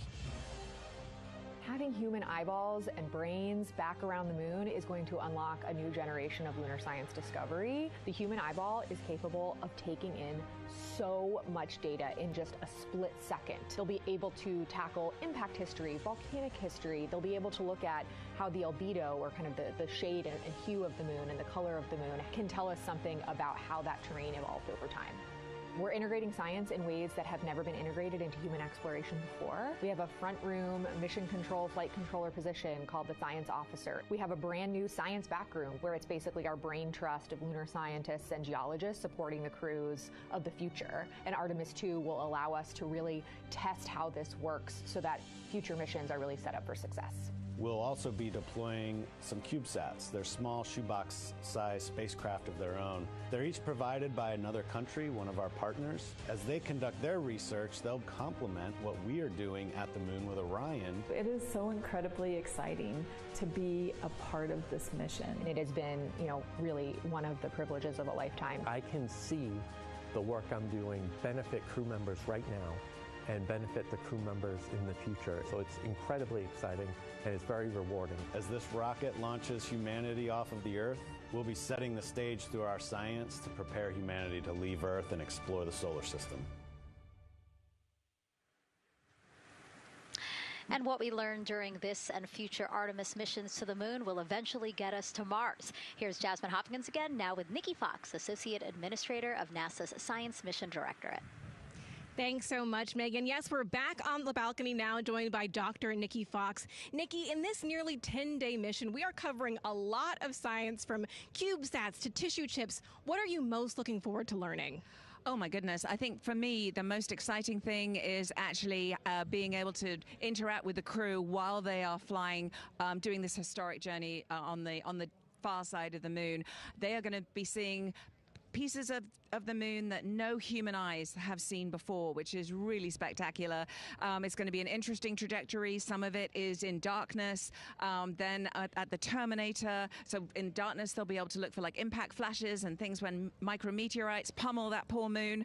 And then at the terminator, they can see shadows and interesting things, which kind of gives you depth perception. And then, of course, in the sunlit, picking out everyone's favorite craters.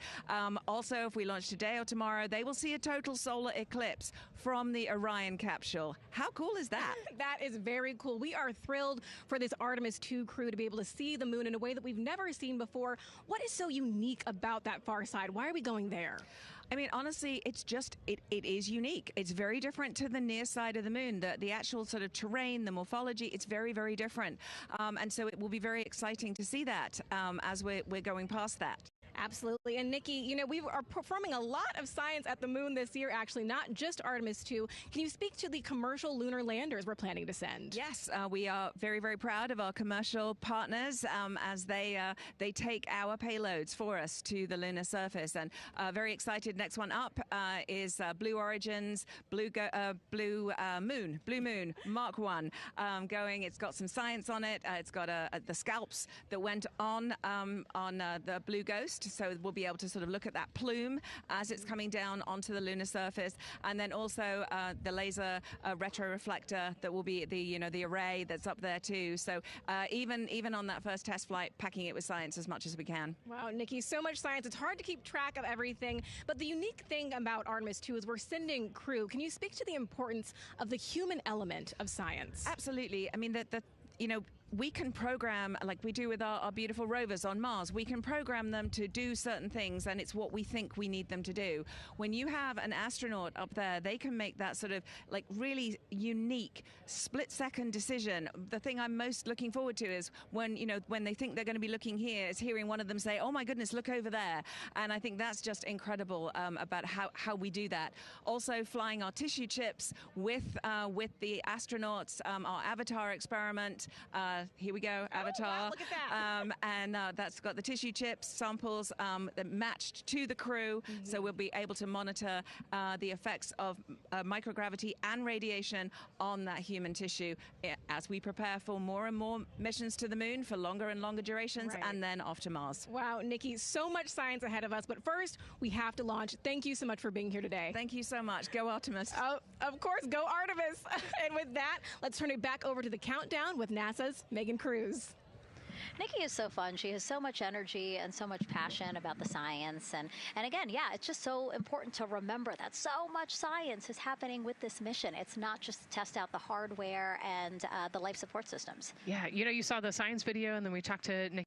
Man, there's so much going on, right? We talked a little bit about the lunar observations that we're going to do. And then, she talked about, made a really great point about, the human eye can pick things out that a camera or a robot can't necessarily pick out. And so that's why we're sending humans. But also, we're not just doing the lunar observations. The Avatar, that's a really cool experiment. They took blood samples from the crew, and then they used those stem cells to make bone marrow and create those little Avatar chips, which is feels like scientific, sci-fi movie stuff. But, we're going to look at radiation. We're going to look at all sorts of different scientific experiments. We got the little CubeSats. We're going to go look at space weather. Lots going on. Yeah, even collecting some of the astronauts' saliva. You can learn a lot about the body through the saliva. So just really a lot in a small amount of time in a small capsule. Yeah, it's scientific discovery. That's why we go back to the moon. Yeah. And so, again, her energy just so... oh my God, I can't find the word. So wonderful. Awesome. Yeah. I don't know why I couldn't find the word. So anyway, yeah, just really, again, thank you, Dr. Nikki Fox and Jasmine. And so, Nicole, what about answering more questions? Let's do it. Okay, great. First one, what was the word I was trying to get at? No, I'm kidding. Let's have the first question up on the screen now.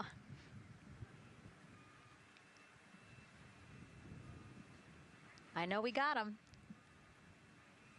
I see him being asked. And CDR OTC Orion Earth 1. Go.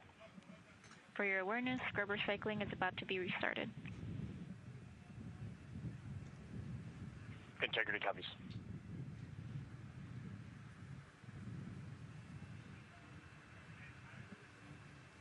All right, let's try that again. Can we get the next social question, please? What are the G-forces experienced by the Artemis astronauts during launch and reentry? Ooh, these are actually pretty similar to, a Dragon launch or a shuttle launch.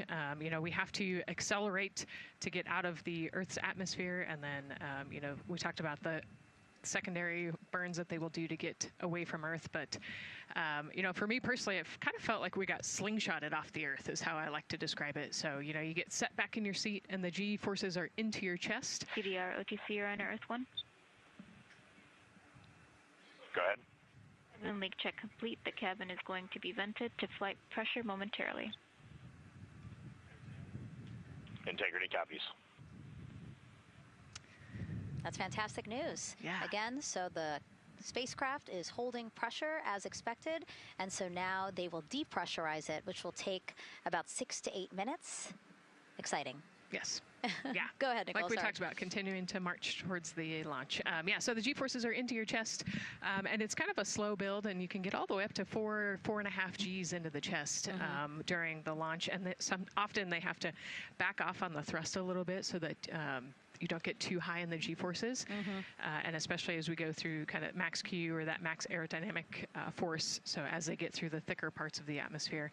And then very similar G-forces on the way home, so slow, steady build up to about 4.5 Gs as the rocket actually decelerates. You know, you heard in one of the packages, when they come back, they're going to be going 7 miles a second. Gosh, that's and incredible. So you have to slow down somehow, and to do that, you have to actually, you know, when you brake in a car, you feel those G-forces, and so for the astronauts, it'll just be, again, into the chest based on the orientation. Great. Thank you so much for that answer, Nicole, and for that question. We're going to continue to try to take as many as possible. Again, you know how to send them to us at NASA Artemis.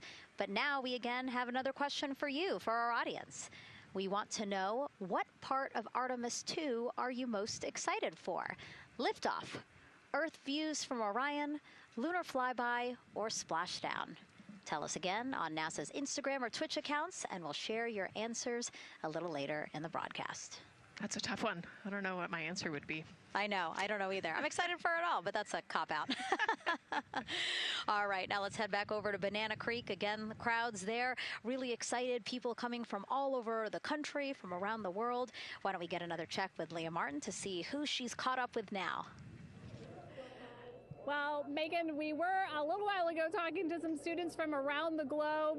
Today, we're actually talking to some local students who are from right here, locally, Merritt Island in Titusville.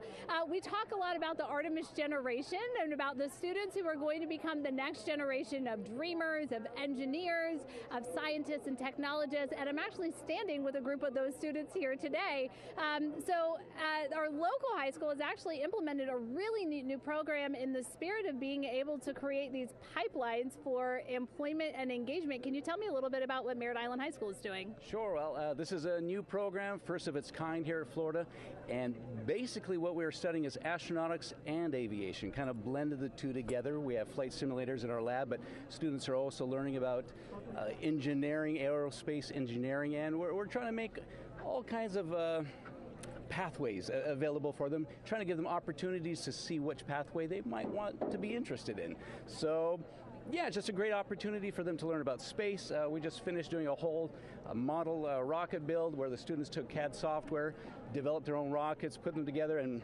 launched them right from our school. So it was very exciting. Incredible. And then another local high school, Titusville, you guys also have a similar but slightly different program. Yes, we do space mechatronics with advanced manufacturing, preparing students to build and manufacture things to automate, do automation to build things on Mars and things like that, or locally too.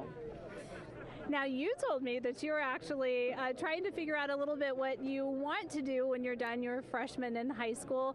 What things are you learning in your class here that are really kind of tweaking your interest in the aeronautics field?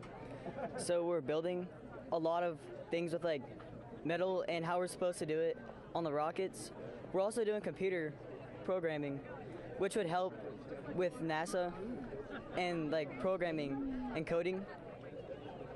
Absolutely. And you were actually telling me that I think were telling me that you're interested in becoming a pilot. We talked a little bit about the pilot who is on board the rocket right now. How is this program preparing you for your future? I mean, it's teaching me everything that I know about aviation, and it's really inspiring that I get to learn it in a classroom, like locally as well. It's amazing. I love it.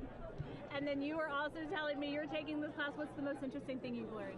I really like the whole design part of it, like actually like engineering, like because I want to be an engineer. Engineering the products we use when we build stuff, that's definitely my favorite part, learning how to use those kind of softwares. Absolutely. Well, Megan, when they're seasoned NASA employees, you'll be able to say that you saw them here first when they were still in high school. Back to you at the desk. I can also say that they have fans. Nicole Ayers here. As soon as that girl said that she wants to be a pilot, Nicole went, yeah, why is that something that's so thrilling for you to hear? I mean, I love when kids in high school have goals and they set their goals high and they want to go do something. You know, the kid who wanted to be an engineer or a pilot, like, I love that. You know, find something that you're passionate about, go work hard at it, and go get good at it.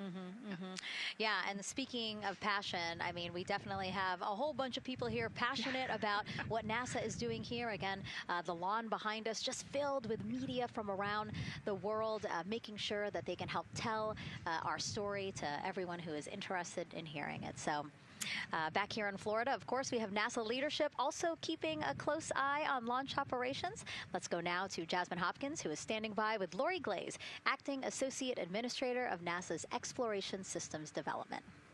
Thanks so much, Megan. Yeah, we're honored to welcome Dr. Lori Glaze to the balcony now.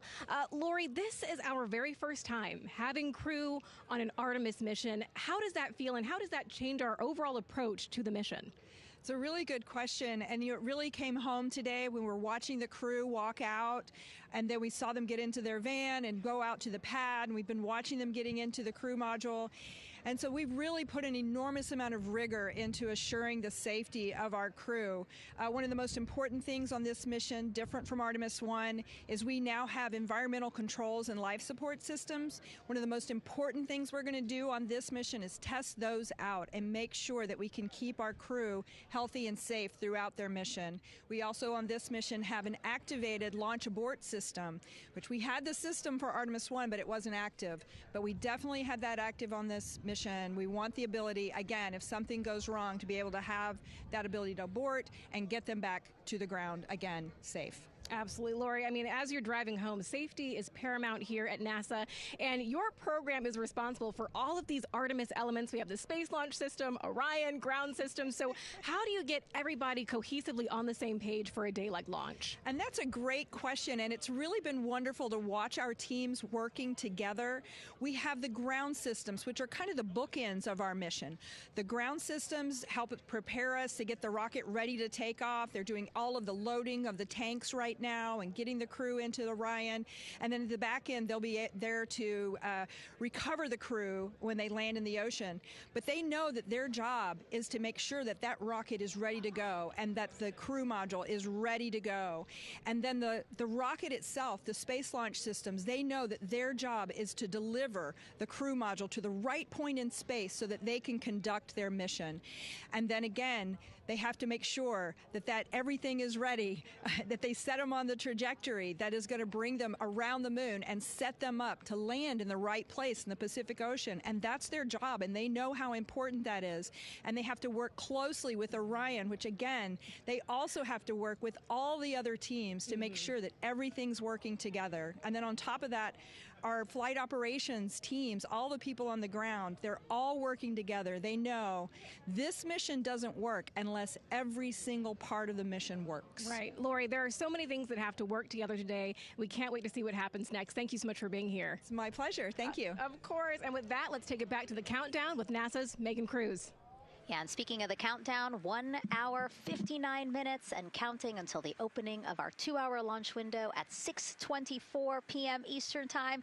This is a shot of Jetty Park. It's a nearby popular viewing location of rocket launches, and it is so great to see how many people are here. I mean, this is a Wednesday. Like, people had to take time off of school and off of work, but it's something that they felt like they wanted to do, to be here. Yeah, you know, I think just based on the chatter on the airplane ride yesterday, half of my airplane ride really? They were coming to see the launch. You know, everybody's excited and traveling from all over the world to come see this launch.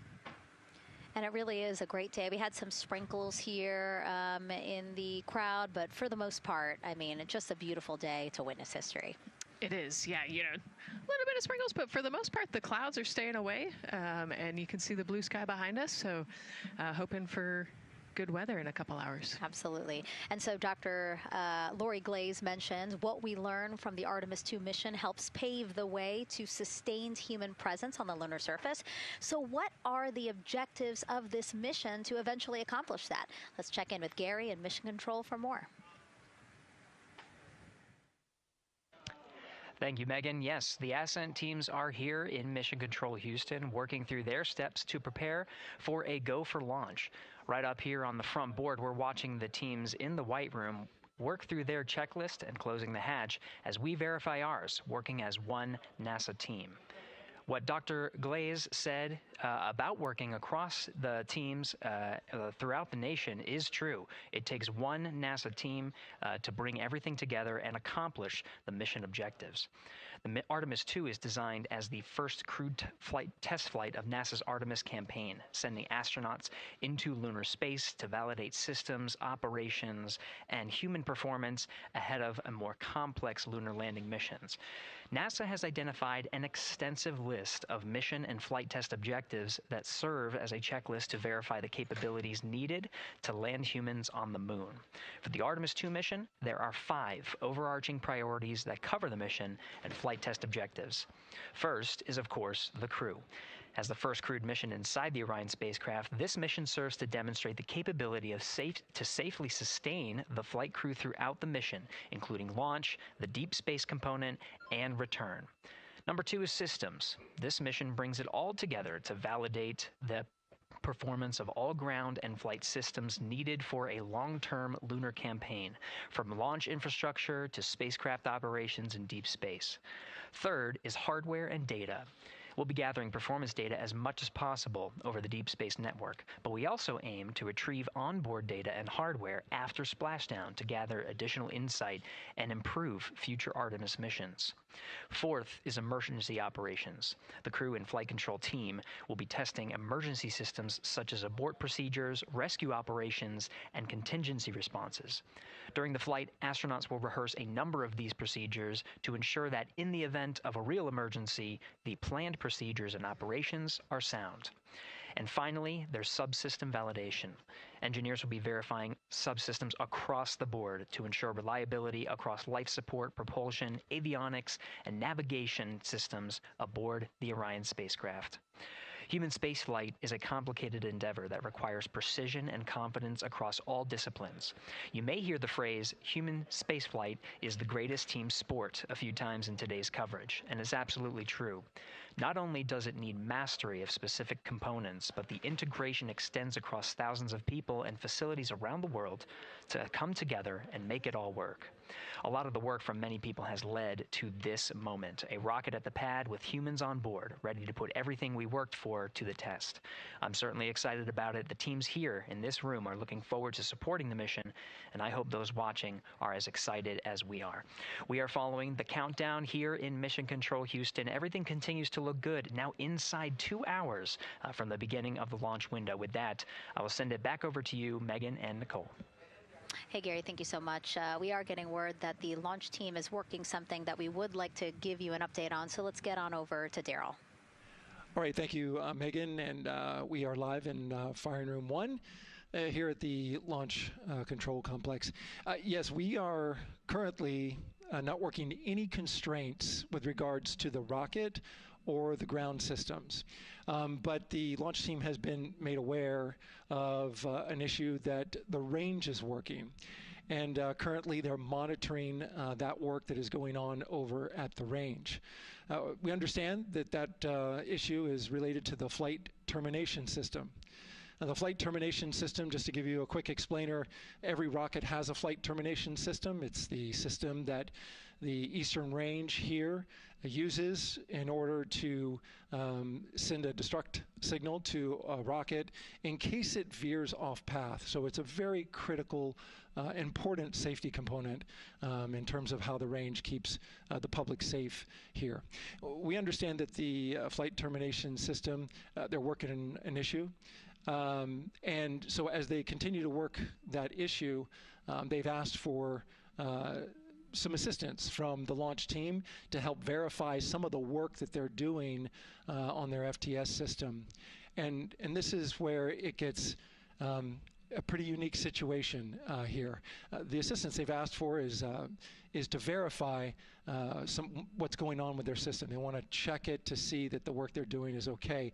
And in order to do that, the FTS console operator inside the firing room has been asked to help them verify it. And the way that they're going to do that, and the solution that he proposed to check and verify the system with the launch director, and she gave the approval, is to go get a piece of heritage equipment from inside the VAB that was used during the space shuttle program.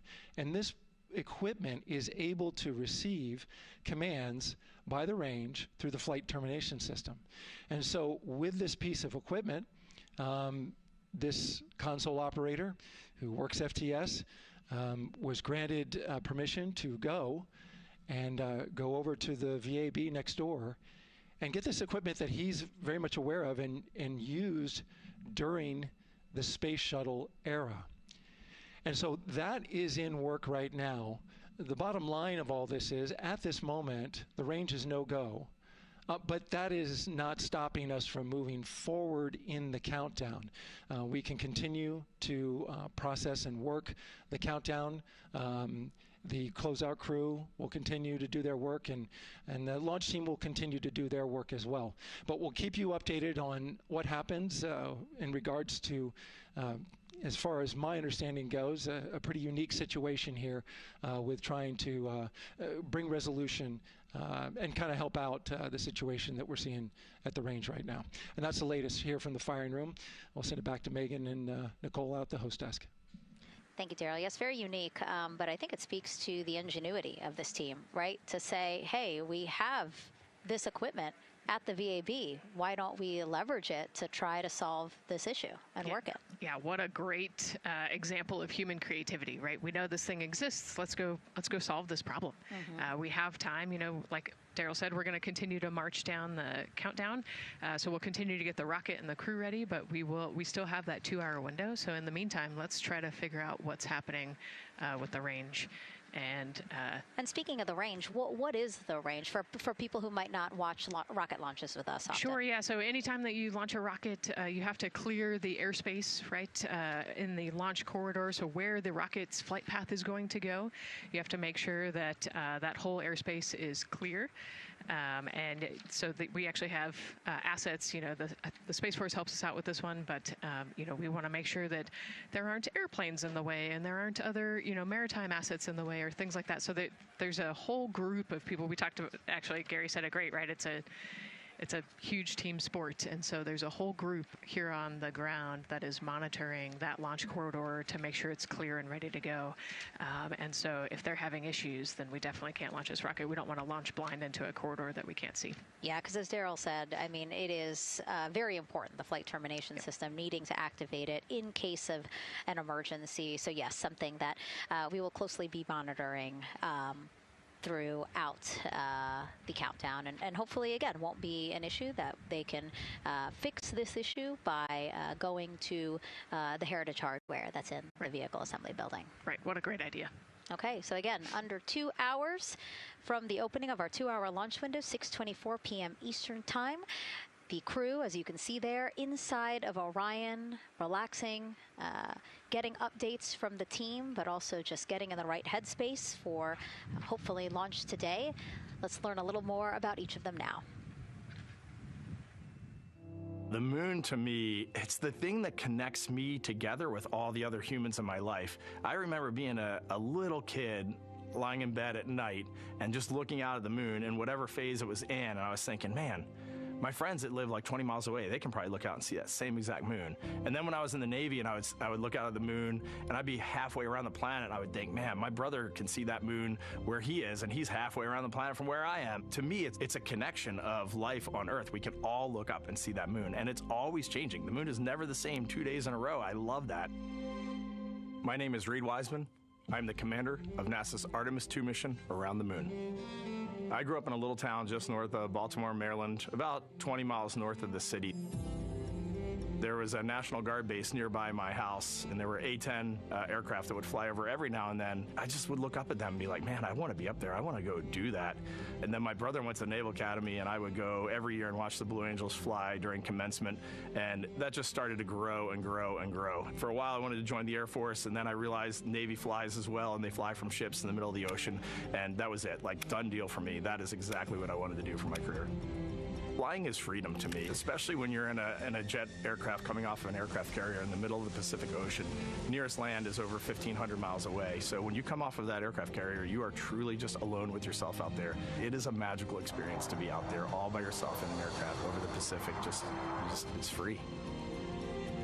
I think anybody who accomplishes something that they set their mind out to, there's no one thing that does it for them. It's a combination of everything. I mean, the way my parents raised me, the way my brother and I, the way our relationship developed over time, my friends, being in the marching band, going to college, setting my own course, learning how to live on my own, being mentored along the way, being, kept on the path to success, but being given the freedom to, make excursions and fail every now and then and regroup and carry on. I think all those things come together in the end to get you where you are.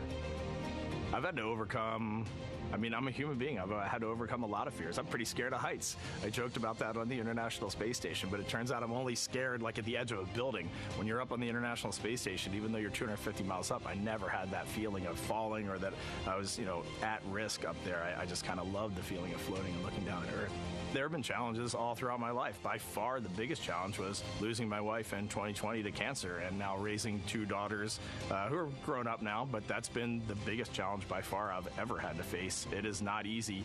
Being an only parent, trying to work a full-time job, and raising two kids is something that I think about every single day. I'm very proud of the work I've done. I haven't always done it well, but I've always shown up and tried as hard as I possibly can. I do wonder what it's going to be like when we are really far from Earth and can see it. The sensation of being so far away from everything that you know. I had that sensation on the space station the first time I got to sit in the cupola for a really long time. So I can only imagine what that's going to be like from 200,000 plus miles away. My name is Victor Glover, and I'm the pilot for NASA's Artemis II mission around the moon. When I was in 4th grade, I was 10 years old.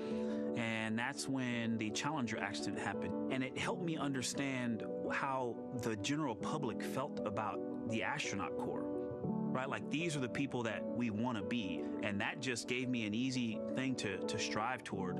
The biggest fear that I've had to overcome in my life is doubting myself. Going to college when no one in my family had gone to college was a huge risk. I had more confidence in my athletic ability than in my academic abilities. I could play football with those college students that I saw on TV, but my classmates that I saw in the lab and around the University Union, I didn't know if I had what they had. I think addressing that self-doubt was a part of, swinging for the fence and trying to go get an engineering degree, not just go to college, but get an engineering degree and then go do something challenging and technical like flying. Apollo is known for sending humans to the moon. Artemis has an opportunity to continue the Apollo story, but I actually think it's important for this story to stand on its own. Artemis is a new program, and we're trying to do new things. And it's great to compare and contrast. When you look at our spaceship, you can see parts that were designed, built, and integrated in another country. When you look at our crew, you see that our crew is international. There are also men and women. And I just think that comparing and contrasting makes the story even richer.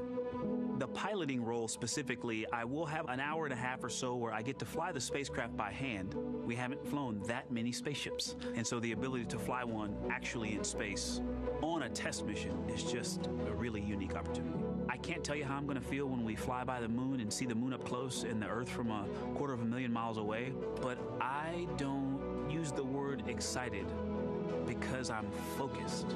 What we do, this is very serious and it's very risky, and we are all intimately familiar with that risk. And so if we go out there and we're successful and we can pass that baton on to Artemis III, that's something to really be excited about.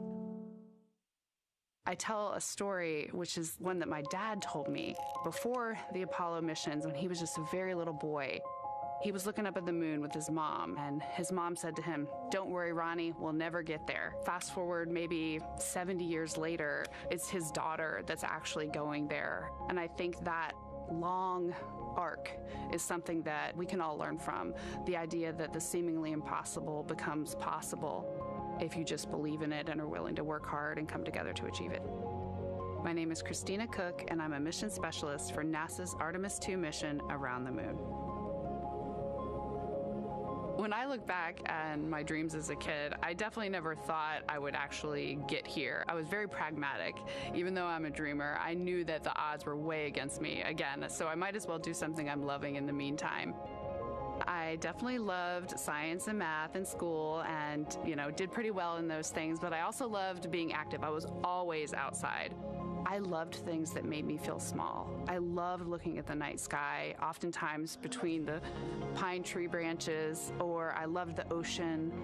North Carolina also has mountains, and when we go there, I just loved the vastness of all of those things. I loved how they made me feel and what they made me think about, and the vastness of the universe and how much out there was to learn. I'm drawn to exploring. I'm drawn to challenges that involve both mental and physical, and I'd much rather be solving problems wearing a whole lot of equipment and in a harsh environment, and that's just something I've carried with me ever since I was a kid. Thinking about the fears or challenges that I've had to overcome, there are just so many. I mean, basically, it's just been, that has been the journey. I always say to people, do what scares you, and that means I have to follow my own advice. So doing what scares me meant getting on a plane and going to the Antarctic, getting on a plane and going to study abroad in Ghana, applying to become an astronaut, opening the EVA hatch in the airlock and going out of it into the darkness, strapping myself onto a rocket. And so for me, I think that no matter what the challenge, recognizing that if people believe in you and you believe they believe in you, the challenges seem always a little bit easier. To me, the moon, it represents history. It is a witness plate. Everything that's ever happened to the moon is still written on the moon. Every single person has looked at the moon their entire lives. We see the same moon. That's something really special. It's just the epitome of a symbol of something that's in each of our hearts, but that's also represents exploration and reaching. I have this very distinct memory of seeing an image of an astronaut standing on the moon. It's burnt in my brain because I went back to it so many times in my childhood, and I would look at that image, and I know it had a huge impact on me that humans had walked on the moon. My name is Colonel Jeremy Hansen. I'm an astronaut with the Canadian Space Agency, and I'm a mission specialist on NASA's Artemis II mission around the moon. My elementary school years, I grew up on a farm outside of London, Ontario. I spent as much time as I could with my dad on the farm. I learned the value of hard work, for example. If I wanted to go to work with Dad, it was going to be a long day, and I was going to have to not complain, or I wasn't going to get to go the next day. I had a treehouse. I had a vivid imagination, and I changed my treehouse into a spaceship. I made all these dials and controls. I had circuit breakers for switches that I found in the barn, and I was exploring space in my imagination. The most important thing I did to get to where I wanted to go in life, which was flying fighter jets and eventually becoming an astronaut, is I shared those desires with other people. And it turns out, just like you don't go to the moon on your own, if you could, I would have done it a long time ago in my treehouse as a kid. You have to go as a team. I think the biggest impediment to achieving my goals was, of course, myself. And I think that's a common human experience. There are many times where just little things would get in my way, and my immediate interpretation of that was, well, now that goal's out the window. You know, people must have lifted me back up, and somewhere in the back of my head, that persistence came through. And I think that's a common human experience, to doubt ourselves. I've come to this, I guess, realization that I believe that we all have gifts to contribute, and the goal is to figure out how to use your energy towards adding positively to humanity's existence on this planet. But I love it when humanity sets big goals, like sending humans to the surface of the moon with an eye to eventually going to Mars, because when we do that, we can bring together genius from not just even in one country, but around the world. I've also learned from my indigenous mentors that they refer to the moon as Grandmother Moon. So you've probably heard of Mother Earth. They use Grandmother Moon because Grandmother Moon is responsible for the water in their community, just like the moon moves the water around the planet, affects the tides. And I think that's a really beautiful thing for us as we go back to the moon, to think about all the different cultures around the world and how they view the moon differently.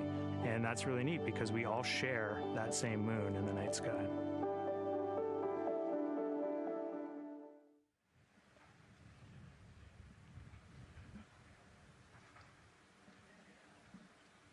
1 hour, 38 minutes and counting until the opening of the Artemis II launch window today, 6:24 p.m. Eastern Time. And we are looking at the rocket and Orion out on the pad, historic launch pad 39B here at Kennedy Space Center. What a great view, Nicole. Yes, it is. You know, we can see the clouds out in front of us, but they are to the west, and you can see that there's some blue sky peeking through behind that rocket, which is good news. And more people continue to come on center here.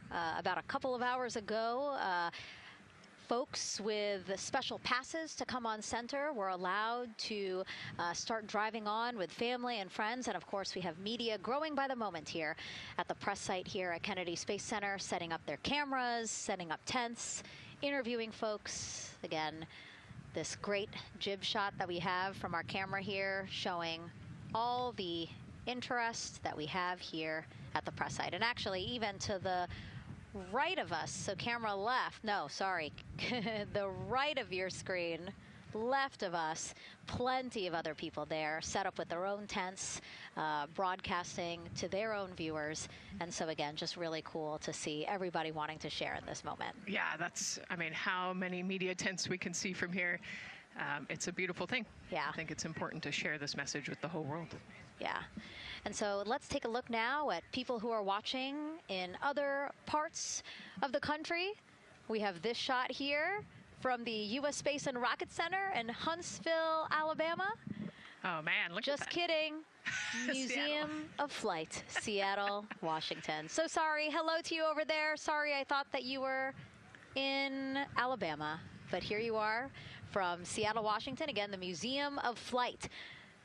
They must have had a special event to bring people there to watch, as well as a special event here. Now, correctly, the U.S. Space and Rocket Center, Huntsville, Alabama.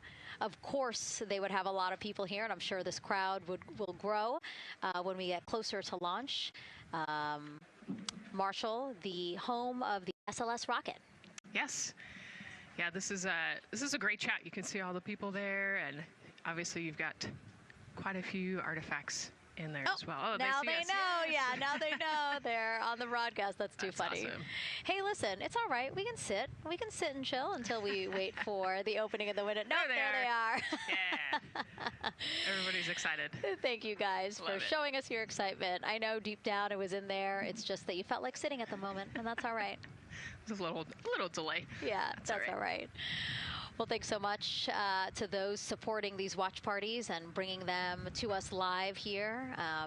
Actually, our video paths are taking quite a circuitous route to be able to bring those live views in from Seattle as well as Alabama, but we're glad that we can be able to share it with you in the broadcast now. And so why are we going to the moon? Why does NASA want to build a moon base there? Here's Megan Carter again with our moon board. All right, thank you, Megan. Yeah, so we are right around that hour-and-a-half mark, hopefully for that launch. It's going to be very exciting. So they are going to have a few days to be around the low Earth orbit, and then they'll be heading on to the moon. So yes, let's talk what will be happening. Why are we going to the moon? So obviously this is not going to be a landing, as we've discussed. They are going to be coming with 4,000 to 6,000 feet around the moon's surface, and this is going to connect us directly to our past. Those Apollo missions did have 6 lunar landings, and the Artemis campaign is looking to build on that past by going back to the moon, staying longer, and then going farther. So how are we going to do that, and why? We have obviously talked a little bit about that lunar South Pole, and we are focused specifically on the far side of the moon for this one for a specific reason. You might have guessed we're going to be looking for some resources especially, and that's going to be water or water ice. That is going to be giving us some really critical pieces for future missions. And as you can see here, we have identified 9 potential landing zones. So this is going to be a critical objective for our crew. Depending on when they launch, it will determine what is going to be visible, but we do have these 9 landing zones right here around the Shackleton crater. And as you can see here, a lot of that area is deep and dark, and that is where we are going to be looking for that water ice, because that is obviously going to give us not just water to drink, but as we know, that can actually be converted into our propellant potentially, that hydrogen and oxygen. So that is going to make the moon a critical place for that moon base, because we want to think of it essentially as a backpacking trip. If you have your tent and your hiking boots and your camping stove and all your gear, you don't want to take that out and be on the trail for the first day and then try everything out. You're going to test things out a little bit closer to home before you go out on that adventure. And that kind of goes for us as well. So the moon is going to be critical for us in the future steps towards our lunar landings, and then also for going farther on to Mars in the future. It's going to set us up for that deep space exploration, and we can't wait to see what they see once they get to that flyby. But for now, we are, like I said, getting closer. So I'm going to turn it back over to you, Megan.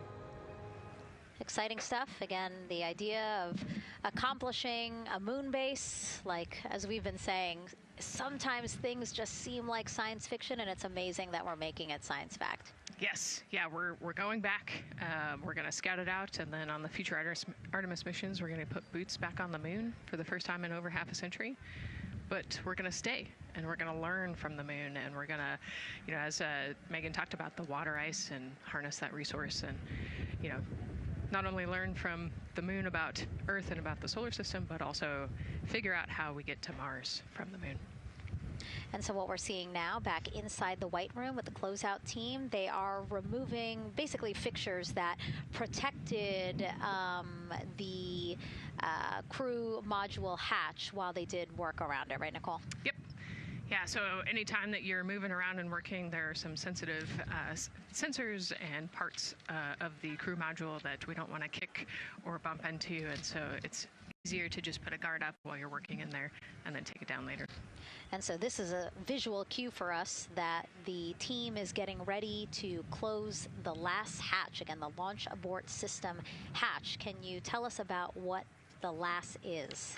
Yeah, so launch abort system, this is, you know, we have the crew module, and then what sits out basically on top of the crew module is the launch abort system, and it has its own motors, so that we'll arm it about 5 minutes prior to launch, and then it stays with the crew module until about the Kármán line, so that 100-kilometer point in space.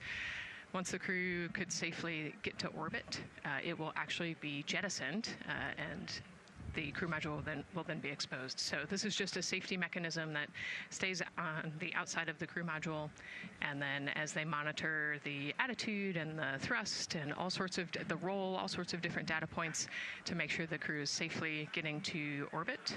And once they are safely to orbit, then we will get rid of that launch abort system.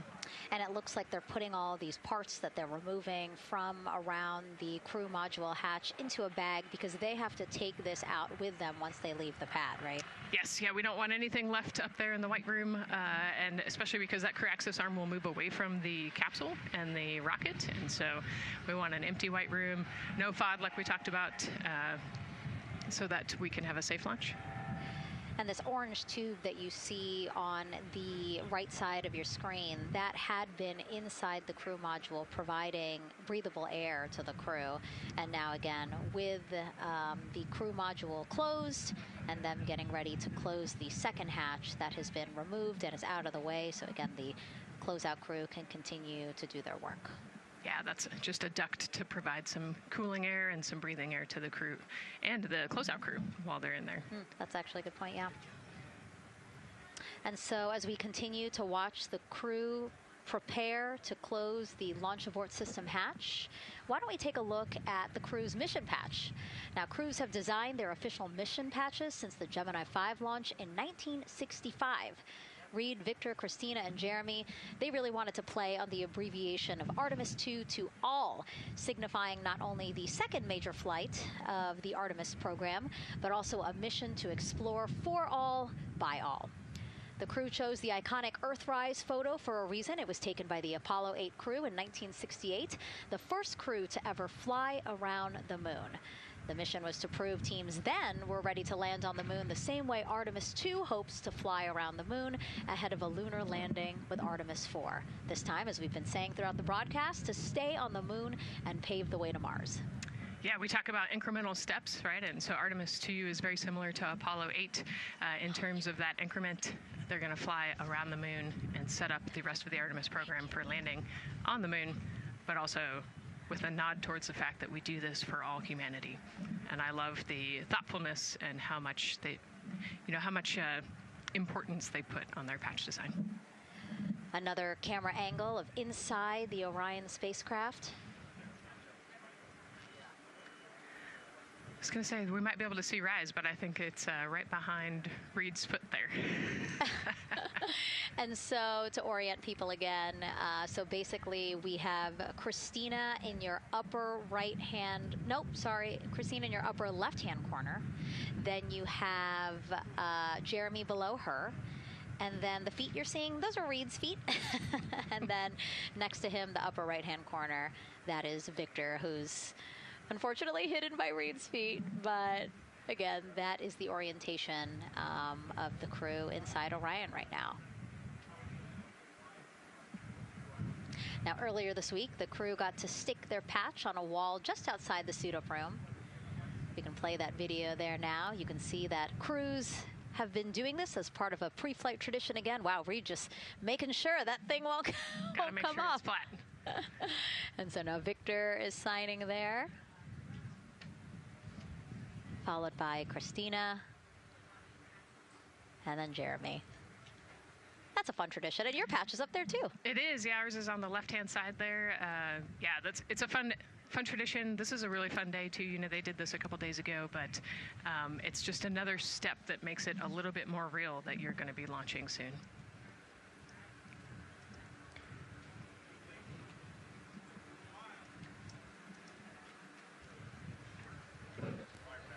Again, we talked a little bit about this before. The basically like a computer there on Jeremy's leg, a way for him to just check out the data, see some of the data that also Reed and Victor are getting to see, but in those much bigger displays for Orion. Right, yeah, it's basically a tablet on his leg, and it's actually plugged into a cord nearby that allows him to have a screen repeater so he can see what they're looking at. And it looks like he's taking notes. Can you talk a little bit about what that is? It's part of, all of them have like a little procedural book, right? Right, yeah, so they have what we call a knee board, and they'll have blank pages to take notes on. They might have a cue card or procedures, or they can be kind of custom built to what each crew member wants for their knee board. This mission, of course, built by people and companies in all 50 states, as we've been saying throughout the broadcast, and with our international partners as well. Let's take a look at some of the people playing such a big role in today's test flight. What we're doing here is a collaborative effort of hundreds of thousands of people.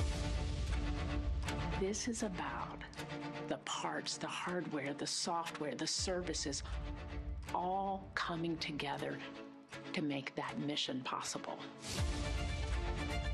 My dream for this space program is that we would not just push the boundaries, but that we push them together. And liftoff of Artemis 1. We rise together, back to the moon and beyond. It takes a team to do great things. And Artemis has an incredible team.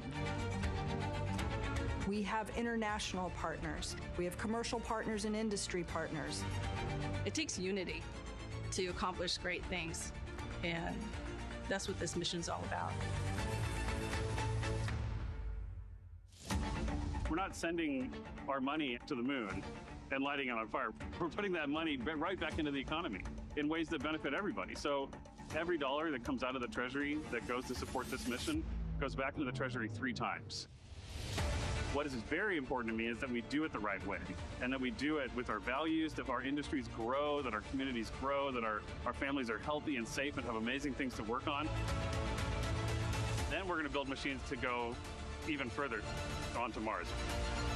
That is our generation, the Artemis generation, that defines the starting point of our exploration future.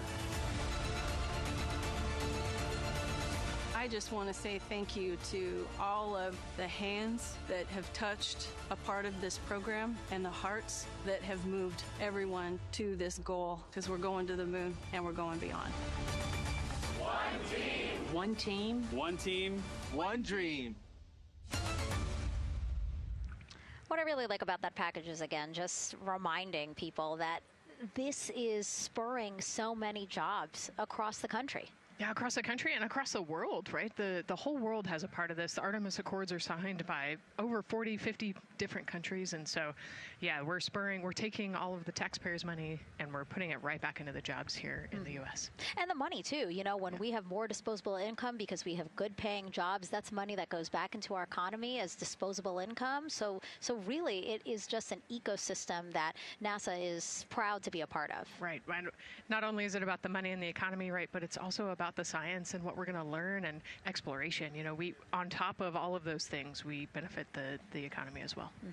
Obviously, Nicole is a wealth of knowledge. We're very lucky to have her. We're going to be tapping into that knowledge throughout the broadcast, and we have been for now close to 4 hours. So thank you, Nicole. I hope you're holding up okay. Yeah, I'm loving it out here. It's been great. Let's learn a little bit more about Nicole. Her first mission to space was actually last March. She launched from here at Kennedy Space Center as pilot of NASA's SpaceX Crew 10 mission to the International Space Station. And what a beautiful launch that was. She spent 148 days in space conducting science experiments that could benefit us on Earth. For example, one studied the physics of liquids, which could help researchers deliver medicines more effectively. She also conducted an almost 6-hour spacewalk to help upgrade the orbiting lab's power system. Nicole is a lieutenant colonel in the U.S. Air Force and flew one of its most advanced aircraft. She was born in San Diego, California, and is a twin. That's a cute photo of the two of you. Oh, that one too. Young explorers, yeah. Yes, yes. That's so great to just see how far you've come. Again, I think that speaks to what we've been saying. Like, you know, just if you're passionate about something, go for it and see where that takes you. Yeah, I think that's a great example. You know, I was a serious little kid with really high goals and, you know, just kept working hard and never got bumped off the path and ended up here. And, you know, I think it's a testament to the human, like we talked about, you know, if you're willing to work hard, be a good team player, you can really get anywhere you want in life. And that's what I love to talk about. Christina has mentioned similar things. And so it's been kind of a theme for the day. Yeah, definitely a theme for the day, a theme for the team. The team has said the same, the crew has said the same sort of things. So absolutely, Nicole, thank you so much for being here. And hopefully only a little bit more until launch today. Hopefully. So today's Artemis II test flight will mark only the 7th time NASA astronauts will launch on a new NASA spacecraft designed for crew. And then controlling the flight will be Mission Control in Houston. Our Gary Jordan is inside with flight controllers. Hey, Gary. Hey, Megan, you are right. This is a significant milestone, and we may be putting the names of a few more astronauts in the history books today. The Artemis II crew is set to launch today will join a select list of humans to fly in a spacecraft for the very first time. And Artemis II, like missions before it, is a test mission. During ascent, the crew and the teams here in the room are prepared for a variety of scenarios. Some of these will be called out directly by Capcom Stan Love during ascent, and some are a little more subtle. These calls can be split into 2 categories: alternate main engine cutoff or MECO targets and aborts. First, there are 2 alternate MECO targets, or AMTs. These note milestones to give flight control teams and astronauts an idea of what would happen after that moment should the core stage lose one of the main engines. First is AMT low. You won't hear it called out by the crew or Capcom since this happens right at liftoff. If the core stage loses one engine at this moment, an abort once around option could be made at main engine cutoff, meaning the crew could target a splashdown in the Pacific. The second is AMT high, which will be called out by Capcom's Stan Love around 22 seconds. After this moment, if the core stage loses an engine, we can still pursue an alternate mission in low Earth orbit to accomplish some of the test objectives. And at about 5 minutes, 16 seconds into the flight, you'll hear the call 3-engine press. This is a good moment. After this point, if the core stage loses an engine, we can still make a nominal main engine cutoff and pursue a moon mission as expected. Again, these MECO targets give the flight control teams and crew an idea of what lies ahead should one main engine be lost, but assumes we are otherwise continuing to a main engine cutoff target. This differs from an abort, where the Orion capsule separates from the Space Launch System prior to the planned separation time. There are abort options at every moment that integrity is attached to the Space Launch System, from the pad to more than 3 hours into the mission. During the first 8 or so minutes of powered flight, there are 3 abort options. First is the use of the launch abort system, which you see at the very top of the rocket, and here in the White Room where the hatch is open and teams are working to close it. This particular abort capability can be used from here at the pad through roughly 3 minutes and 22 seconds into the flight. Next is an untargeted abort splashdown, or UAS. This uses Orion's service module engines to escape the SLS and becomes available immediately after the launch abort system jettisons.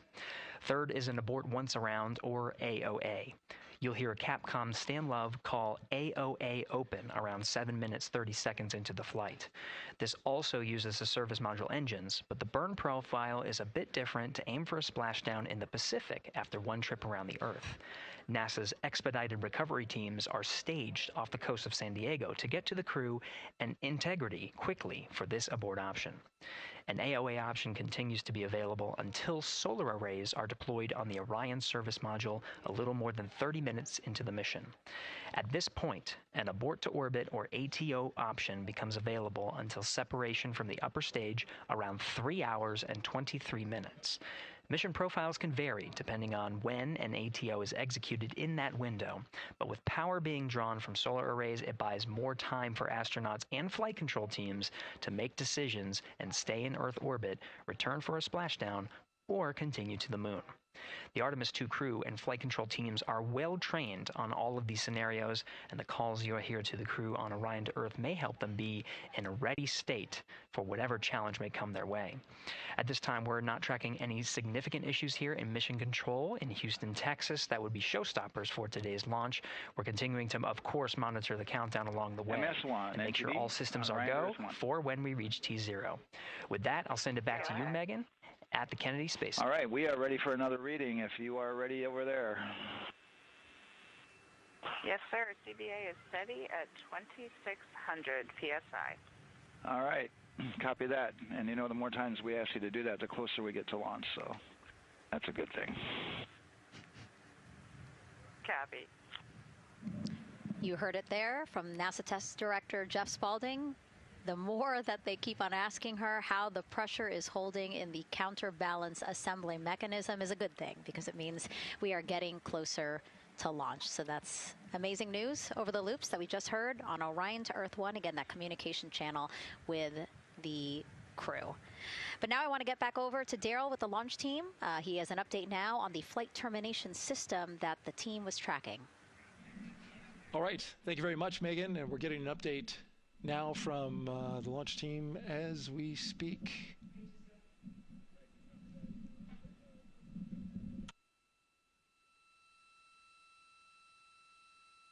All right, stand by 1 second.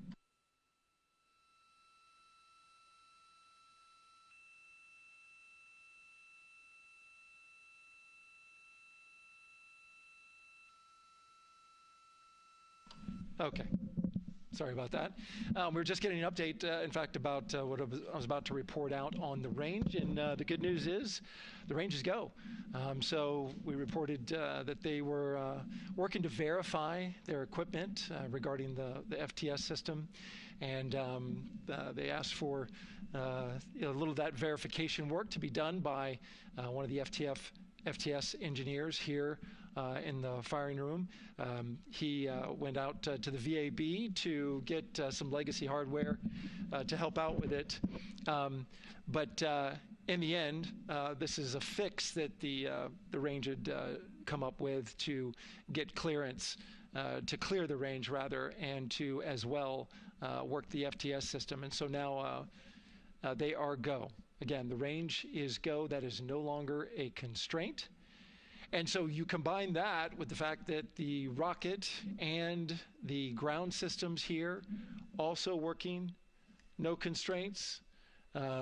clear board here is great news. So again, the range is green, and we're continuing to work through the countdown. We got a weather update that came in to the launch director from Launch Weather Officer Mark Berger.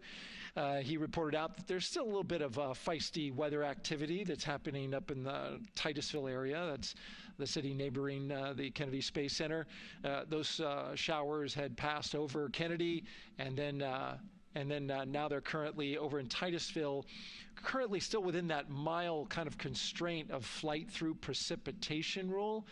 But we're still far enough from the window that it looks like it won't be an issue. And in fact, we're seeing some good sunlight now breaking through onto the launch pad. As you can see, it's actually shining on the other side of the rocket here. But to the west, we're starting to see some of that clearing that was forecast. And so the launch weather officer held his forecast for 80% go for flight during our launch window tonight, which, as a reminder, is 6:24 p.m. Eastern Time until 8:24 p.m. Eastern Time.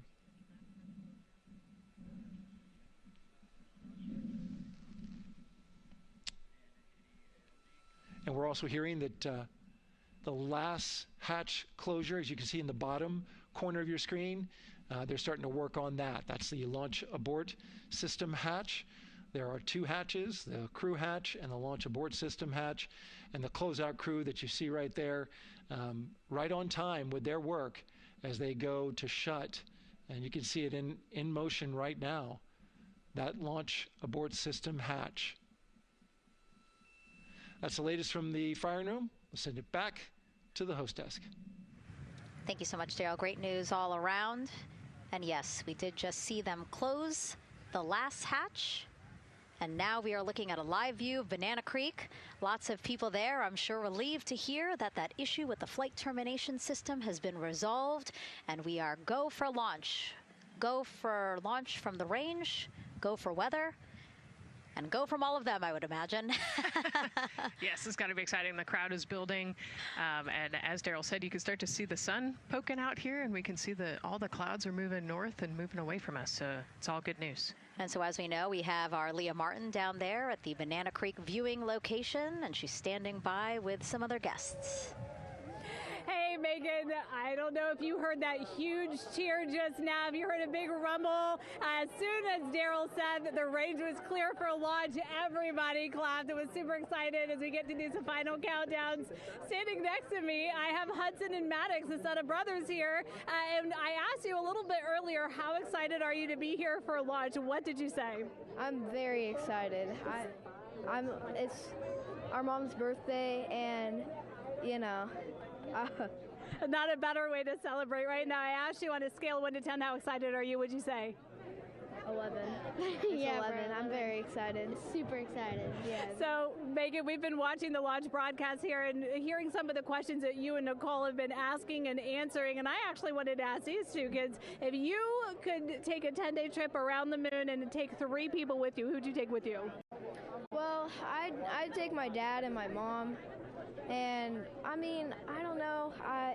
Probably my best friend. I'd just say one of my friends, you know. Oh, one of your friends. So brother got left out. Who would you take? That was just what I was thinking. My dad and my mom and my best friend.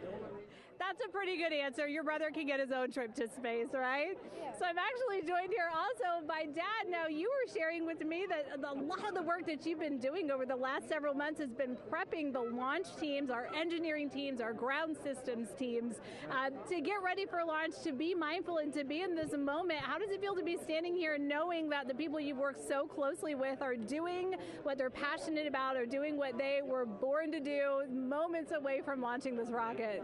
I mean, this is an exceptionally happy moment for us and all of us and the people that are, you know, about to take off on this historic trip here. And I'm grateful to know that we've helped in some way, shape, or form to help them stay steady and calm, you know, in such an exciting time within the agency. And so to just be here and witness it and know that, you know, they've got some tools to help them stay calm and steady is everything to us. So.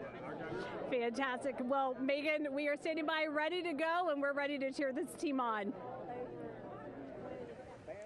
Thanks so much, guys. And yes, Leo, we did hear that cheer. That was very exciting. I think the vibe over there is they're celebrating, they're having fun. And here, once they heard that we're go for launch, everybody had to run back to the camera and work. It's a little bit of a different vibe, but I definitely think that people are excited, especially as we see now live inside of the White Room at the launch pad. The closeout crew has closed the launch abort system hatch. You saw there, we took it live. Took a lot of them, I think all of them, except for one. I think it took all 3 or 4 of them to push that hatch door close. And then they felt around the perimeter of the door to make sure that everything was sitting just right. Right, yeah, we talked about how heavy the crew module hatch is. This hatch is just as heavy probably. And so, you know, they're working the closure here. And working those connections, and you can see, yeah, there's still 3, 4, 5 people that we can see in the White Room. It takes a lot of people to get this these hatches closed and this rocket ready to launch. And so the next step in the countdown is that this team will start closing out the White Room. So basically disconnecting things, stowing things, making sure that when they leave, there is nothing that isn't supposed to be there. And really, then at that point, it's just all 4 of the crew member, Victor, Reed, Christina, and Jeremy by themselves at the top of the launch pad. Yeah, and then eventually that crew access arm will move away, and then it'll really just be them up on top of that rocket. Yeah, your eyes lit up when I said that. That's exciting. It is. It is. Yeah, we had a moment, we talked a little bit about my fear of heights, but most of our crew is afraid of heights. And so there was a moment where I realized that it was just us, you know, 100 and some odd feet up and no crew access arm, and may or may not have said something that made everybody go, huh. Were you wondering to yourself, what? How did I get here? We're pretty far up. That crew again bringing that drag-on camera. That camera is a handheld camera that is a live look for teams who are remotely watching these operations closely. Again, verifying that things are as they should be before the crew starts, the closeout crew starts leaving the White Room. You see them checking their procedures. You can see they're covering the ends of those hoses. That's to protect those hoses from FOD, so we don't want any dirt or anything to get into those while we transport them and stow them. So you can see Andre there working to close out the hoses as well while they're cleaning up the White Room. And so they'll tape that close. You just saw number 5. Number 5 holding some tools. Again, we'll stow those away. You have to account for everything. Obviously, you know, they did have tools out. They did have procedures, paper, notes out. Like all of that has to go. Yes, and you can even see on number 3's hat, he's got a string that's connected to his suit there. That's, again, just to make sure that we don't lose anything. If, you know, gust of wind or you get knocked or something, you don't want to lose a single thing in the White Room. So everything is tethered, everything is accounted for, and everything is protected. The crew now, another live view of them inside Orion. Jeremy, Christina, and Reed and Victor on the right side of your screen. What do you think they're thinking right now, Nicole? Oh man, just over an hour to launch. You know, there's probably a little bit of a lull right now, monitoring some systems, but you can see Reed's got his feet crossed. So I think just trying to relax and, you know, pass the time by maybe thinking through the items that they're going to monitor through the launch, you know, the different jobs that each of them have throughout the launch. And once they get to orbit, you know, this first day on orbit is actually really busy for them. They've got, you know, 2 burns that they have to monitor. They've got to get the system set up, and they've got to get the cabin set up. So there's a lot going on in the next 24 hours for this crew. I think they've got a couple sections where they get to take a nap, but I don't think they get a full night's rest for quite some time. So, yeah, you know, going through what's next. And so as we say that, I mean, imagine what it would be like to live in a spacecraft for 10 days. Let's take a look at what life will be like in Orion. Artemis II is our first crewed mission back to the moon since the Apollo program. A lot of the focus of Artemis II is really checking out systems to be sure that we're ready and well positioned for continued human exploration. My name is Susan Baggerman, and I'm the Chief Health and Performance Officer for the Orion program and the Artemis II mission. And this is 10 Days in Orion.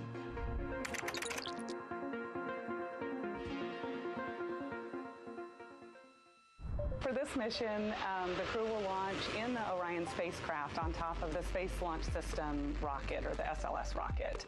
Once they've launched and achieved orbit, they'll continue on checking out many of the different critical Orion systems, check out some of the critical medical systems, and be sure that we understand how the crew would do that successfully within the volume of Orion.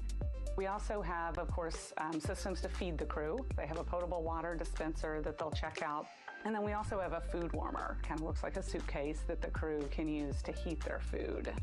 They're also going to check out the flight wheel system. We'll have the crew perform some initial exercises. Part of that is to ensure that the flight wheel is actually working, but part of it is actually to be sure that our environmental control systems are actually working. For sleeping, the crew will sleep in sleeping bags. Some crew members like to be very tightly bound up, and some like to float very free.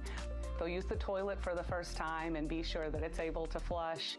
While they're on their journey, they'll do some testing that they quickly don their suit just to be sure that we would be ready in the future for an emergency. They'll also check out our radiation shelter. If we were to have a solar particle event, we would be asking them to take stowage out of the stowage bay and put it in some specific locations on the vehicle, basically for it to serve as shielding.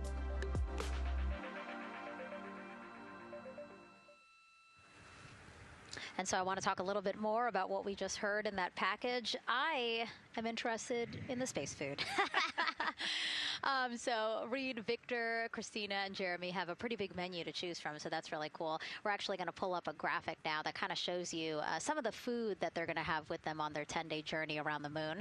We know of more than 10 types of beverages. There's coffee, a mango peach smoothie, apple cider, lemonade, so those all sound delicious. And now I've just remembered I haven't eaten lunch. They're actually not too bad. I actually have a mango peach smoothie with me today. No way. Yeah. So you can see they come in these little packets here, but it's just kind of a dried powder that you add water to. So this would actually, you'd add 175 milliliters of water and let it sit for 2 to 5 minutes, and then you can stick a straw in it. You saw in that package they put a straw on the top septum portion there, and then you can drink it. And so this is the packaging. This is food that you brought up with you, or that you had while you were at the ISS. Yes. Yeah, actually, this is all food that we have available to us on the standard, what we call the standard menu on the space station. And so actually the graphic there showed quite a bit of the standard menu that they're going to take with them. So let's pull space it back food up, is space food. Yeah, we can use the food that we have been using. You know, our food lab at Johnson Space Center actually creates that food, and then they stabilize it and they package it for us and everything. So they do a really wonderful job out there. We've got different types of food. You know, you can see I've got this is a soup, tomato basil soup, so thermal stabilized. It's already hydrated, so you just throw it in that food warmer that we talked about, and then you can eat it.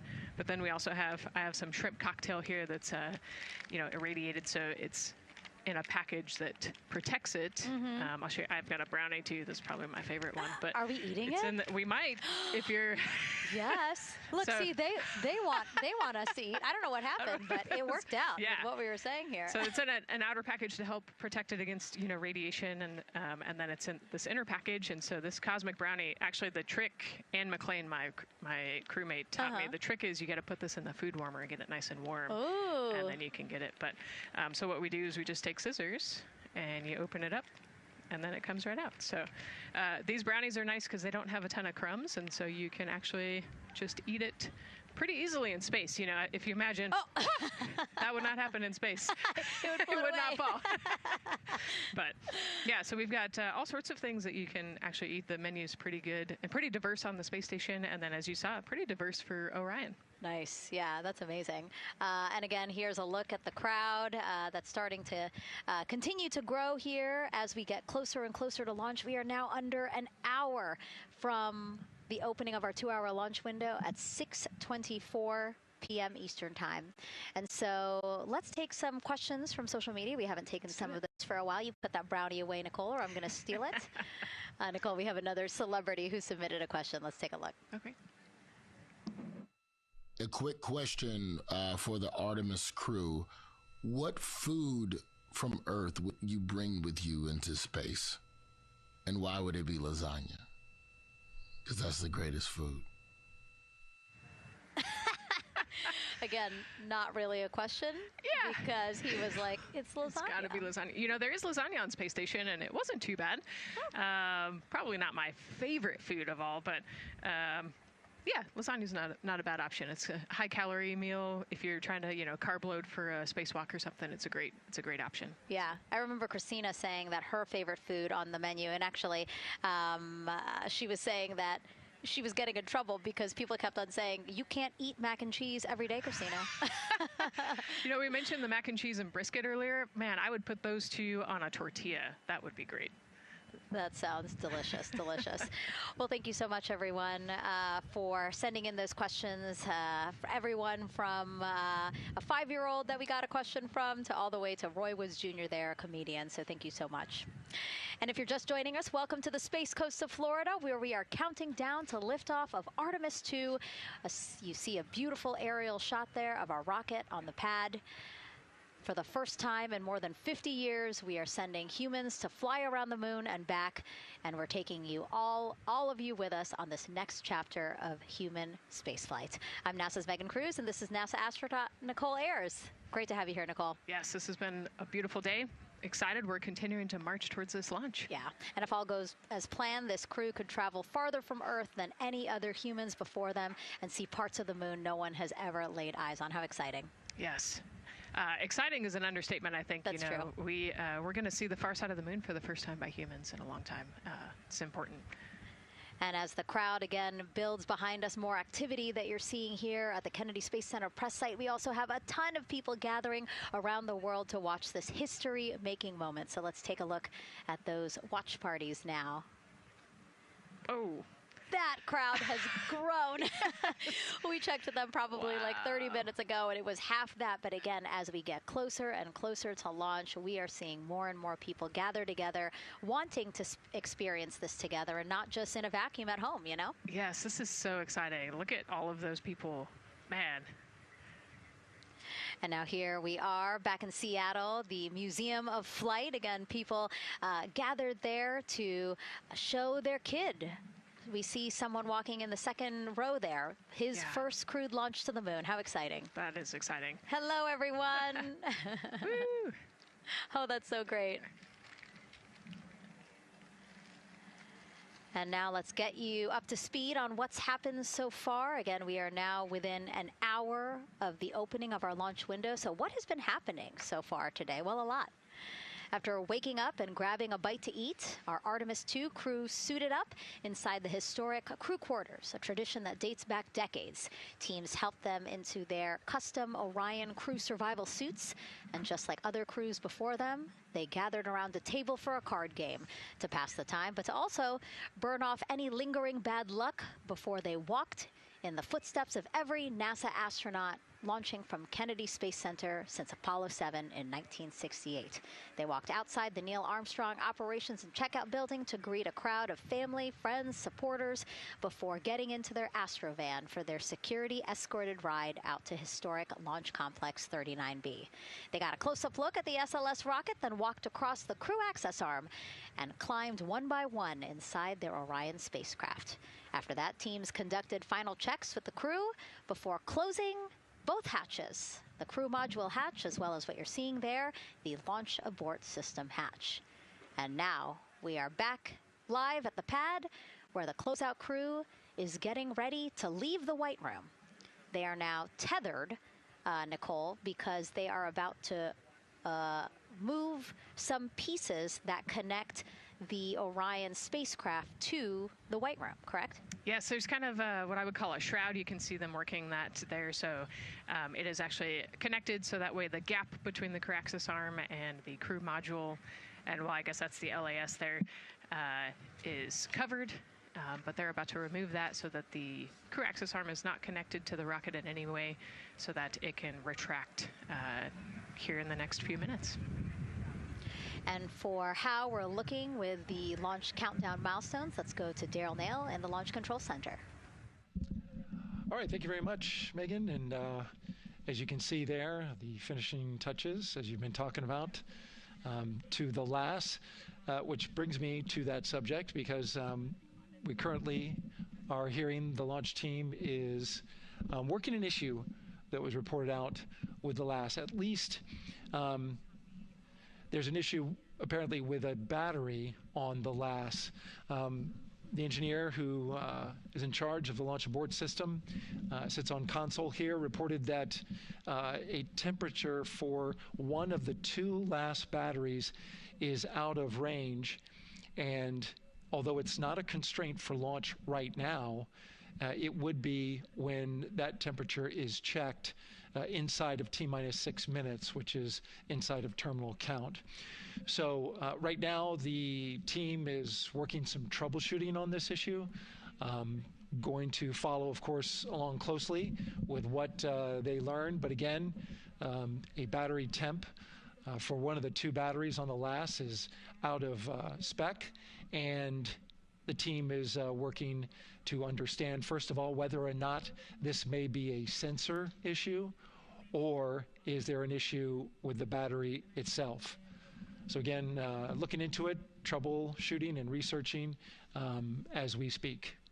With regards to the weather, we did get some good news there. Launch Weather Officer Mark Berger reporting to the launch director that the weather chances have now improved for the window. We are up to 90% go, which is great news. Again, 90% go. That is up from the 80% that we started when we had the first weather forecast come out officially 3 days ago. And so that is great. And for anybody who's here in the launch area knows that is certainly viewable. They can see that by just looking up. So we're getting some good clearing as forecast. And then just a reminder for those people who are watching the launch from the nearby area that if you're watching on an internet-enabled device, just remember that there may be a little bit of a delay. Can't tell you how much of a delay, but since it's on an internet device, sometimes this broadcast might be a little behind what you're actually seeing. So just keep that in mind as you are watching. Don't wait to the last second to run outside if you're inside your RV or your camper or your house. That's the latest here from the firing room. Of course, we'll keep track of that last battery issue. We'll send it back now to Megan and Nicole at the host desk. Two of them there had to be tethered to the inside of the white room, because obviously now we have detached the white room from the Orion spacecraft. Yes, that view is quite something. Yeah, spectacular. Yep. Oh, no, I'm sorry. I forgot. Nicole's scared of heights. An astronaut afraid of heights is actually not uncommon, as we've learned today. But yes, so obviously, again, things proceeding as we march closer to the opening of our 2-hour launch window at 6:24 p.m. Eastern Time. Again, the closeout crew just finishing up those last couple of things they have to do before leaving the white room and then leaving the pad, leaving only the 4 Artemis II crew members inside the spacecraft by themselves at the pad. Yeah, and then we'll be curious to follow the battery issue on the LAS as well. I think sometimes it's just a sensor issue, sometimes it's a battery issue. So hopefully they figure that out quickly. Mm-hmm. And so if we can take a shot of the crew inside the capsule, if one's available, why don't we talk a little bit more about each of them? So we have Artemis II Commander Reed Wiseman, Baltimore native, and he's actually, you see his feet in that shot there from inside Orion. He's been in space once before as flight engineer for Expedition 41 aboard the International Space Station from May through November 2014. During the 165-day mission, Reed and his crewmates completed more than 300 science experiments in areas like human physiology, medicine, physical science, earth science, as well as astrophysics. They actually set a milestone for station science by completing a record 82 research hours in a single week. He also served as chief of NASA's astronaut office from December 2020 to December 2022. His two daughters were out to wave goodbye to him as he made his way to the launch pad. And again, there's Reed's feet. Reed is the one sitting in the seat to the right, closest to our camera there. So looks like he's relaxed by the body language of his feet. Yeah, you know, I think they're kind of in a holding pattern, if you will, or a waiting period. So it makes sense that he's a little bit relaxed. He's also kind of just a relaxed person in general. He's wicked smart, but has a demeanor that keeps everybody calm. And so I think we're seeing that here today. And so in this shot, Reed is the one sitting on the left, and to his right, Artemis II pilot Victor Glover. NASA selected the California native as an astronaut in 2013, and at the time he was actually serving as a legislative fellow in the United States Senate. His first trip to space, November 2020, pilot of NASA's SpaceX Crew 1 mission. That was the first operational mission of NASA's Commercial Crew program, which resumed launching American rockets from American soil to the International Space Station since the end of the shuttle program.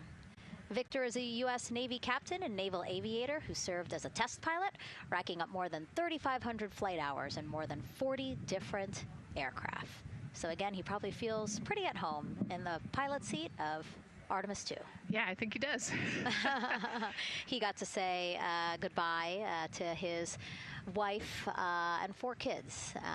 Again, those were the family that he had here at Kennedy Space Center before the 4 of them drove out to the pad. Yeah, and you can see there, we talked about Victor's energy earlier, and you can see him working through, you know, pushing some buttons on the displays. Looked like he was pulling up a procedure, so he's following along and ready to go, looks like.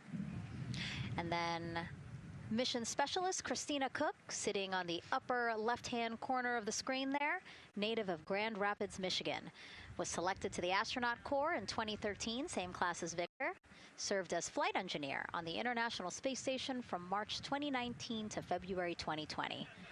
During that time, she set a record for the longest single spaceflight by a woman with a total of 328 consecutive days in space. How cool. She also participated in the first ever all-female spacewalk. And before becoming an astronaut, Christina helped build space science instruments and led scientific fieldwork in some of the most remote environments on the planet. Her hobbies include surfing, rock climbing, and community CDR, service, yoga, and photography. Go ahead, NCD. Those couple of suppressed overvolt messages, we're going to go ahead and clear those off your screen. We see them and we copy. All right. NASA test director. We're still working here, trying to get through everything. So we're getting close, and then trying to talk that other issue that we just picked up a little bit ago. But I think work-wise, we're doing really well. Sounds good, NCD. We're doing great on board. Glad to hear it. NASA test director giving an update to the crew. Some messages flashed on their displays. Just wanted to say that they didn't have to worry about that. We're going to clear that. And that also just reassuring the crew, again, that they are tracking and working the issue with the launch abort system battery. Yeah. All right. And then first-time flyer, Canadian Space Agency astronaut Jeremy Hansen will fly to the moon as a mission specialist on the Artemis II mission. The London, Ontario native selected as an astronaut in 2009. After that, he worked as Capcom at NASA's Mission Control Center in Houston. Capcom stands for Capsule Communicator and is the sole direct voice communicating with astronauts while in space. Jeremy also participated in training exercises, really cool ones like living on the ocean floor off the coast of Florida to simulate deep space exploration for a week. In 2017, he became the first Canadian to lead a NASA astronaut class. He also enjoys getting out on a sailboat, rock climbing, and mountain biking. He has a wife and 3 children. And he's the one that you see bottom left-hand corner of your screen. I know, I'm trying to see what he's doing there. Christina's looking too. And so there is your Artemis II crew inside the Orion spacecraft. And this is actually the 7th time NASA astronauts will launch on a new NASA spacecraft designed for crew. And if you're wondering about the first 6 crewed test flights, here they are. All systems are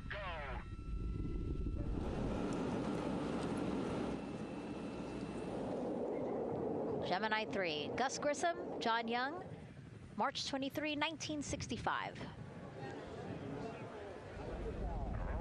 Apollo 7, Wally Schirra, Don Isley, Walt Cunningham, October 11th, 1968.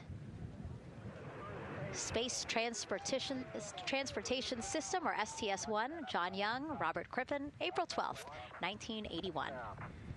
Then NASA's SpaceX Demo 2, Doug Hurley, Bob Behnken, May 30th, 2020, followed by NASA's Boeing crew flight tests.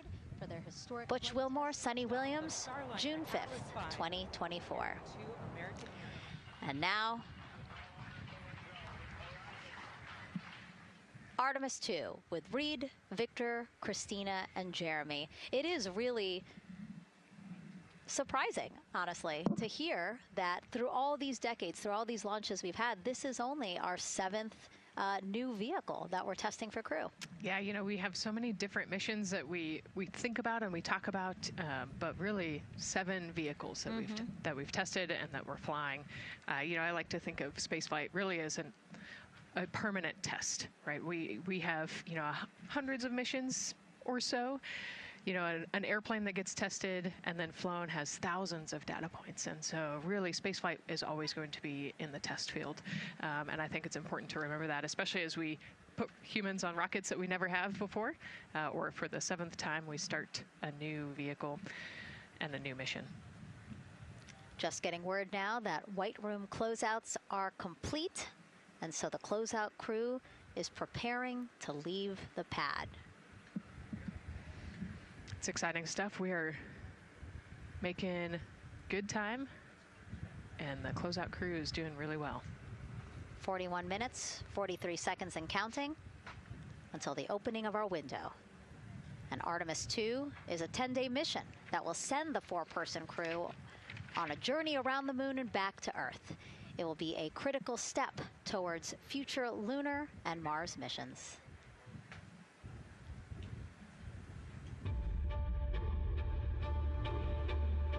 We're going back to the moon because it's the next step in our journey to Mars. We need to go explore the moon. There's vast regions of unexplored areas with the coldest, darkest places in our solar system. This is a test mission, and when we get off the planet, we might come right back home. We might spend 3 or 4 days around Earth. We might go to the moon. That's where we want to go, but it is a test mission, and we are ready for every scenario as we ride this amazing space launch system in the Orion spacecraft. But another reason we're going back to the moon is to fulfill NASA's mission, which is to explore the unknown in air and space, to innovate for the benefit of humanity, and to inspire the world through discovery. And when we succeed and when we accomplish the things that we set out to accomplish, that inspiration not only can set up new things to happen, but it also is a reminder in tough times that we're capable of doing great things when we work together. The thing I love about the moon is that it's not just a beacon for exploration and this platform of possibilities for incredible missions like this, but it has benefits. That's actually why we're racing towards it.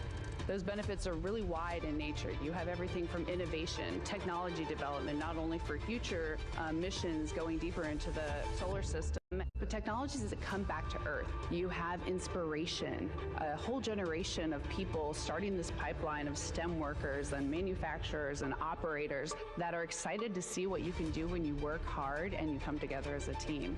When I think about the 4 of us flying around the far side of the moon, seeing that Earth rise, taking images and video and sending them back to you, the feeling that I have inside is hope. We know that Artemis II is not the solution for humanity on planet Earth, but it it is a contribution in the positive column.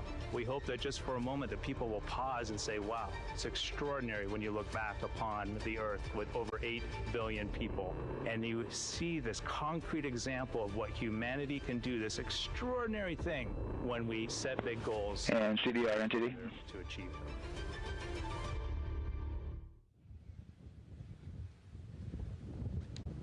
And so Mission Control Houston will control the flight of Orion after a liftoff here at Kennedy Space Center. Here's Gary Jordan, who's embedded with that team. Gary, you might have to pause because we did just hear a call out to the commander in Orion. Will do, Megan.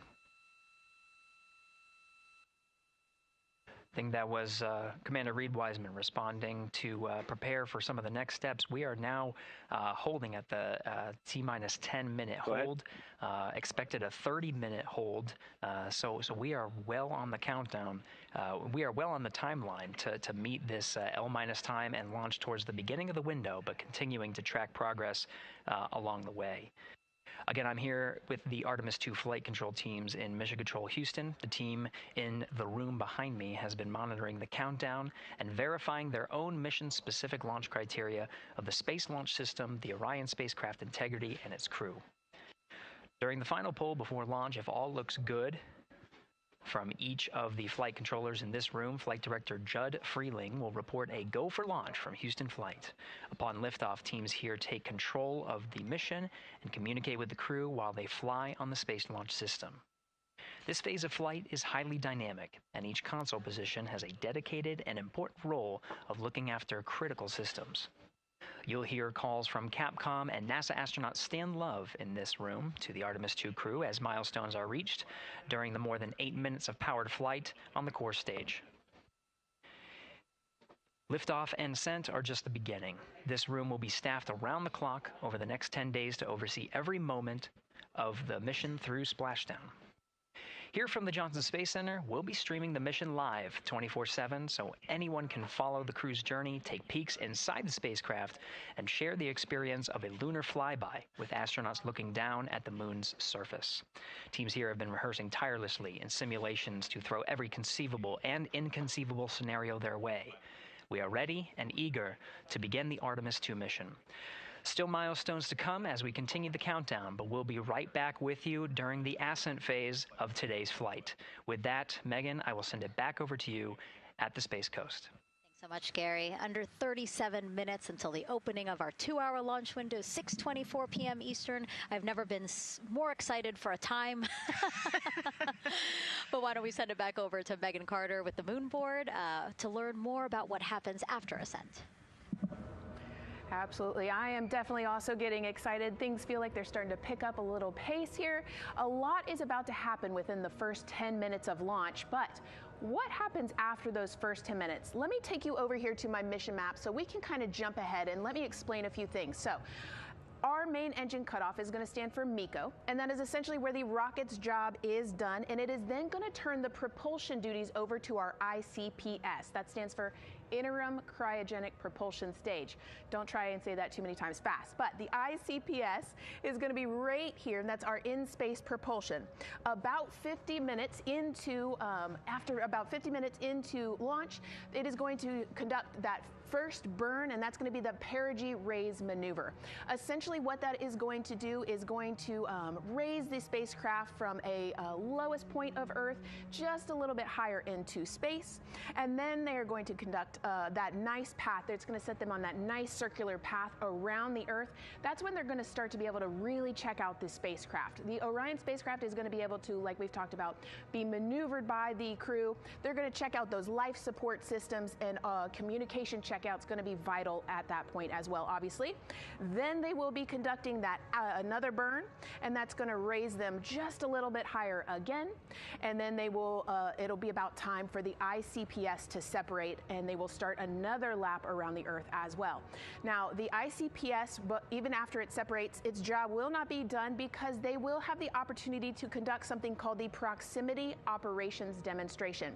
And this is going to be really important for our future lunar missions because the ICPS actually has a target on it, and the crew is going to have the opportunity to manually maneuver these spacecraft like we've mentioned and practice those docking maneuvers.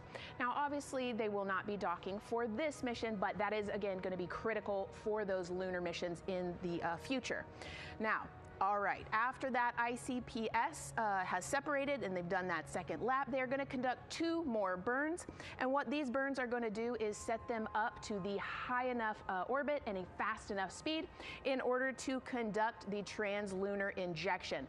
This is going to be that critical moment and that critical milestone where they are going to produce about 6,000 pounds of thrust. And this is that point that is going to take them out of low Earth orbit into deep space, and it's going to set them on that nice path towards that lunar flyby. And I know we have talked a little bit about why this could be a record-breaking flyby and journey to the moon. And with that, I'm going to turn it back over to Megan so she can tell us just why. Yeah, she's talking about the distance record set by the Apollo 13 astronauts in 1970.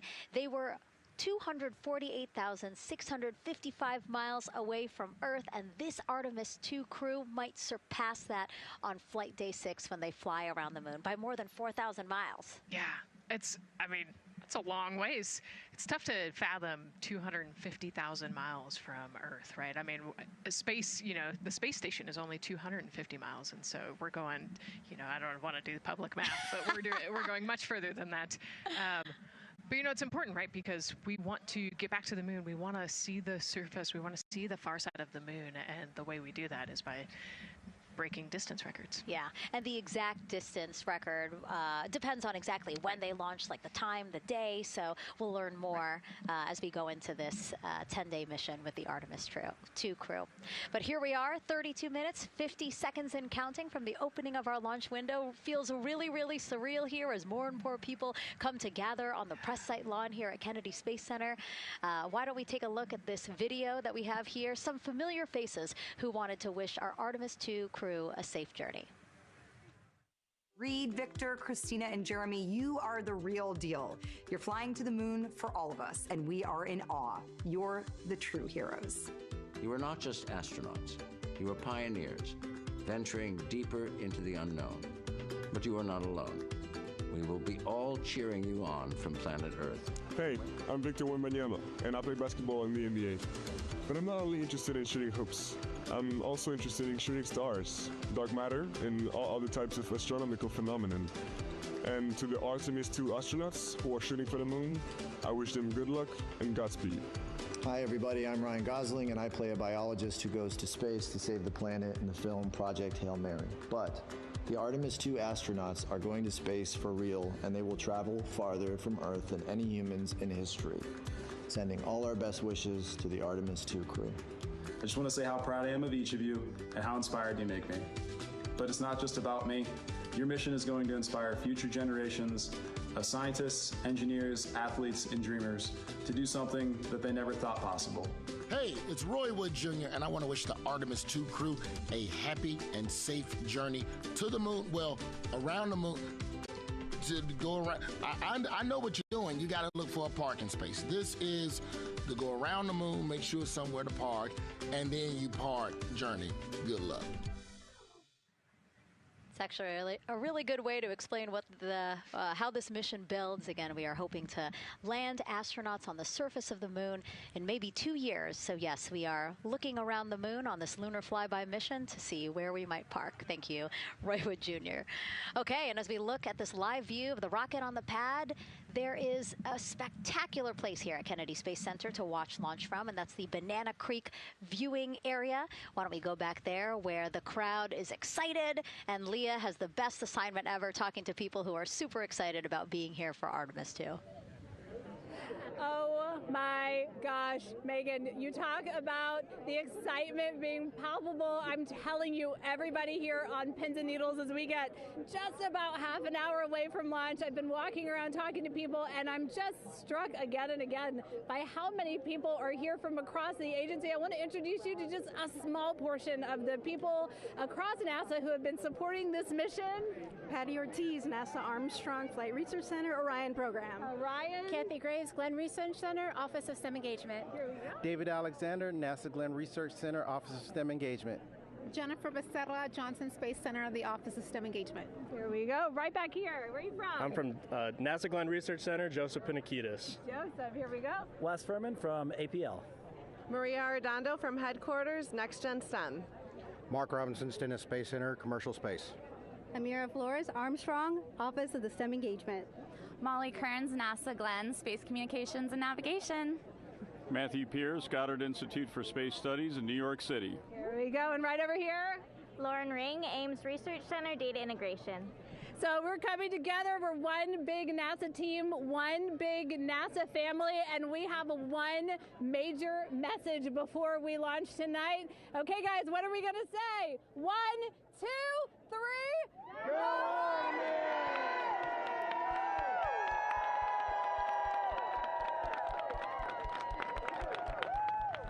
Oh my gosh, that made me so emotional. That was so inspiring to see. I mean, wow, yeah, that was great. I mean, just to hear everybody say their position, what they're doing to support this mission is amazing, and I'm sure this was something that really rang true and resonated with NASA's Administrator Jared Isaacman, again, to see the workforce come together to do the work and then to be here for launch. So why don't we actually go over to him now with our Jasmine Hopkins at one of our other viewing locations. All right, Megan, thank you so much. The energy here on the balcony is honestly becoming electric as we get so close to launch, and now we are thrilled to welcome NASA Administrator Jared Isaacman. Jared, we're really entering a golden age of exploration. How will Artemis II set the pace for the coming years? Well, I mean, Artemis II is the opening act, right? This is the test mission. This is getting very comfortable with the SLS rocket, the Orion spacecraft. No humans have ever flown on this before, right? And we're going to put it through its paces. We'll go into Earth orbit for a little bit, make sure Orion's doing okay, and then we are sending them, right? We're going to send them farther into space than any humans might have gone before, 250,000 miles away, and it's going to set up for the subsequent missions. That's why we're going into the golden age of science and discovery right now, because you're going to see a moon rocket launch in 2027 when we do our testing with the lander. We're going to go for the landing on Artemis IV in 2028, and in parallel, we're going to build the moon base, right? And that is going to be filled with science, discovery, and tech demonstrations that's going to support the enduring presence we're trying to create on the surface. Absolutely. So honestly, history-making years ahead of us, you know, with Artemis 3 and 4. But first is Artemis 2. What will be our single greatest takeaway from this mission? Well, I'll tell you, I mean, after ignition, to me, the moment that I'm going to be most excited for is splashdown. There's no question about that. Good shoots coming down off the West Coast. But look, I think the takeaway from this is gaining extreme comfort in the Orion spacecraft, right? I mean, this is very different than what we've done for more than a half century, right? I mean, the velocities that spacecraft is going to re-enter at, it's going to be new territory for us. We want to get our arms around that completely. So I would say the performance of SLS plus Orion is everything on this one. We want to make sure we do it in as a safe way as we possibly can, understanding what we are undertaking right here, bring our crew back, learn as much we can from the vehicle, set up for Artemis 3 in 2027. Right, and Administrator, we've actually had a pretty young audience today here, some kids running around the balcony. How do you hope Artemis 2 inspires that next generation? You know, I talk about this all the time. Like, you know, one of our overarching KPIs that we should always be tracking is the number of people living and working in space. Well, you know what's another strong number 2 on that one? It's the number of kids that are dressing up as astronauts for Halloween, so that they grow up, that they're inspired to want to join in this grand endeavor, whether they come work with us here at NASA or they join in industry, but they're helping humankind venture out farther, pursue all the secrets of the universe. Yeah, I think we'll see a lot of kids dressed as astronauts this year. And finally, Jared, you've really made it a personal mission to get to know the people behind the work at NASA. Do you have any final thoughts, any final words before today's history-making launch? launch. Yeah, well, one, I want to express a lot of appreciation. I'll tell you what, the 4 astronauts on top of Artemis II know this. It takes an army to pull a mission together like this, right? Across all 10 of our centers, all of our commercial partners, the international partners that come together to make this possible. My sincere appreciation for everyone who is currently working the mission right now, so getting them ready for launch, that will be watching over them in mission control, recovering this crew when they splash down off the West Coast. I have complete trust and confidence in your abilities. And everybody else who's not directly working on Artemis II, Artemis 3 is coming up next year. When this mobile launcher gets back in the VAB, we're going to start stacking. Wow, plenty of excitement ahead of us. Jared Isaacman, thank you so much for being here. Thank you. Thanks for being here. Of course. All right. And with that, let's get back to the countdown with NASA's Megan Cruz. Under 25 minutes and counting from the opening of our 2-hour launch window. And take a look at all these people behind us. I literally, every moment I turn around and I see the clock, I am like, oh, wow. Oh, wow. There are more people and less time. Yes, exactly, which is a great problem to have. Yes. Now, this first crewed test flight of NASA's Artemis program coincides with the 250th anniversary of our country's founders signing the Declaration of Independence. Exploration is a part of America's DNA, and it continues now with our return to the moon. 250 years ago, 13 colonies laid the foundation for the greatest and most enduring democracy in the history of the world. One driven by courage, faith, and freedom. From that moment, we became a nation defined not by where we stood, but by how far we were willing to go. We conquered vast frontiers, invented tools that shaped a modern world. We found light in the dark, and we rose from the earth. Faster, higher, farther. We pushed beyond the sky and into the unknown. We carried our courage into the cosmos, and we planted the American flag on the moon, the defining achievement of American superiority in space. Today, our curiosity stretches farther than ever. American robots search ancient rivers on Mars. New telescopes unfold to glimpse the first stars. And a new generation prepares to return to the moon, this time to stay. For 250 years, America has carried the light of humanity forward. But American exceptionalism isn't inherited, it's earned. Our greatness comes not only from what we've done, but what we're still determined to discover. Because in every era, across every horizon, America is at its best when it's reaching for something greater. America celebrates 250 years, and we are leading the world into the future.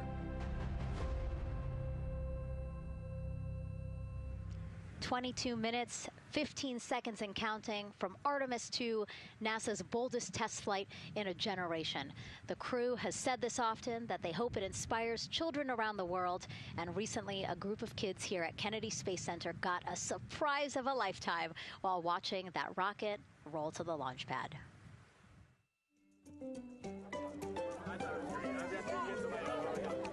Tell me what color it is.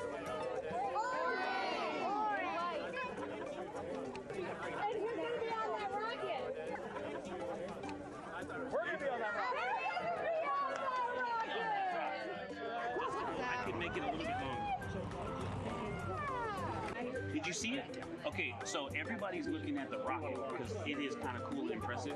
One of the coolest things happening over there right now, though, is it's on top of a giant tractor. Doesn't all food come in like tubes? It's in these like little plastic bags. You have to like rehydrate it. Sushi. There's not. I haven't seen sushi in space. It's probably hard to keep that Directed sushi mashed together.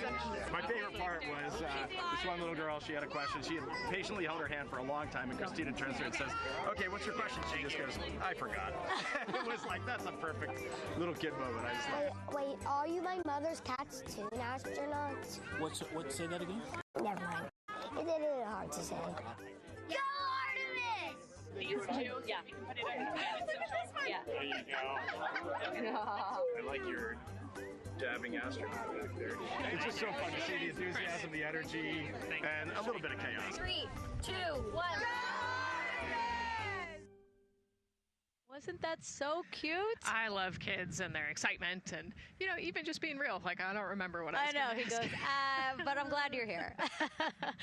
Now here we are, Space Center Houston. The crowd has exponentially grown throughout the day. We started showing you live shots from in there probably an hour ago, and now take a look at all the people there getting ready to witness history together. It's something really special to be able to witness something like this together. Yeah, you know, we've heard from celebrities and officials and kids, and, you know, it's amazing. People from all around the world came here today to Florida to watch, so it's something, it's hard to put into words, just how much support for this mission we're seeing today.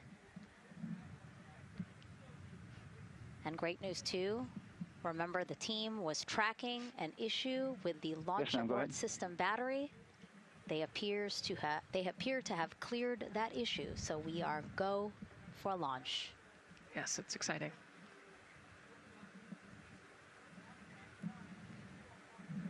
U.S. Space and Rocket Center here, Huntsville, Alabama, waving to the Artemis II crew sitting right there inside Orion. Inside of 20 minutes from the opening of our launch window, and right now we are targeting the top of that launch window, so we could be launching here in about 19 minutes, Nicole. Wow, I don't know if I expected this today. I'm excited, and, you know, I'm glad they were able to clear the problem with the battery on the LAS, and everything has gone really smoothly today. It's been great. The weather cleared up. It's a beautiful day for a launch. And so now, as we are so close to possibly launch now, just what are your final thoughts as we are about to embark on a mission back to the moon, the first time in more than 50 years? Yeah, you know, just so proud of the crew and all of the teams here on the ground that made this happen. You know, they are carrying the torch from the Apollo era into the Artemis era. And, you know, as the crew likes to say, they want to be the shoulders that the next generation. And let's see, GLS, can you help us with that, please?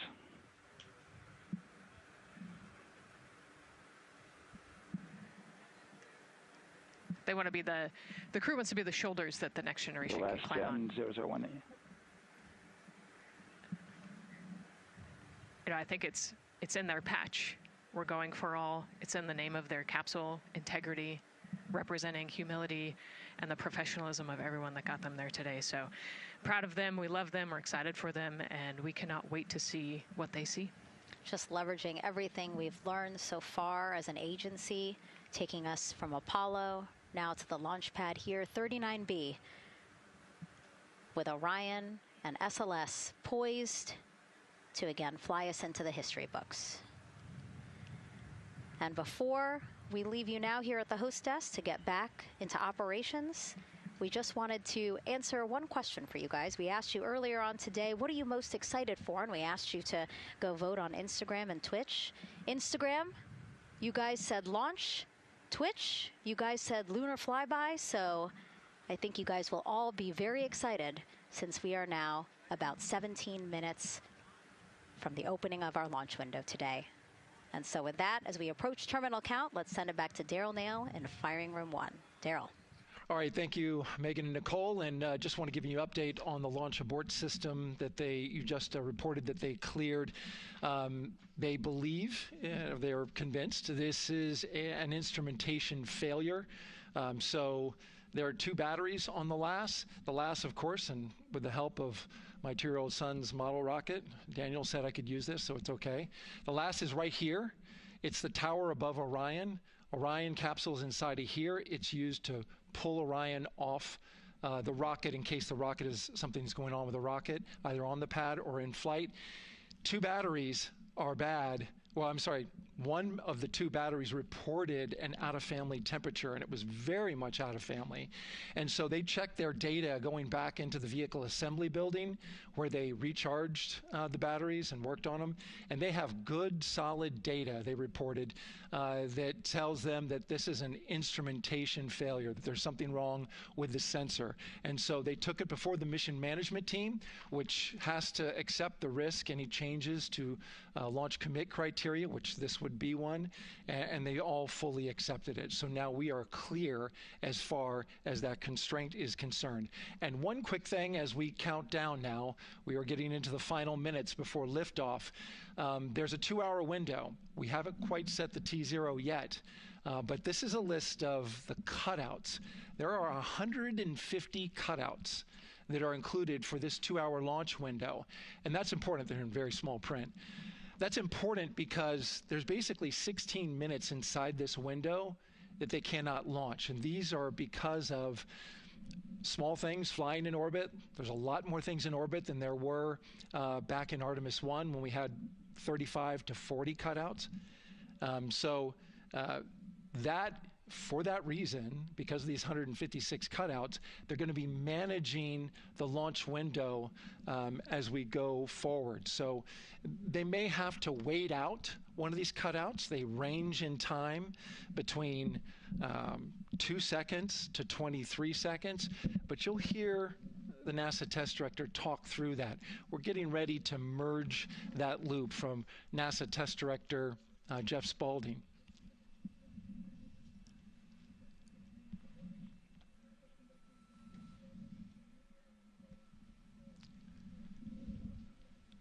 And so now I'm listening to the launch team get ready to merge their operational channel.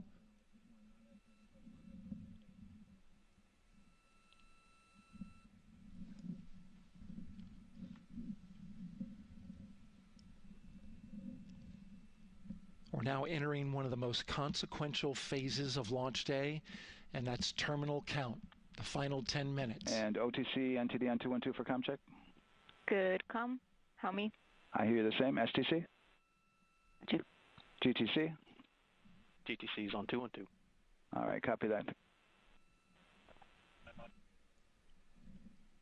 NASA Test Director Jeff Spaulding confirming communications with his team.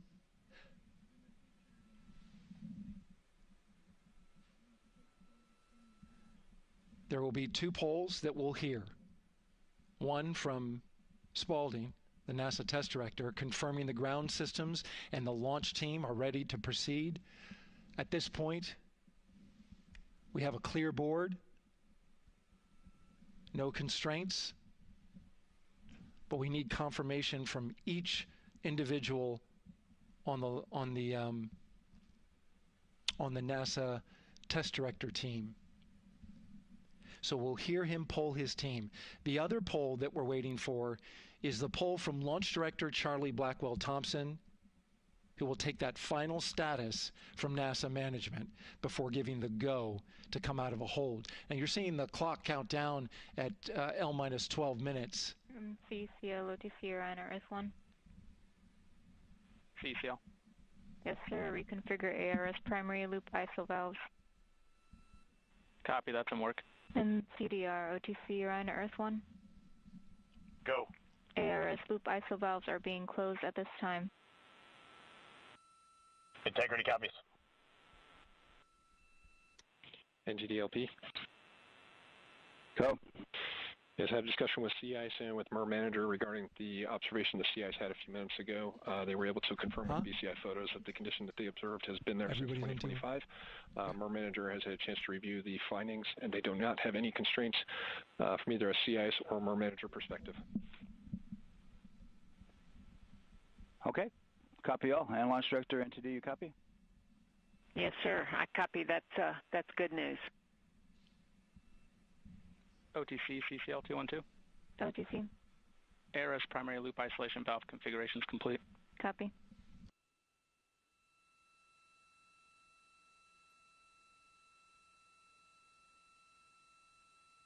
And CGLS NTD, cancel pending, please.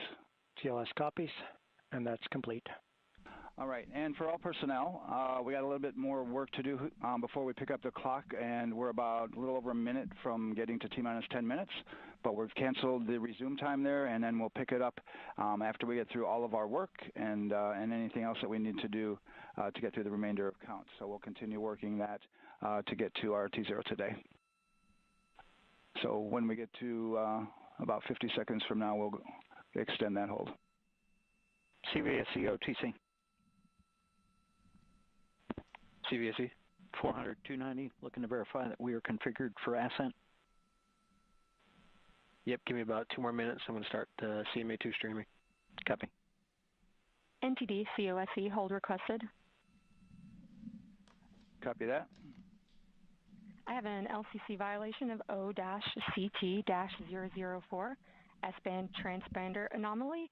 This was a transient LCC violation, so transponder 1 had a demodulated SNR estimate that went down to 2 dBm when it should have been between 10 and 13. It is now back up to 12, but we did lose that for just a moment.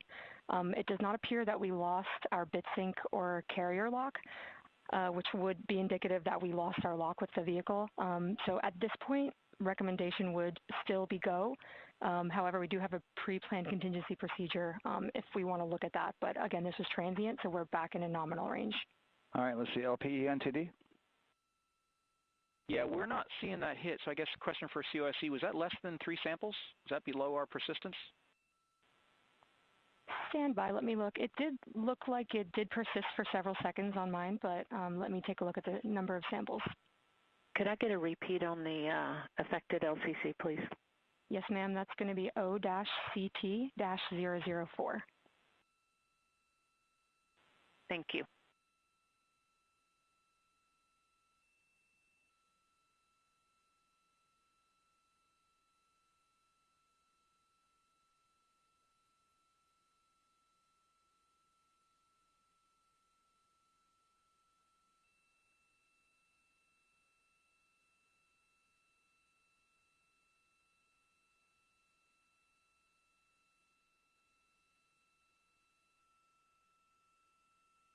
Yeah, us taking a look at the data right here, looks like that was a single sample. Yeah, copy that. RFTS does report that they also lost lock for about 5 seconds. So I would love to ask KUS and see if they also lost lock with the vehicle for any extended amount of period.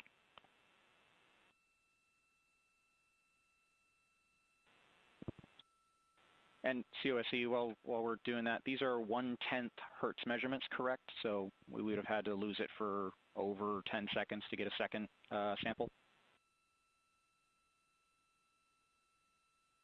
Yes, sir, that's correct. It is 1/10 hertz.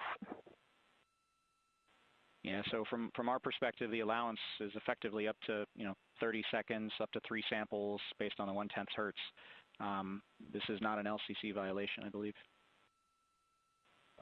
Yes, sir, I would agree with that at this point. Copy that. We're checking with KUS on 232. I don't think they have 212 access. We're trying to verify, but it sounds like they have a loss of lock as well. About 2 seconds. Okay. And I guess for both KUS and COSE, do we have lock now? That's affirmed. We do have lock for COSE.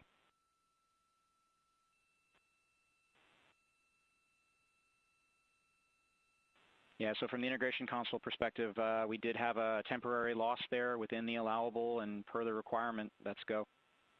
And this is Houston Flight. We have lock and we have good telemetry here in GSE. And KUS is reported to they have good lock now. So with all of that, OSC, then are we in a go configuration per your LCC? Yes, sir. Recommendation would be go. Okay. LPE, you concur with that? Yes, sir. LPE concurs go. And Launch Director? Yes, sir. Launch Director concurs go. All right, and I'm going to go ahead and just verify everybody has everything else complete, Launch Director, and if we do, we'll be ready to pick up the poll at that time, unless there's something else that you're aware of. No, sir. Let's verify all our work is complete, and I would like one last check of our constraints list. All right, let's see. OTC, are you still waiting for ComConfig, or are you? That is affirmed, sir. Okay, yeah, is that your only open item? Yeah, OTC, this is CVSC. That 400 step 290 is complete. Copy. Okay, so OTC, you're complete with all your work? That's affirmed. All right, copy that. STC? STC is complete. And GTC? GTC is complete. Okay, excellent. All right, and LPE, just want to verify we have no open constraints at this time. No open constraints. We have a clear board, sir. Okay, tracking the same here. And Launch Director, with that, we are clear and ready to pick up the launch readiness poll with your go. All right, sir. I am go for the poll. All right. And for all personnel, this is the NTD conducting the Artemis II launch readiness check. Verify ready to resume count and go for launch. OTC. OTC is go. STC. STC is go. GTC. C's go. MCO. CO's go. Safety console. The safety console is go. LPE. LPE's go. RTD. RTD's go. Houston flight. Houston flight is go. ROC. ROC is go. And CDR. Crew is go. Copy that. Thank you, Reed. And Launch Director NTD, our launch team is ready to proceed at this time. All right, NTD, I copy all. At this time, I'll perform my poll. Attention on the net. This is the Launch Director performing the final poll for launch. Verify no constraints and go for launch. EGS, Program Chief Engineer. Artemis Chief Engineers are go. Copy, thank you. EGS, Chief Safety Officer. The Artemis CSOs are go. Copy, thank you. Range weather. Launch weather is go. Thank you, LWO. And Artemis MMT Chair. MMT's go. Thank you, John. And Integrity Launch Director. Good to hear your voice, Charlie. PLT. Thank you, Charlie. This is Victor. We are going for our families. MS1. This is Christina. We are going for our teammates. MS2. This is Jeremy. We are going for all humanity. All right, Charlie, your Artemis II crew is go for launch. Full send. I copy that. Reed, Victor, Christina, and Jeremy.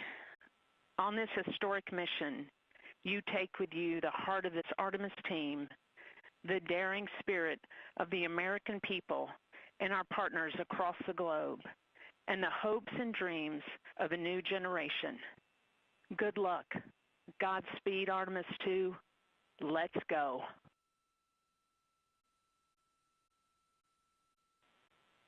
And NTD Launch Director. Go ahead, Launch Director. Yes, sir. You have a go to proceed with countdown. Copy that. I'll put it in work. CDR, NTD. Go. Your visors and initiate short purge per your EPROC 10.1.1, steps 8 and 9. 10.1.1, 8 and 9 going to work. Copy. CVSE NTD, start and verify recordings of our Orion cameras. Copy. Okay. Well, there you heard it. RSR NTD. RSR. They're getting ready to start terminal count. arm rotation enable at this time, please. It's currently at T-minus 10 minutes. Once we wrap up this last bit of work, SNA arm rotation enable complete. We're going to start that clock. Copy that. Thank you. Integrity crew, close and lock visors.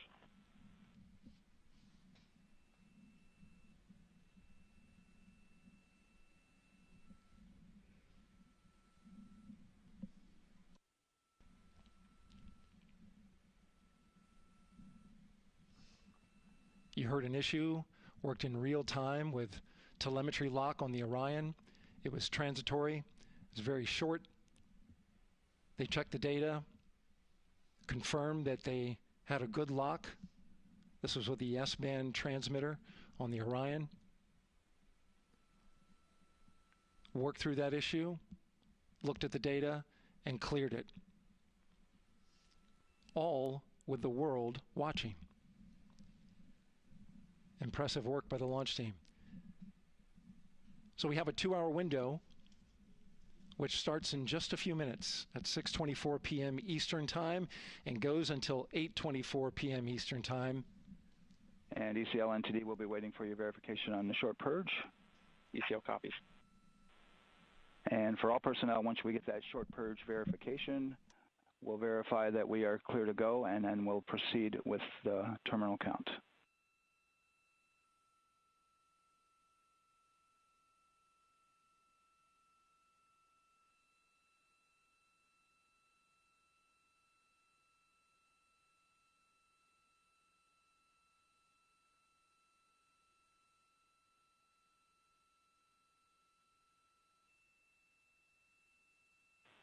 ECL time estimate?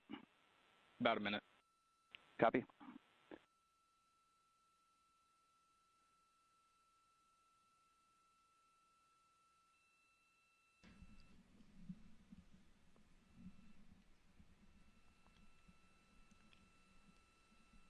So we're going into the launch window, but not by much, it looks like. Just wrapping up some final work. And once that's completed, you'll hear NASA Test Director Jeff Spaulding ask for the ground launch sequencer operator to go ahead and start the clock. The ground launch sequencer is an application software. It runs on top of the launch control system in the firing room, acts like a conductor of an orchestra, executing hundreds of commands in precise order and timing. It's all autonomous. Entity CCL 212, short purge initiation is verified. All right, copy that, and we're verifying our constraints.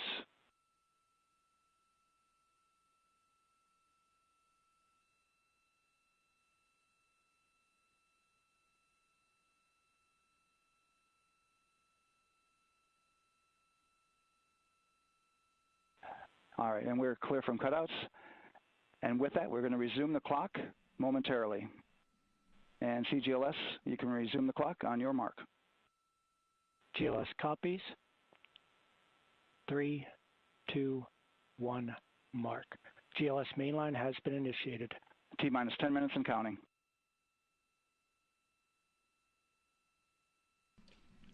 And that begins terminal count. Our new T0 is 6:35 p.m. Eastern Time.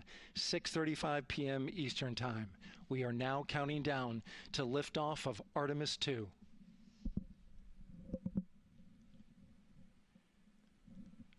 From now on, you're going to hear two voices on the loops. If everything goes nominally, NASA Test Director Jeff Spaulding, who's directly managing the launch team, and Alex Bendelos, the GLS operator who closely monitors the software. He has the ability to stop and restart the countdown.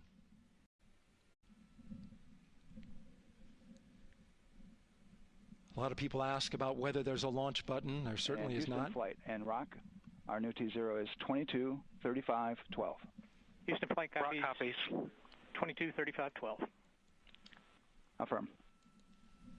There you heard confirmation of the exact T0, 6:35 and 12 seconds p.m. Eastern Time.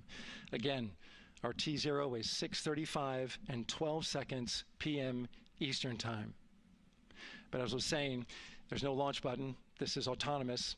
But there is a button that keeps you from launching, and that button allows the GLS operator to pause the countdown outside of terminal count and during terminal count and submit a hold to the next holding point. So the clock won't stop right away. If there's an issue, we'll go to the next stable holding point. This is how GLS configures the rocket and ground systems to a stable point where they can stop the countdown if that's needed. But right now, we are counting down. Our next big milestone, looking to retract the crew access arm. GLS is go for crew access arm retract. And there you see the crew access arm moving away.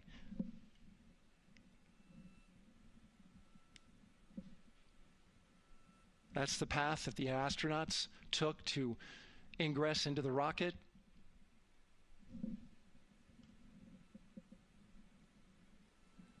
Until this point, that was their way off the pad if they needed to evacuate. But now with that arm retracting, the backup transitions to a launch abort system, and they'll begin arming that shortly.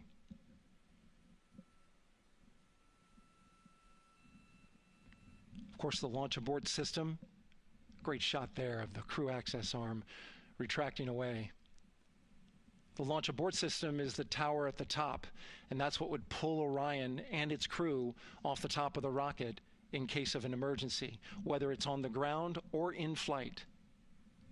This is critical safety hardware that protects the lives of the astronauts.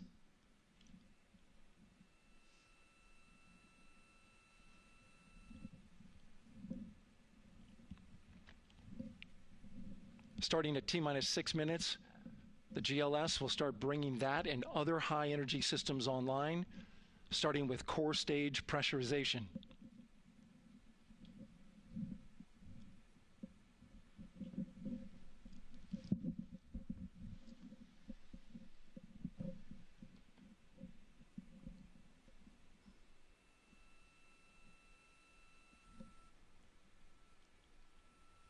Weather is 90% go. The range is go. All systems are go.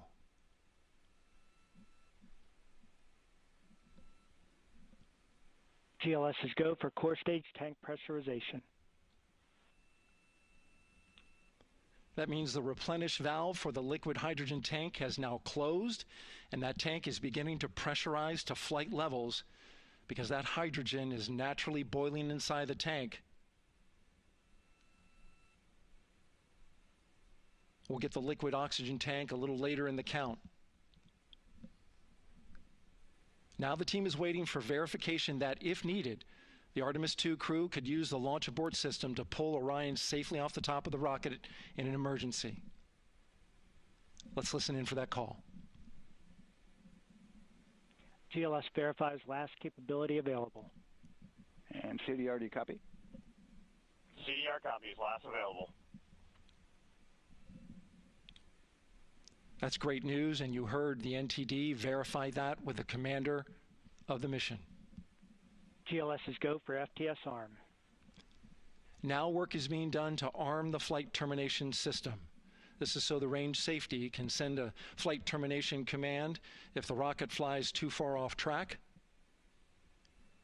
There's a brief built-in delay so the launch abort system has time to pull the astronauts to safety first. GLS is go for LH2 high flow bleed check. All right, the high flow bleed check. That's so the cryo team gets verification that the RS-25 engines, all 4 of them, are in the proper temperature range for launch.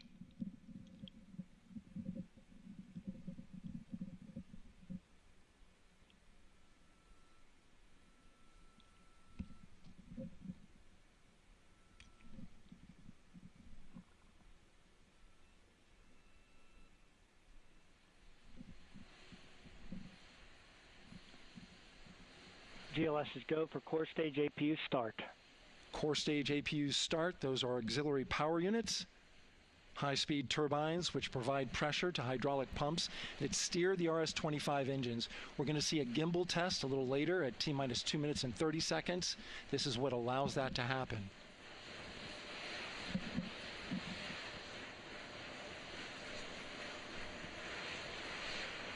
Coming up in about 20 seconds, we're listening for go for purge sequence 4.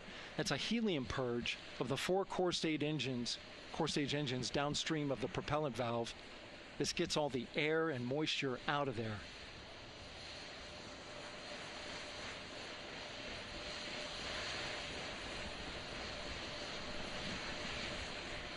GLS is go for purge sequence 4. Moving through the milestones. All is looking good.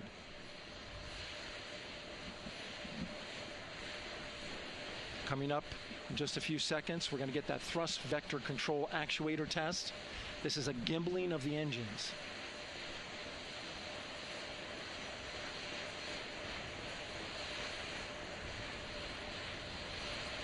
There are the 4 RS-25s, 3 of them shuttle heritage, 1 of them built from shuttle parts. And there you see them moving.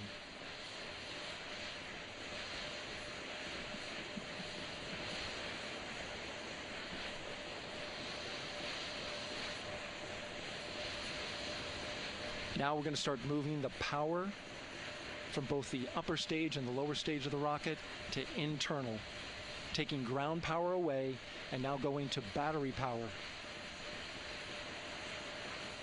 GLS is go for upper stage to internal power. All right, power is removed from the rocket's upper stage, the ICPS, and it's been switched to battery. Same milestone for the lower core stage coming up at T-minus 1 minute and 30 seconds. Right now, the 4-person Artemis II crew is 248,000 miles away from the moon. And if all goes well, they will fly by it in 6 days. GLS is go for core stage to internal power. All right, there's the rocket's core stage, which houses 3 flight computers, is now on its own power. There's no more hold time because there's no more margin on these batteries. So we would have to recycle back to T-minus 10 to recharge if we had a hold.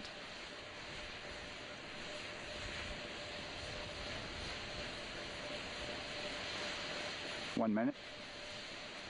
Right now, the rocket does not know what the T0 is, but coming up at T-minus 33 seconds, control shifts from the ground launch sequencer to the rocket's onboard autonomous launch sequencer, or ALS. The rocket will count itself down, but honor any holds that could come from the ground. Now, shortly after liftoff, Houston will take control of the rocket, and my colleague Gary Jordan will take over commentary. GLS is go for ALS. Great call out. The rocket is on its own. 4 brave explorers ready to ride the most powerful rocket NASA has ever launched. Sound suppression water is flowing. 15. And here we go. 10, 9, 8, 7. RS-25 engines lit. 4, 3, 2, 1. Booster ignition. And liftoff. The crew of Artemis II now bound for the moon. Humanity's next great voyage begins. Good roll pitch. Roger, roll pitch. Houston now controlling the flight of Integrity on the Artemis II mission around the moon. Integrity, AMT high. AMT high. On time, passing 30 seconds into the flights. Integrity passes the alternate beacon. Target milestone. Mission Control Houston seeing good performance on the 4 main engines. Space Launch System core stage. Integrity, 3 miles in altitude. Traveling more than 1,200 miles per hour.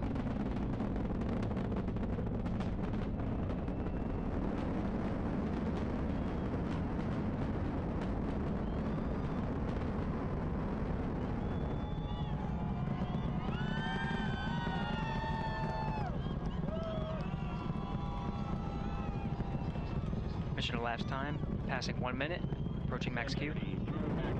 On, Ponce de Leon.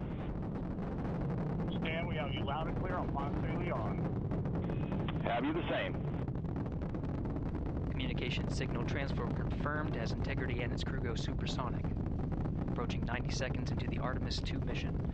Integrity is 14 miles in altitude, 8 miles downrange, traveling more than 2,600 miles per hour.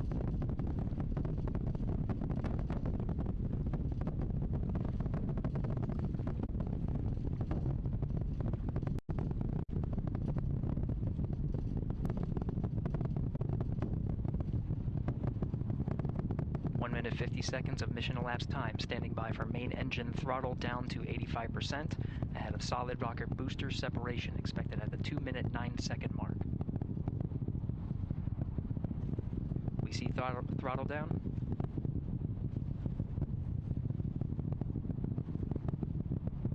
Confirmed separation. Main engines throttling up, guidance converged.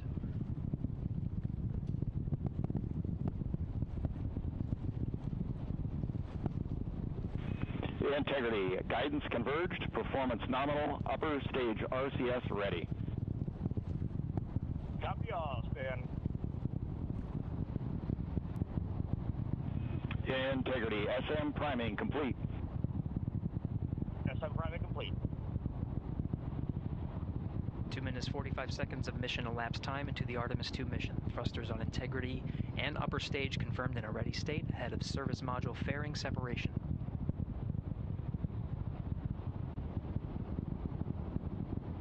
3 minutes into the flight. Integrity, 49 miles in altitude, 78 miles downrange, now passing 5,000 miles per hour.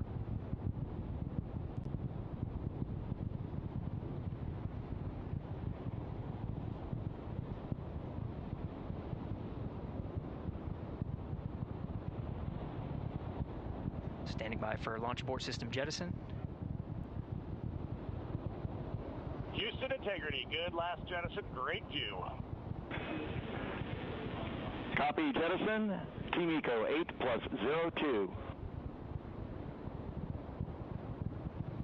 We see the same on board, Stan.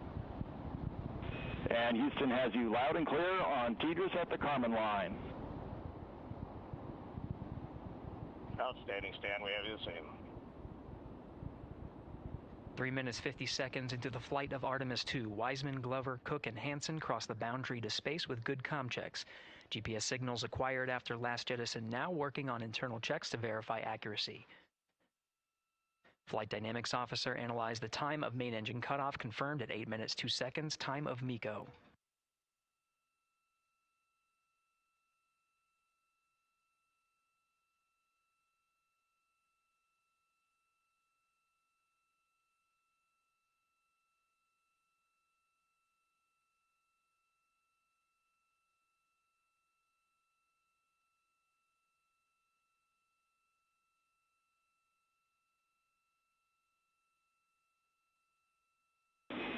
Integrity, GPS processing. Outstanding, Stan. We see the same, and we have a beautiful moonrise. We're headed right at it.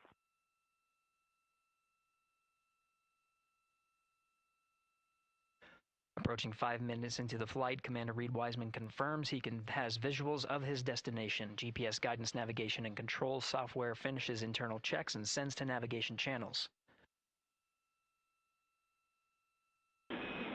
Integrity, 3 engine press.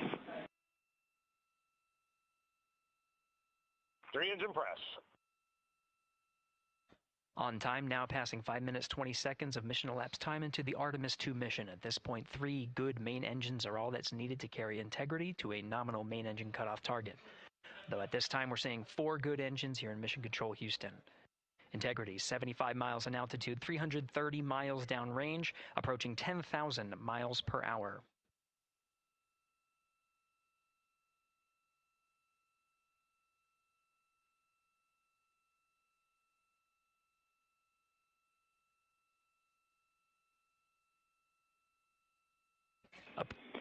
Integrity, looking good at 6 minutes.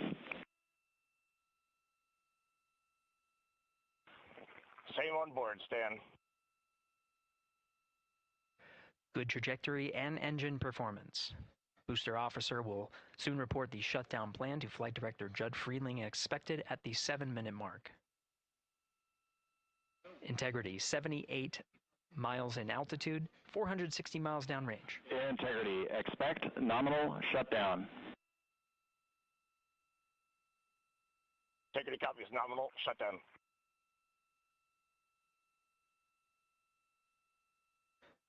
Six minutes 40 seconds of mission elapsed time. Shutdown plan is as expected. Again, the time of MECO was confirmed at 8 minutes 2 seconds into the flight.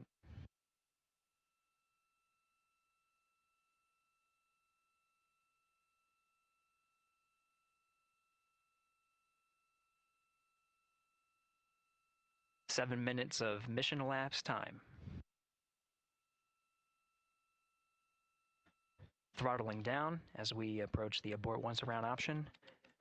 Milestone at the 7-minute 30-second mark. Now 84 miles in altitude, 650 miles downrange, traveling more than 15,000 miles per hour. Integrity, AOA open. AOA open. The window is now open for an abort once around option that would target splashdown in the Pacific Ocean. Still following nominal ascent at this time.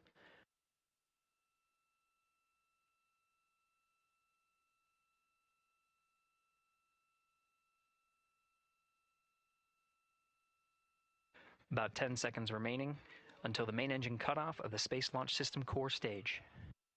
Standing by for confirmation of MECO and core stage separation.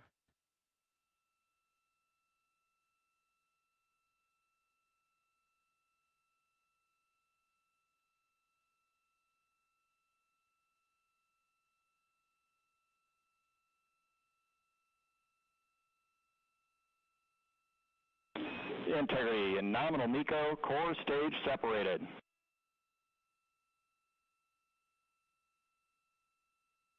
We see the same on board, Stan.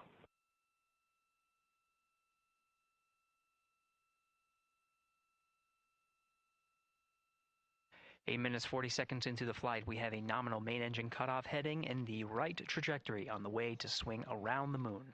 Core stage has separated, done its job. The Space Launch System upper stage, the inner rim cryogenic propulsion stage, or ICPS, still attached to the Orion spacecraft.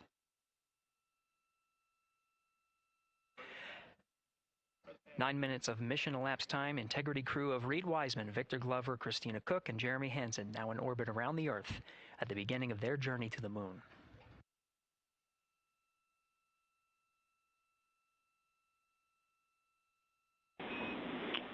Integrity Houston, looking ahead to PRM numbers so far per the pad.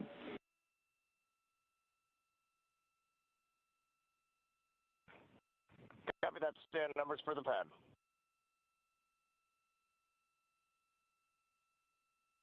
Capcom Stan Loves now reminding the crew that the perigee raise maneuver time of ignition is as expected prior to booster ignition.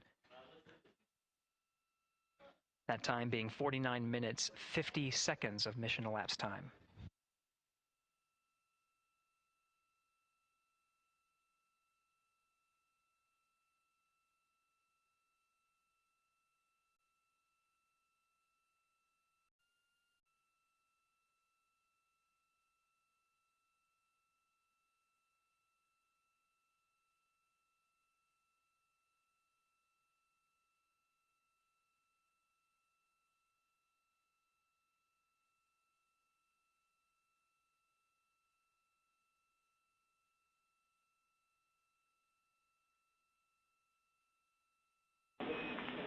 Integrity, good. NEDS deploy.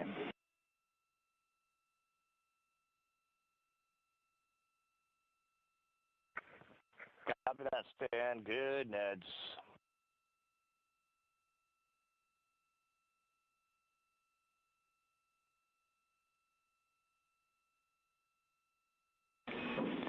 And Integrity Houston for PWD setup. Just a reminder, halfway open on the secondary. We copy that, Stan. Halfway open.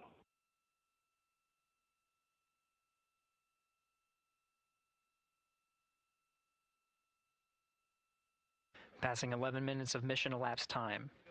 Here, overhearing the conversation between Capcom Stan Love and Commander Reed Wiseman, already passing some milestones. We have a good nozzle extension deployment system.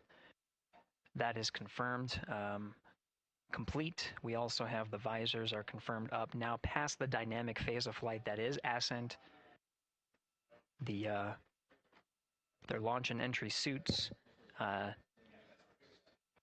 provided them an extra layer of protection. Now not as needed. They're going to raise those visors. And later in today's mission, they will begin to egress or get out of the suits to begin some of their initial tasks of activating some of the systems aboard in the Integrity spacecraft.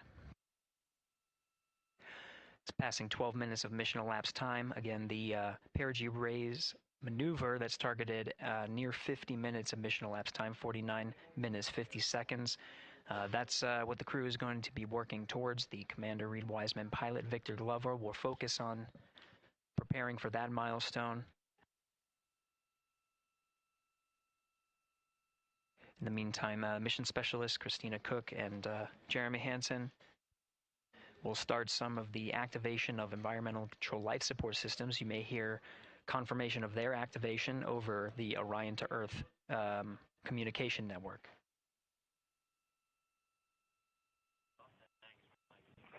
Houston, C3 aux power back in auto. Copy C3 aux, and we're 2 minutes to maneuver.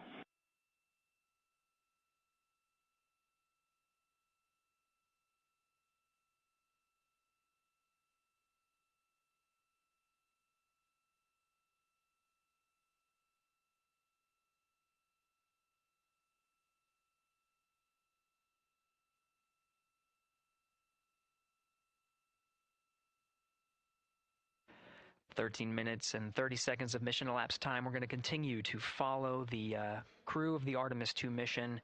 They are beginning their journey around the moon to verify the systems that will take us to its surface. An incredible ascent. Artemis II is underway. Reed Wiseman, Victor Glover, Christina Cook, and Jeremy Hansen begin their journey to the moon. Still milestones to come up as we await solar array deploy and the critical burns that will get Integrity into high Earth orbit around the Earth before engines are fired to get us around the moon. We'll keep tabs on Integrity and its crew from here in Mission Control Houston. But for now, we're going to send it back to you, Megan and Nicole at the Kennedy Space Center. Very jealous to hear how the launch experience was over on the Space Coast. Yeah, Gary, if people are just joining us, welcome back to the Space Coast, where we just saw Artemis II lift off 14 minutes ago. And wow, what an amazing launch, and an emotional one, too. As soon as the rocket lifted off, Nicole, you had tears in your eyes, I had tears in my eyes, and we had all these people around us cheering. It was amazing. Yeah, the energy was wonderful. I mean, it was a beautiful launch.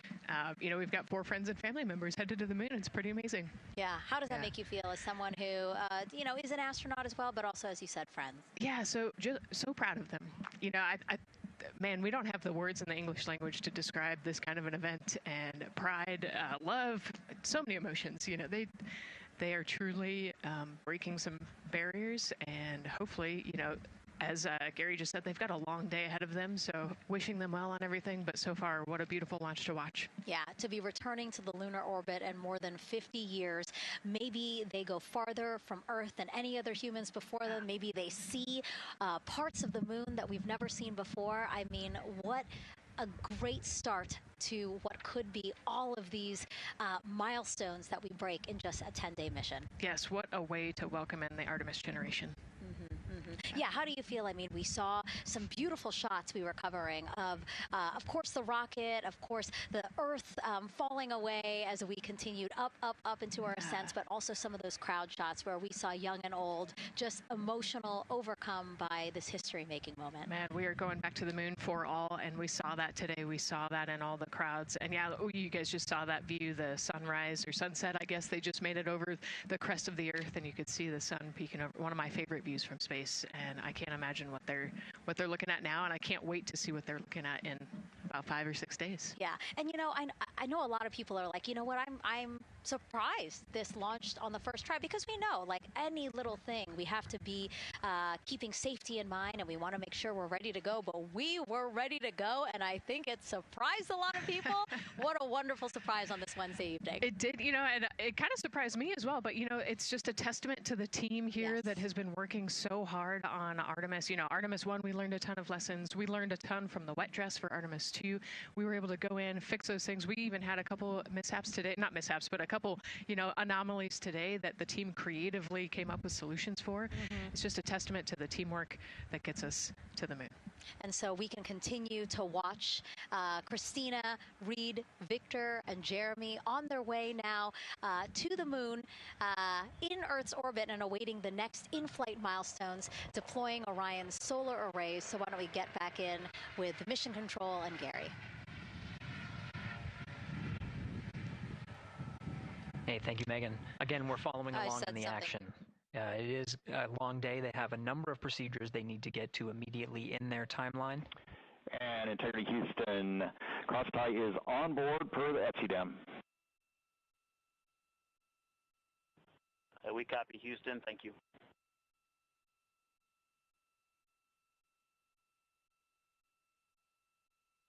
Cross-tie referring to flight controllers here initiating a connection between some of the batteries aboard the Orion spacecraft,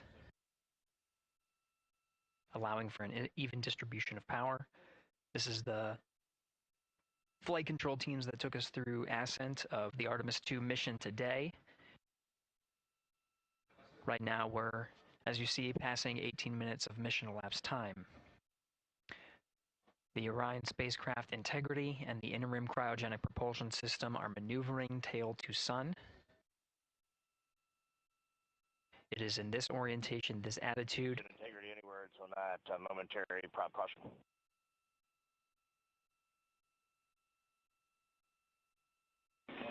And Reed, no action. We're looking at it.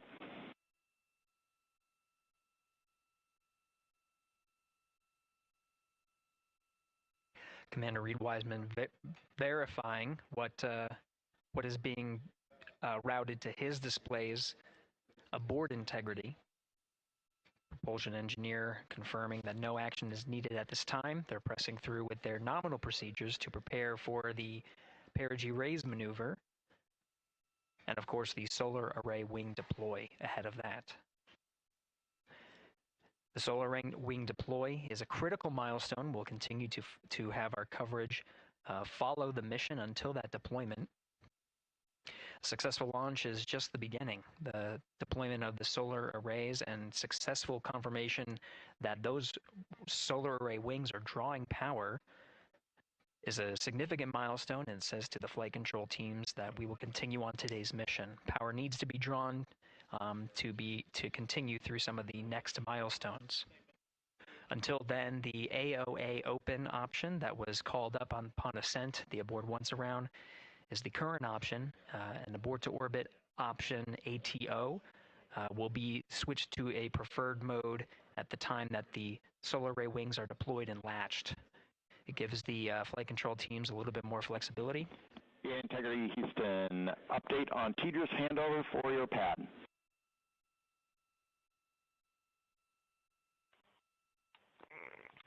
Give us just 1 minute.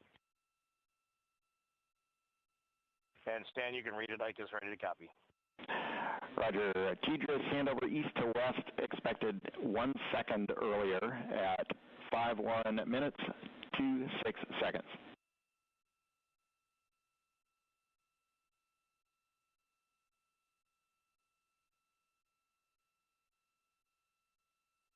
All right, Stan, we copy 1 second earlier for 5126 TDRS east to west, and saws are starting to deploy. Thermal knives are firing.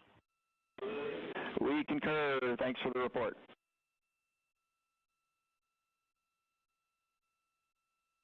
Read back of the reports that you just heard on the Orion to Earth network. Integrity has maneuvered tail to sun. The RL-10 nozzle on the end of the ICPS is pointed towards the sun, and the solar array deployment sequence has begun. With the deployment confirmed, it'll be several minutes until they are what is called in a latched position. Once they are latched and confirmed to be drawing power, they can switch the mode to ATO and continue along the mission. The teacher's handover at the pad, that message meant the crew was provided some preliminary numbers of when to expect handovers between the tracking and data relay satellites. Currently orbiting Earth at an altitude of 545 statute miles above the Earth, they are in a near-Earth network communication system. The tracking and data relay satellites, geosynchronous satellites that are stationed about 23,000 miles above the Earth. After the apogee raise burn that occurs later today, the burn itself will put them in an altitude that surpasses the range of the tracking and data relay satellites, and they will transition to the deep space network today. And integrity for prop messages, we see 2 temperature measurements right near the line. It's that momentary message you saw earlier. We're going to suppress those. It's CM helium heater 2 T1 and heater 1 T1. They're going suppressed. Integrity, thank you. We see the same.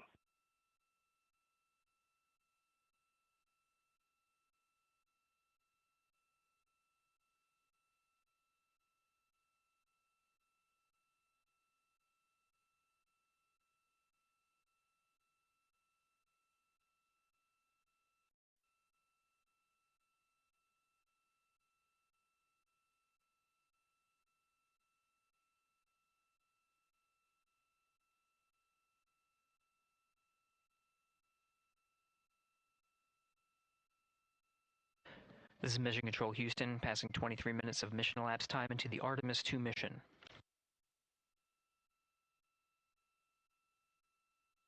This is after a launch that began at 5:35 and 12 seconds Central Time, 6:35 and 12 seconds p.m. Eastern Time.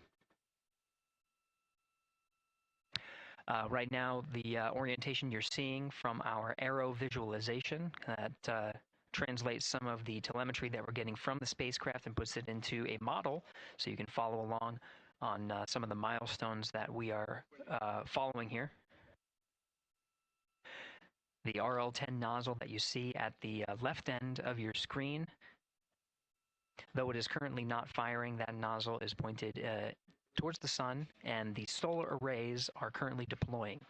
From this visualization, they look fully stowed in a position. Integrity, we are happy to report that Jeremy has the O2 sensors on.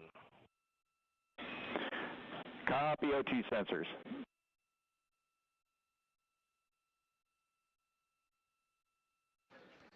Again, Commander Reed Wiseman and pilot Victor Glover overseeing the deployment of the solar arrays. And we'll follow the attitude maneuver changes ahead of the first burn of the ICPS engine, the perigee raise maneuver. Integrity Houston, we see 4 saws deployed and latched, ready for ATO preferred. Yeah, we're almost there in the procedure stand, and we see the same thing. And Integrity Houston, we are seeing a 7-second miscompare between the MET on Orion and ICPS. We'd like you to read us the MET from your center status bar and for the ICPS on StackSum.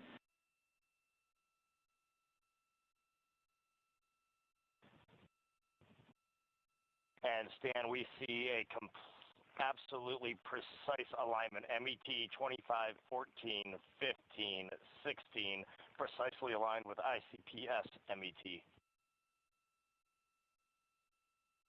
Copy, thank you for that. We'll investigate a ground issue. And Houston Integrity, ATO preferred set. Copy, ATO preferred.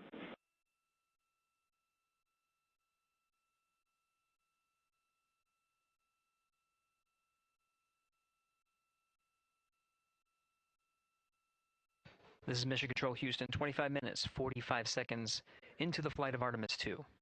We have confirmation that all 4 solar array wings are deployed and latched.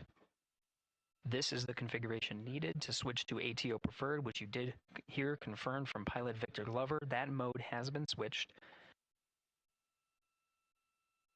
There's also a discussion with Capcom Stan Love and Commander Reed Wiseman about the alignment of the MET clocks on the Orion spacecraft and the ICPS. Commander Reed Wiseman confirmed the clocks are in sync, no issues. They're going to investigate it on the ground. We're proceeding with today's mission. 26 minutes of mission elapsed time and counting.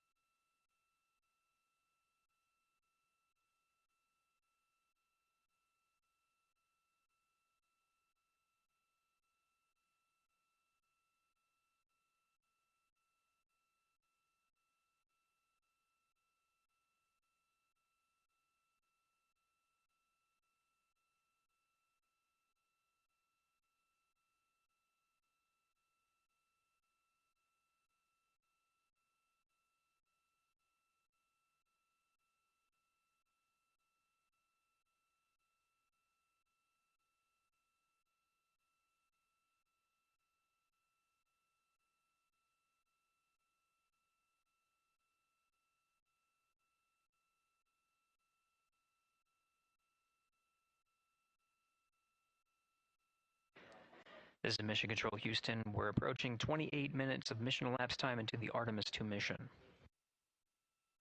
At this point, we've had a successful liftoff from the pad at 5:35 p.m. and 12 seconds p.m. Central Time, 6:35 and 12 seconds p.m. Eastern Time. We've had a good main engine cutoff, core stage separation, and a good trajectory to begin today's mission. Right now, the spacecraft has maneuvered tail to sun. We're standing by for another maneuver to maneuver into the burn attitude. This is where the RL-10 engine of the ICPS is pointed in the correct orientation for the perigee raise maneuver. We did hear confirmation that the perigee raise maneuver time of ignition has been confirmed per the pad, which means it was the predicted time prior to liftoff. Integrity for GNC, we're taking channel 1 to unfiltered and to BFS. Okay, Stan, we're watching. Go ahead.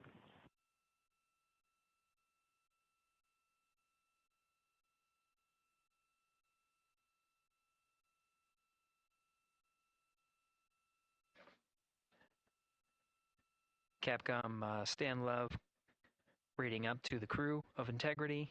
They will switch the navigation source from channel 1, standing by for confirmation that that switch has occurred.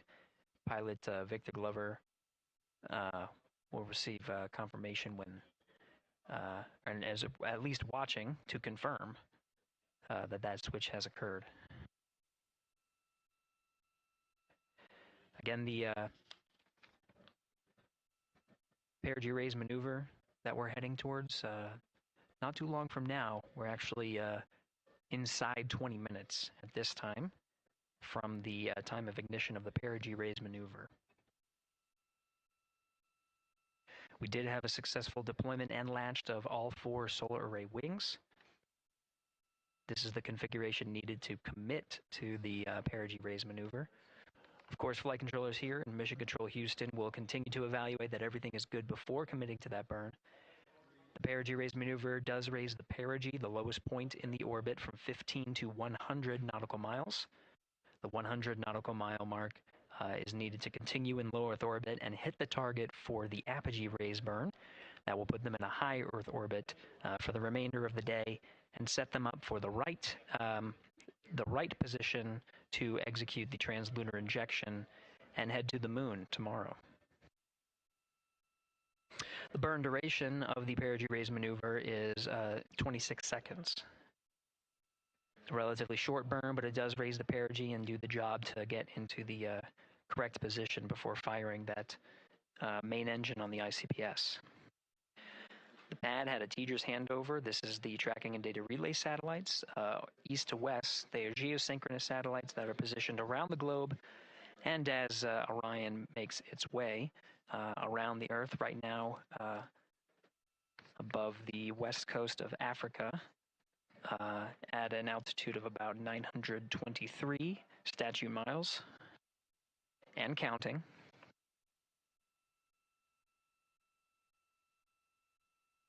The perigee raise maneuver is not executed at the perigee.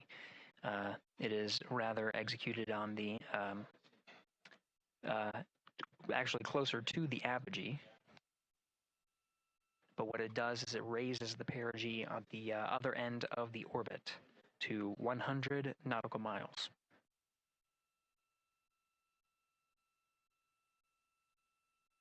The 26-second duration burn does not conflict with the time that they reported of the tracking and data relay satellite handover from TDRS east to west. Again, geosynchronous satellites that are used not only by Integrity today, but the International Space Station as well.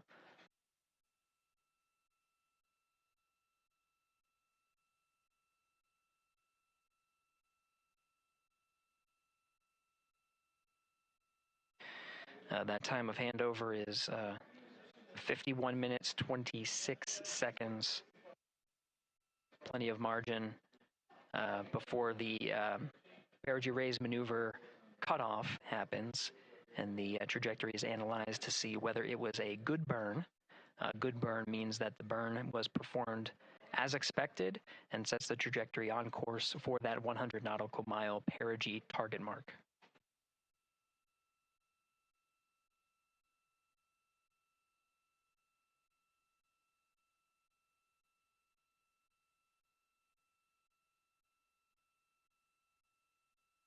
Again, for those sticking with us on NASA Plus and following along on our coverage, we will continue to follow and to cover the mission until, well, actually, we'll continue to cover the mission 24/7.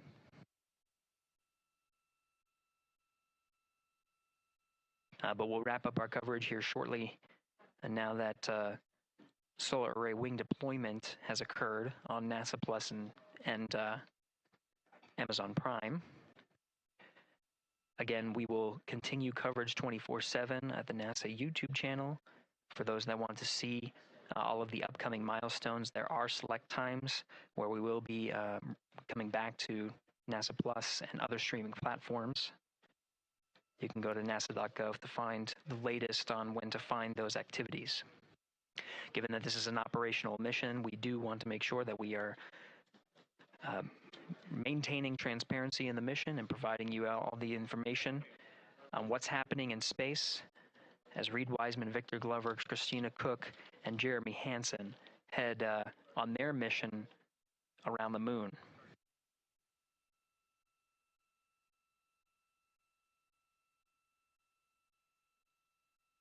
Inside Integrity at this time, again, the solar array wings have deployed. The Integrity is maneuvering to its burn attitude ahead of the execution of the perigee raise maneuver. Overseeing these steps is primarily done by Commander Reed Wiseman and pilot Victor Glover. Mission specialist Christina Cook and Jeremy Hansen focusing on some of the system activation inside of Orion, namely the environmental and control and life support systems. The activation and checkout of some of these critical systems are very important to continuing on the mission, making sure that those systems are in a good condition and in a reliable condition to provide the necessary environmental and control needs of the crew with humans on board through the duration of the mission that extends 10 flight days.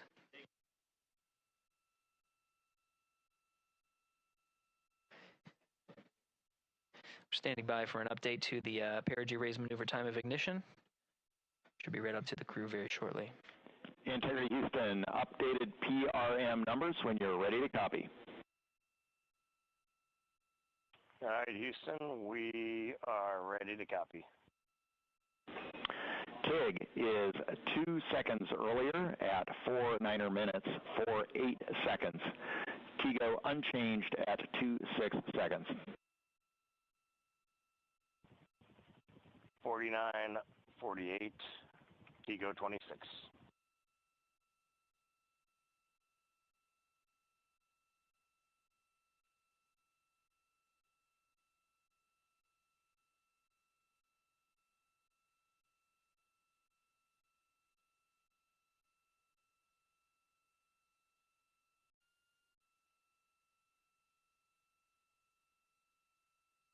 This is Mission Control Houston. With that update, we are approaching a little more than 13 minutes from the time of ignition of the perigee raise maneuver. That time updated to be 2 seconds earlier was 49 minutes, 50 seconds of mission elapsed time.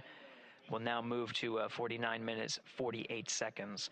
The duration of the burn, that's what was referred to as the TGO, will still remain at 26 seconds. Relatively short duration burn, again, just raises the perigee of the orbit today.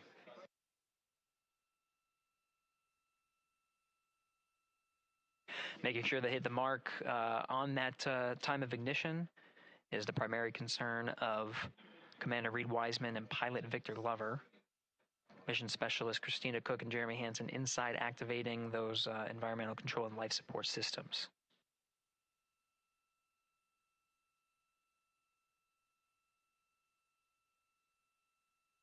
At this time, all 4 crew members are wearing the launch and entry suits. Integrity Houston, for Optimus on the PCD, we have time update instructions when you're ready.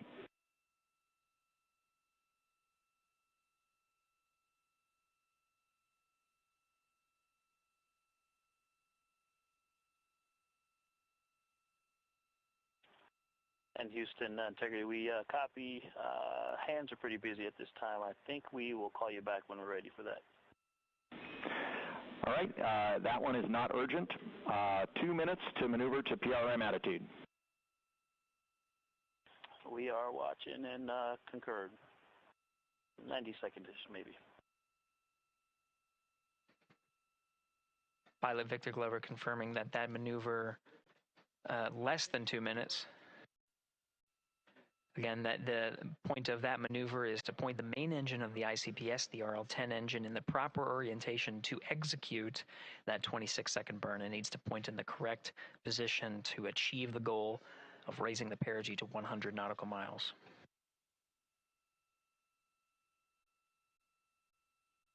You heard some of the environmental control system activations over Orion to Earth.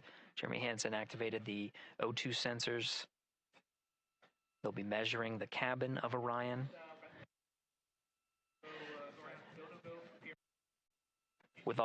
During all of the activations, here on the ground in Mission Control Houston, Flight Director Judd Freeling is doing a poll with all flight controllers in the room to see if we are in a go position to go ahead and execute the perigee raise maneuver. Once concluded, Stan Love will report it back up to the crew, and we'll stand by for that.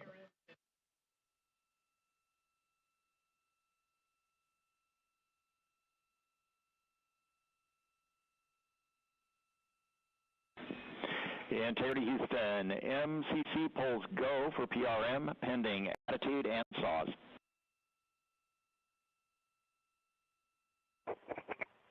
Hey, we copy. MCC is go. Maneuver starting.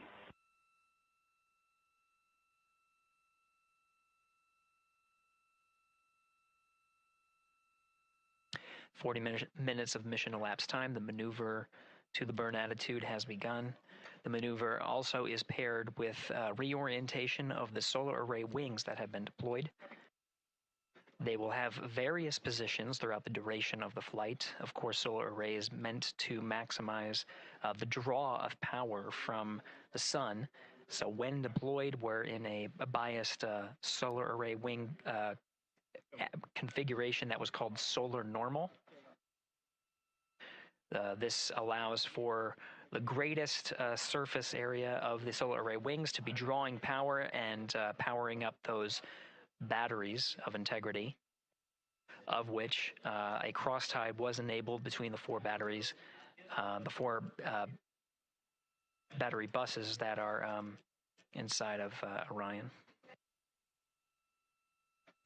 However, for the perigee raise maneuver, the solar array wings will be put into a position to take on the loads imparted by the ICPS main engine when they execute the 26-second burn.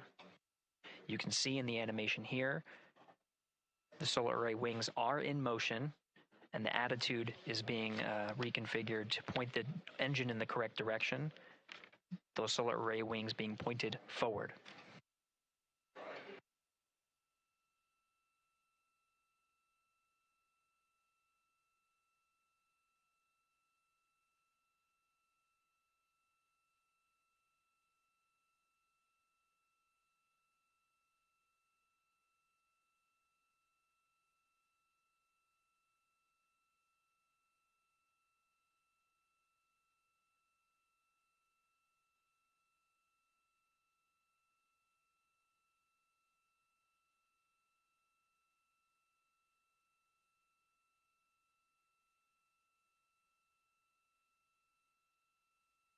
You're getting a live look inside the Artemis II Mission flight control room. The team you see here oversaw the ascent of our four astronauts inside Integrity, launching at 6:35 and 12 seconds p.m. Eastern Time.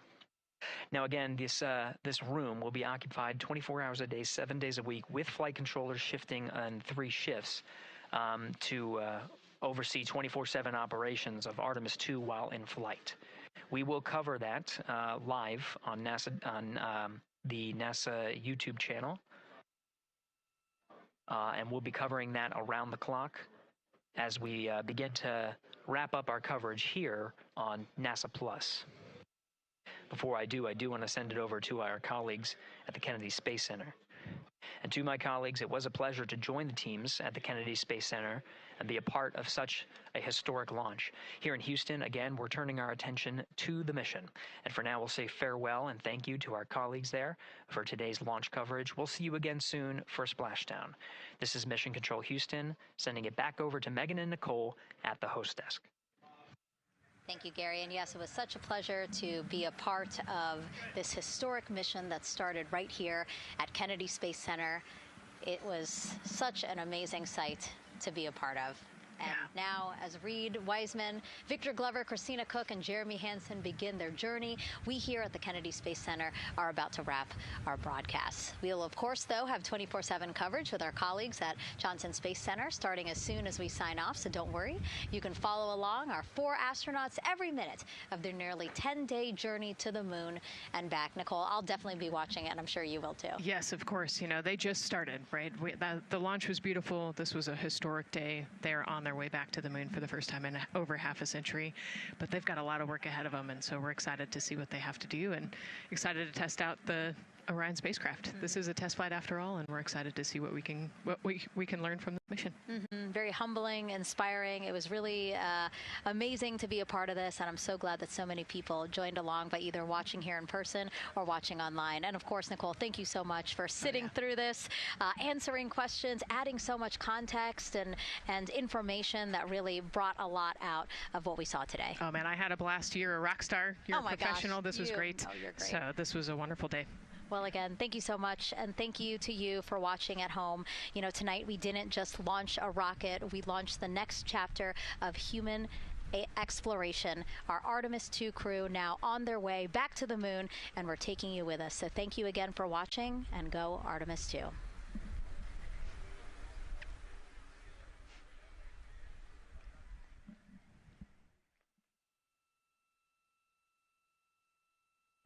All 4 astronauts, and it appears all of them are undergoing their suit leak checks. Yes, a pre-flight tradition that we have seen with our crewed flights, the card game. The astronauts who have just left crew suit up and are now walking down a hallway. And here they are, NASA's Artemis II crew, taking their first steps outside for their historic test flight. And the 4 of them step into their astrovan. And off they go.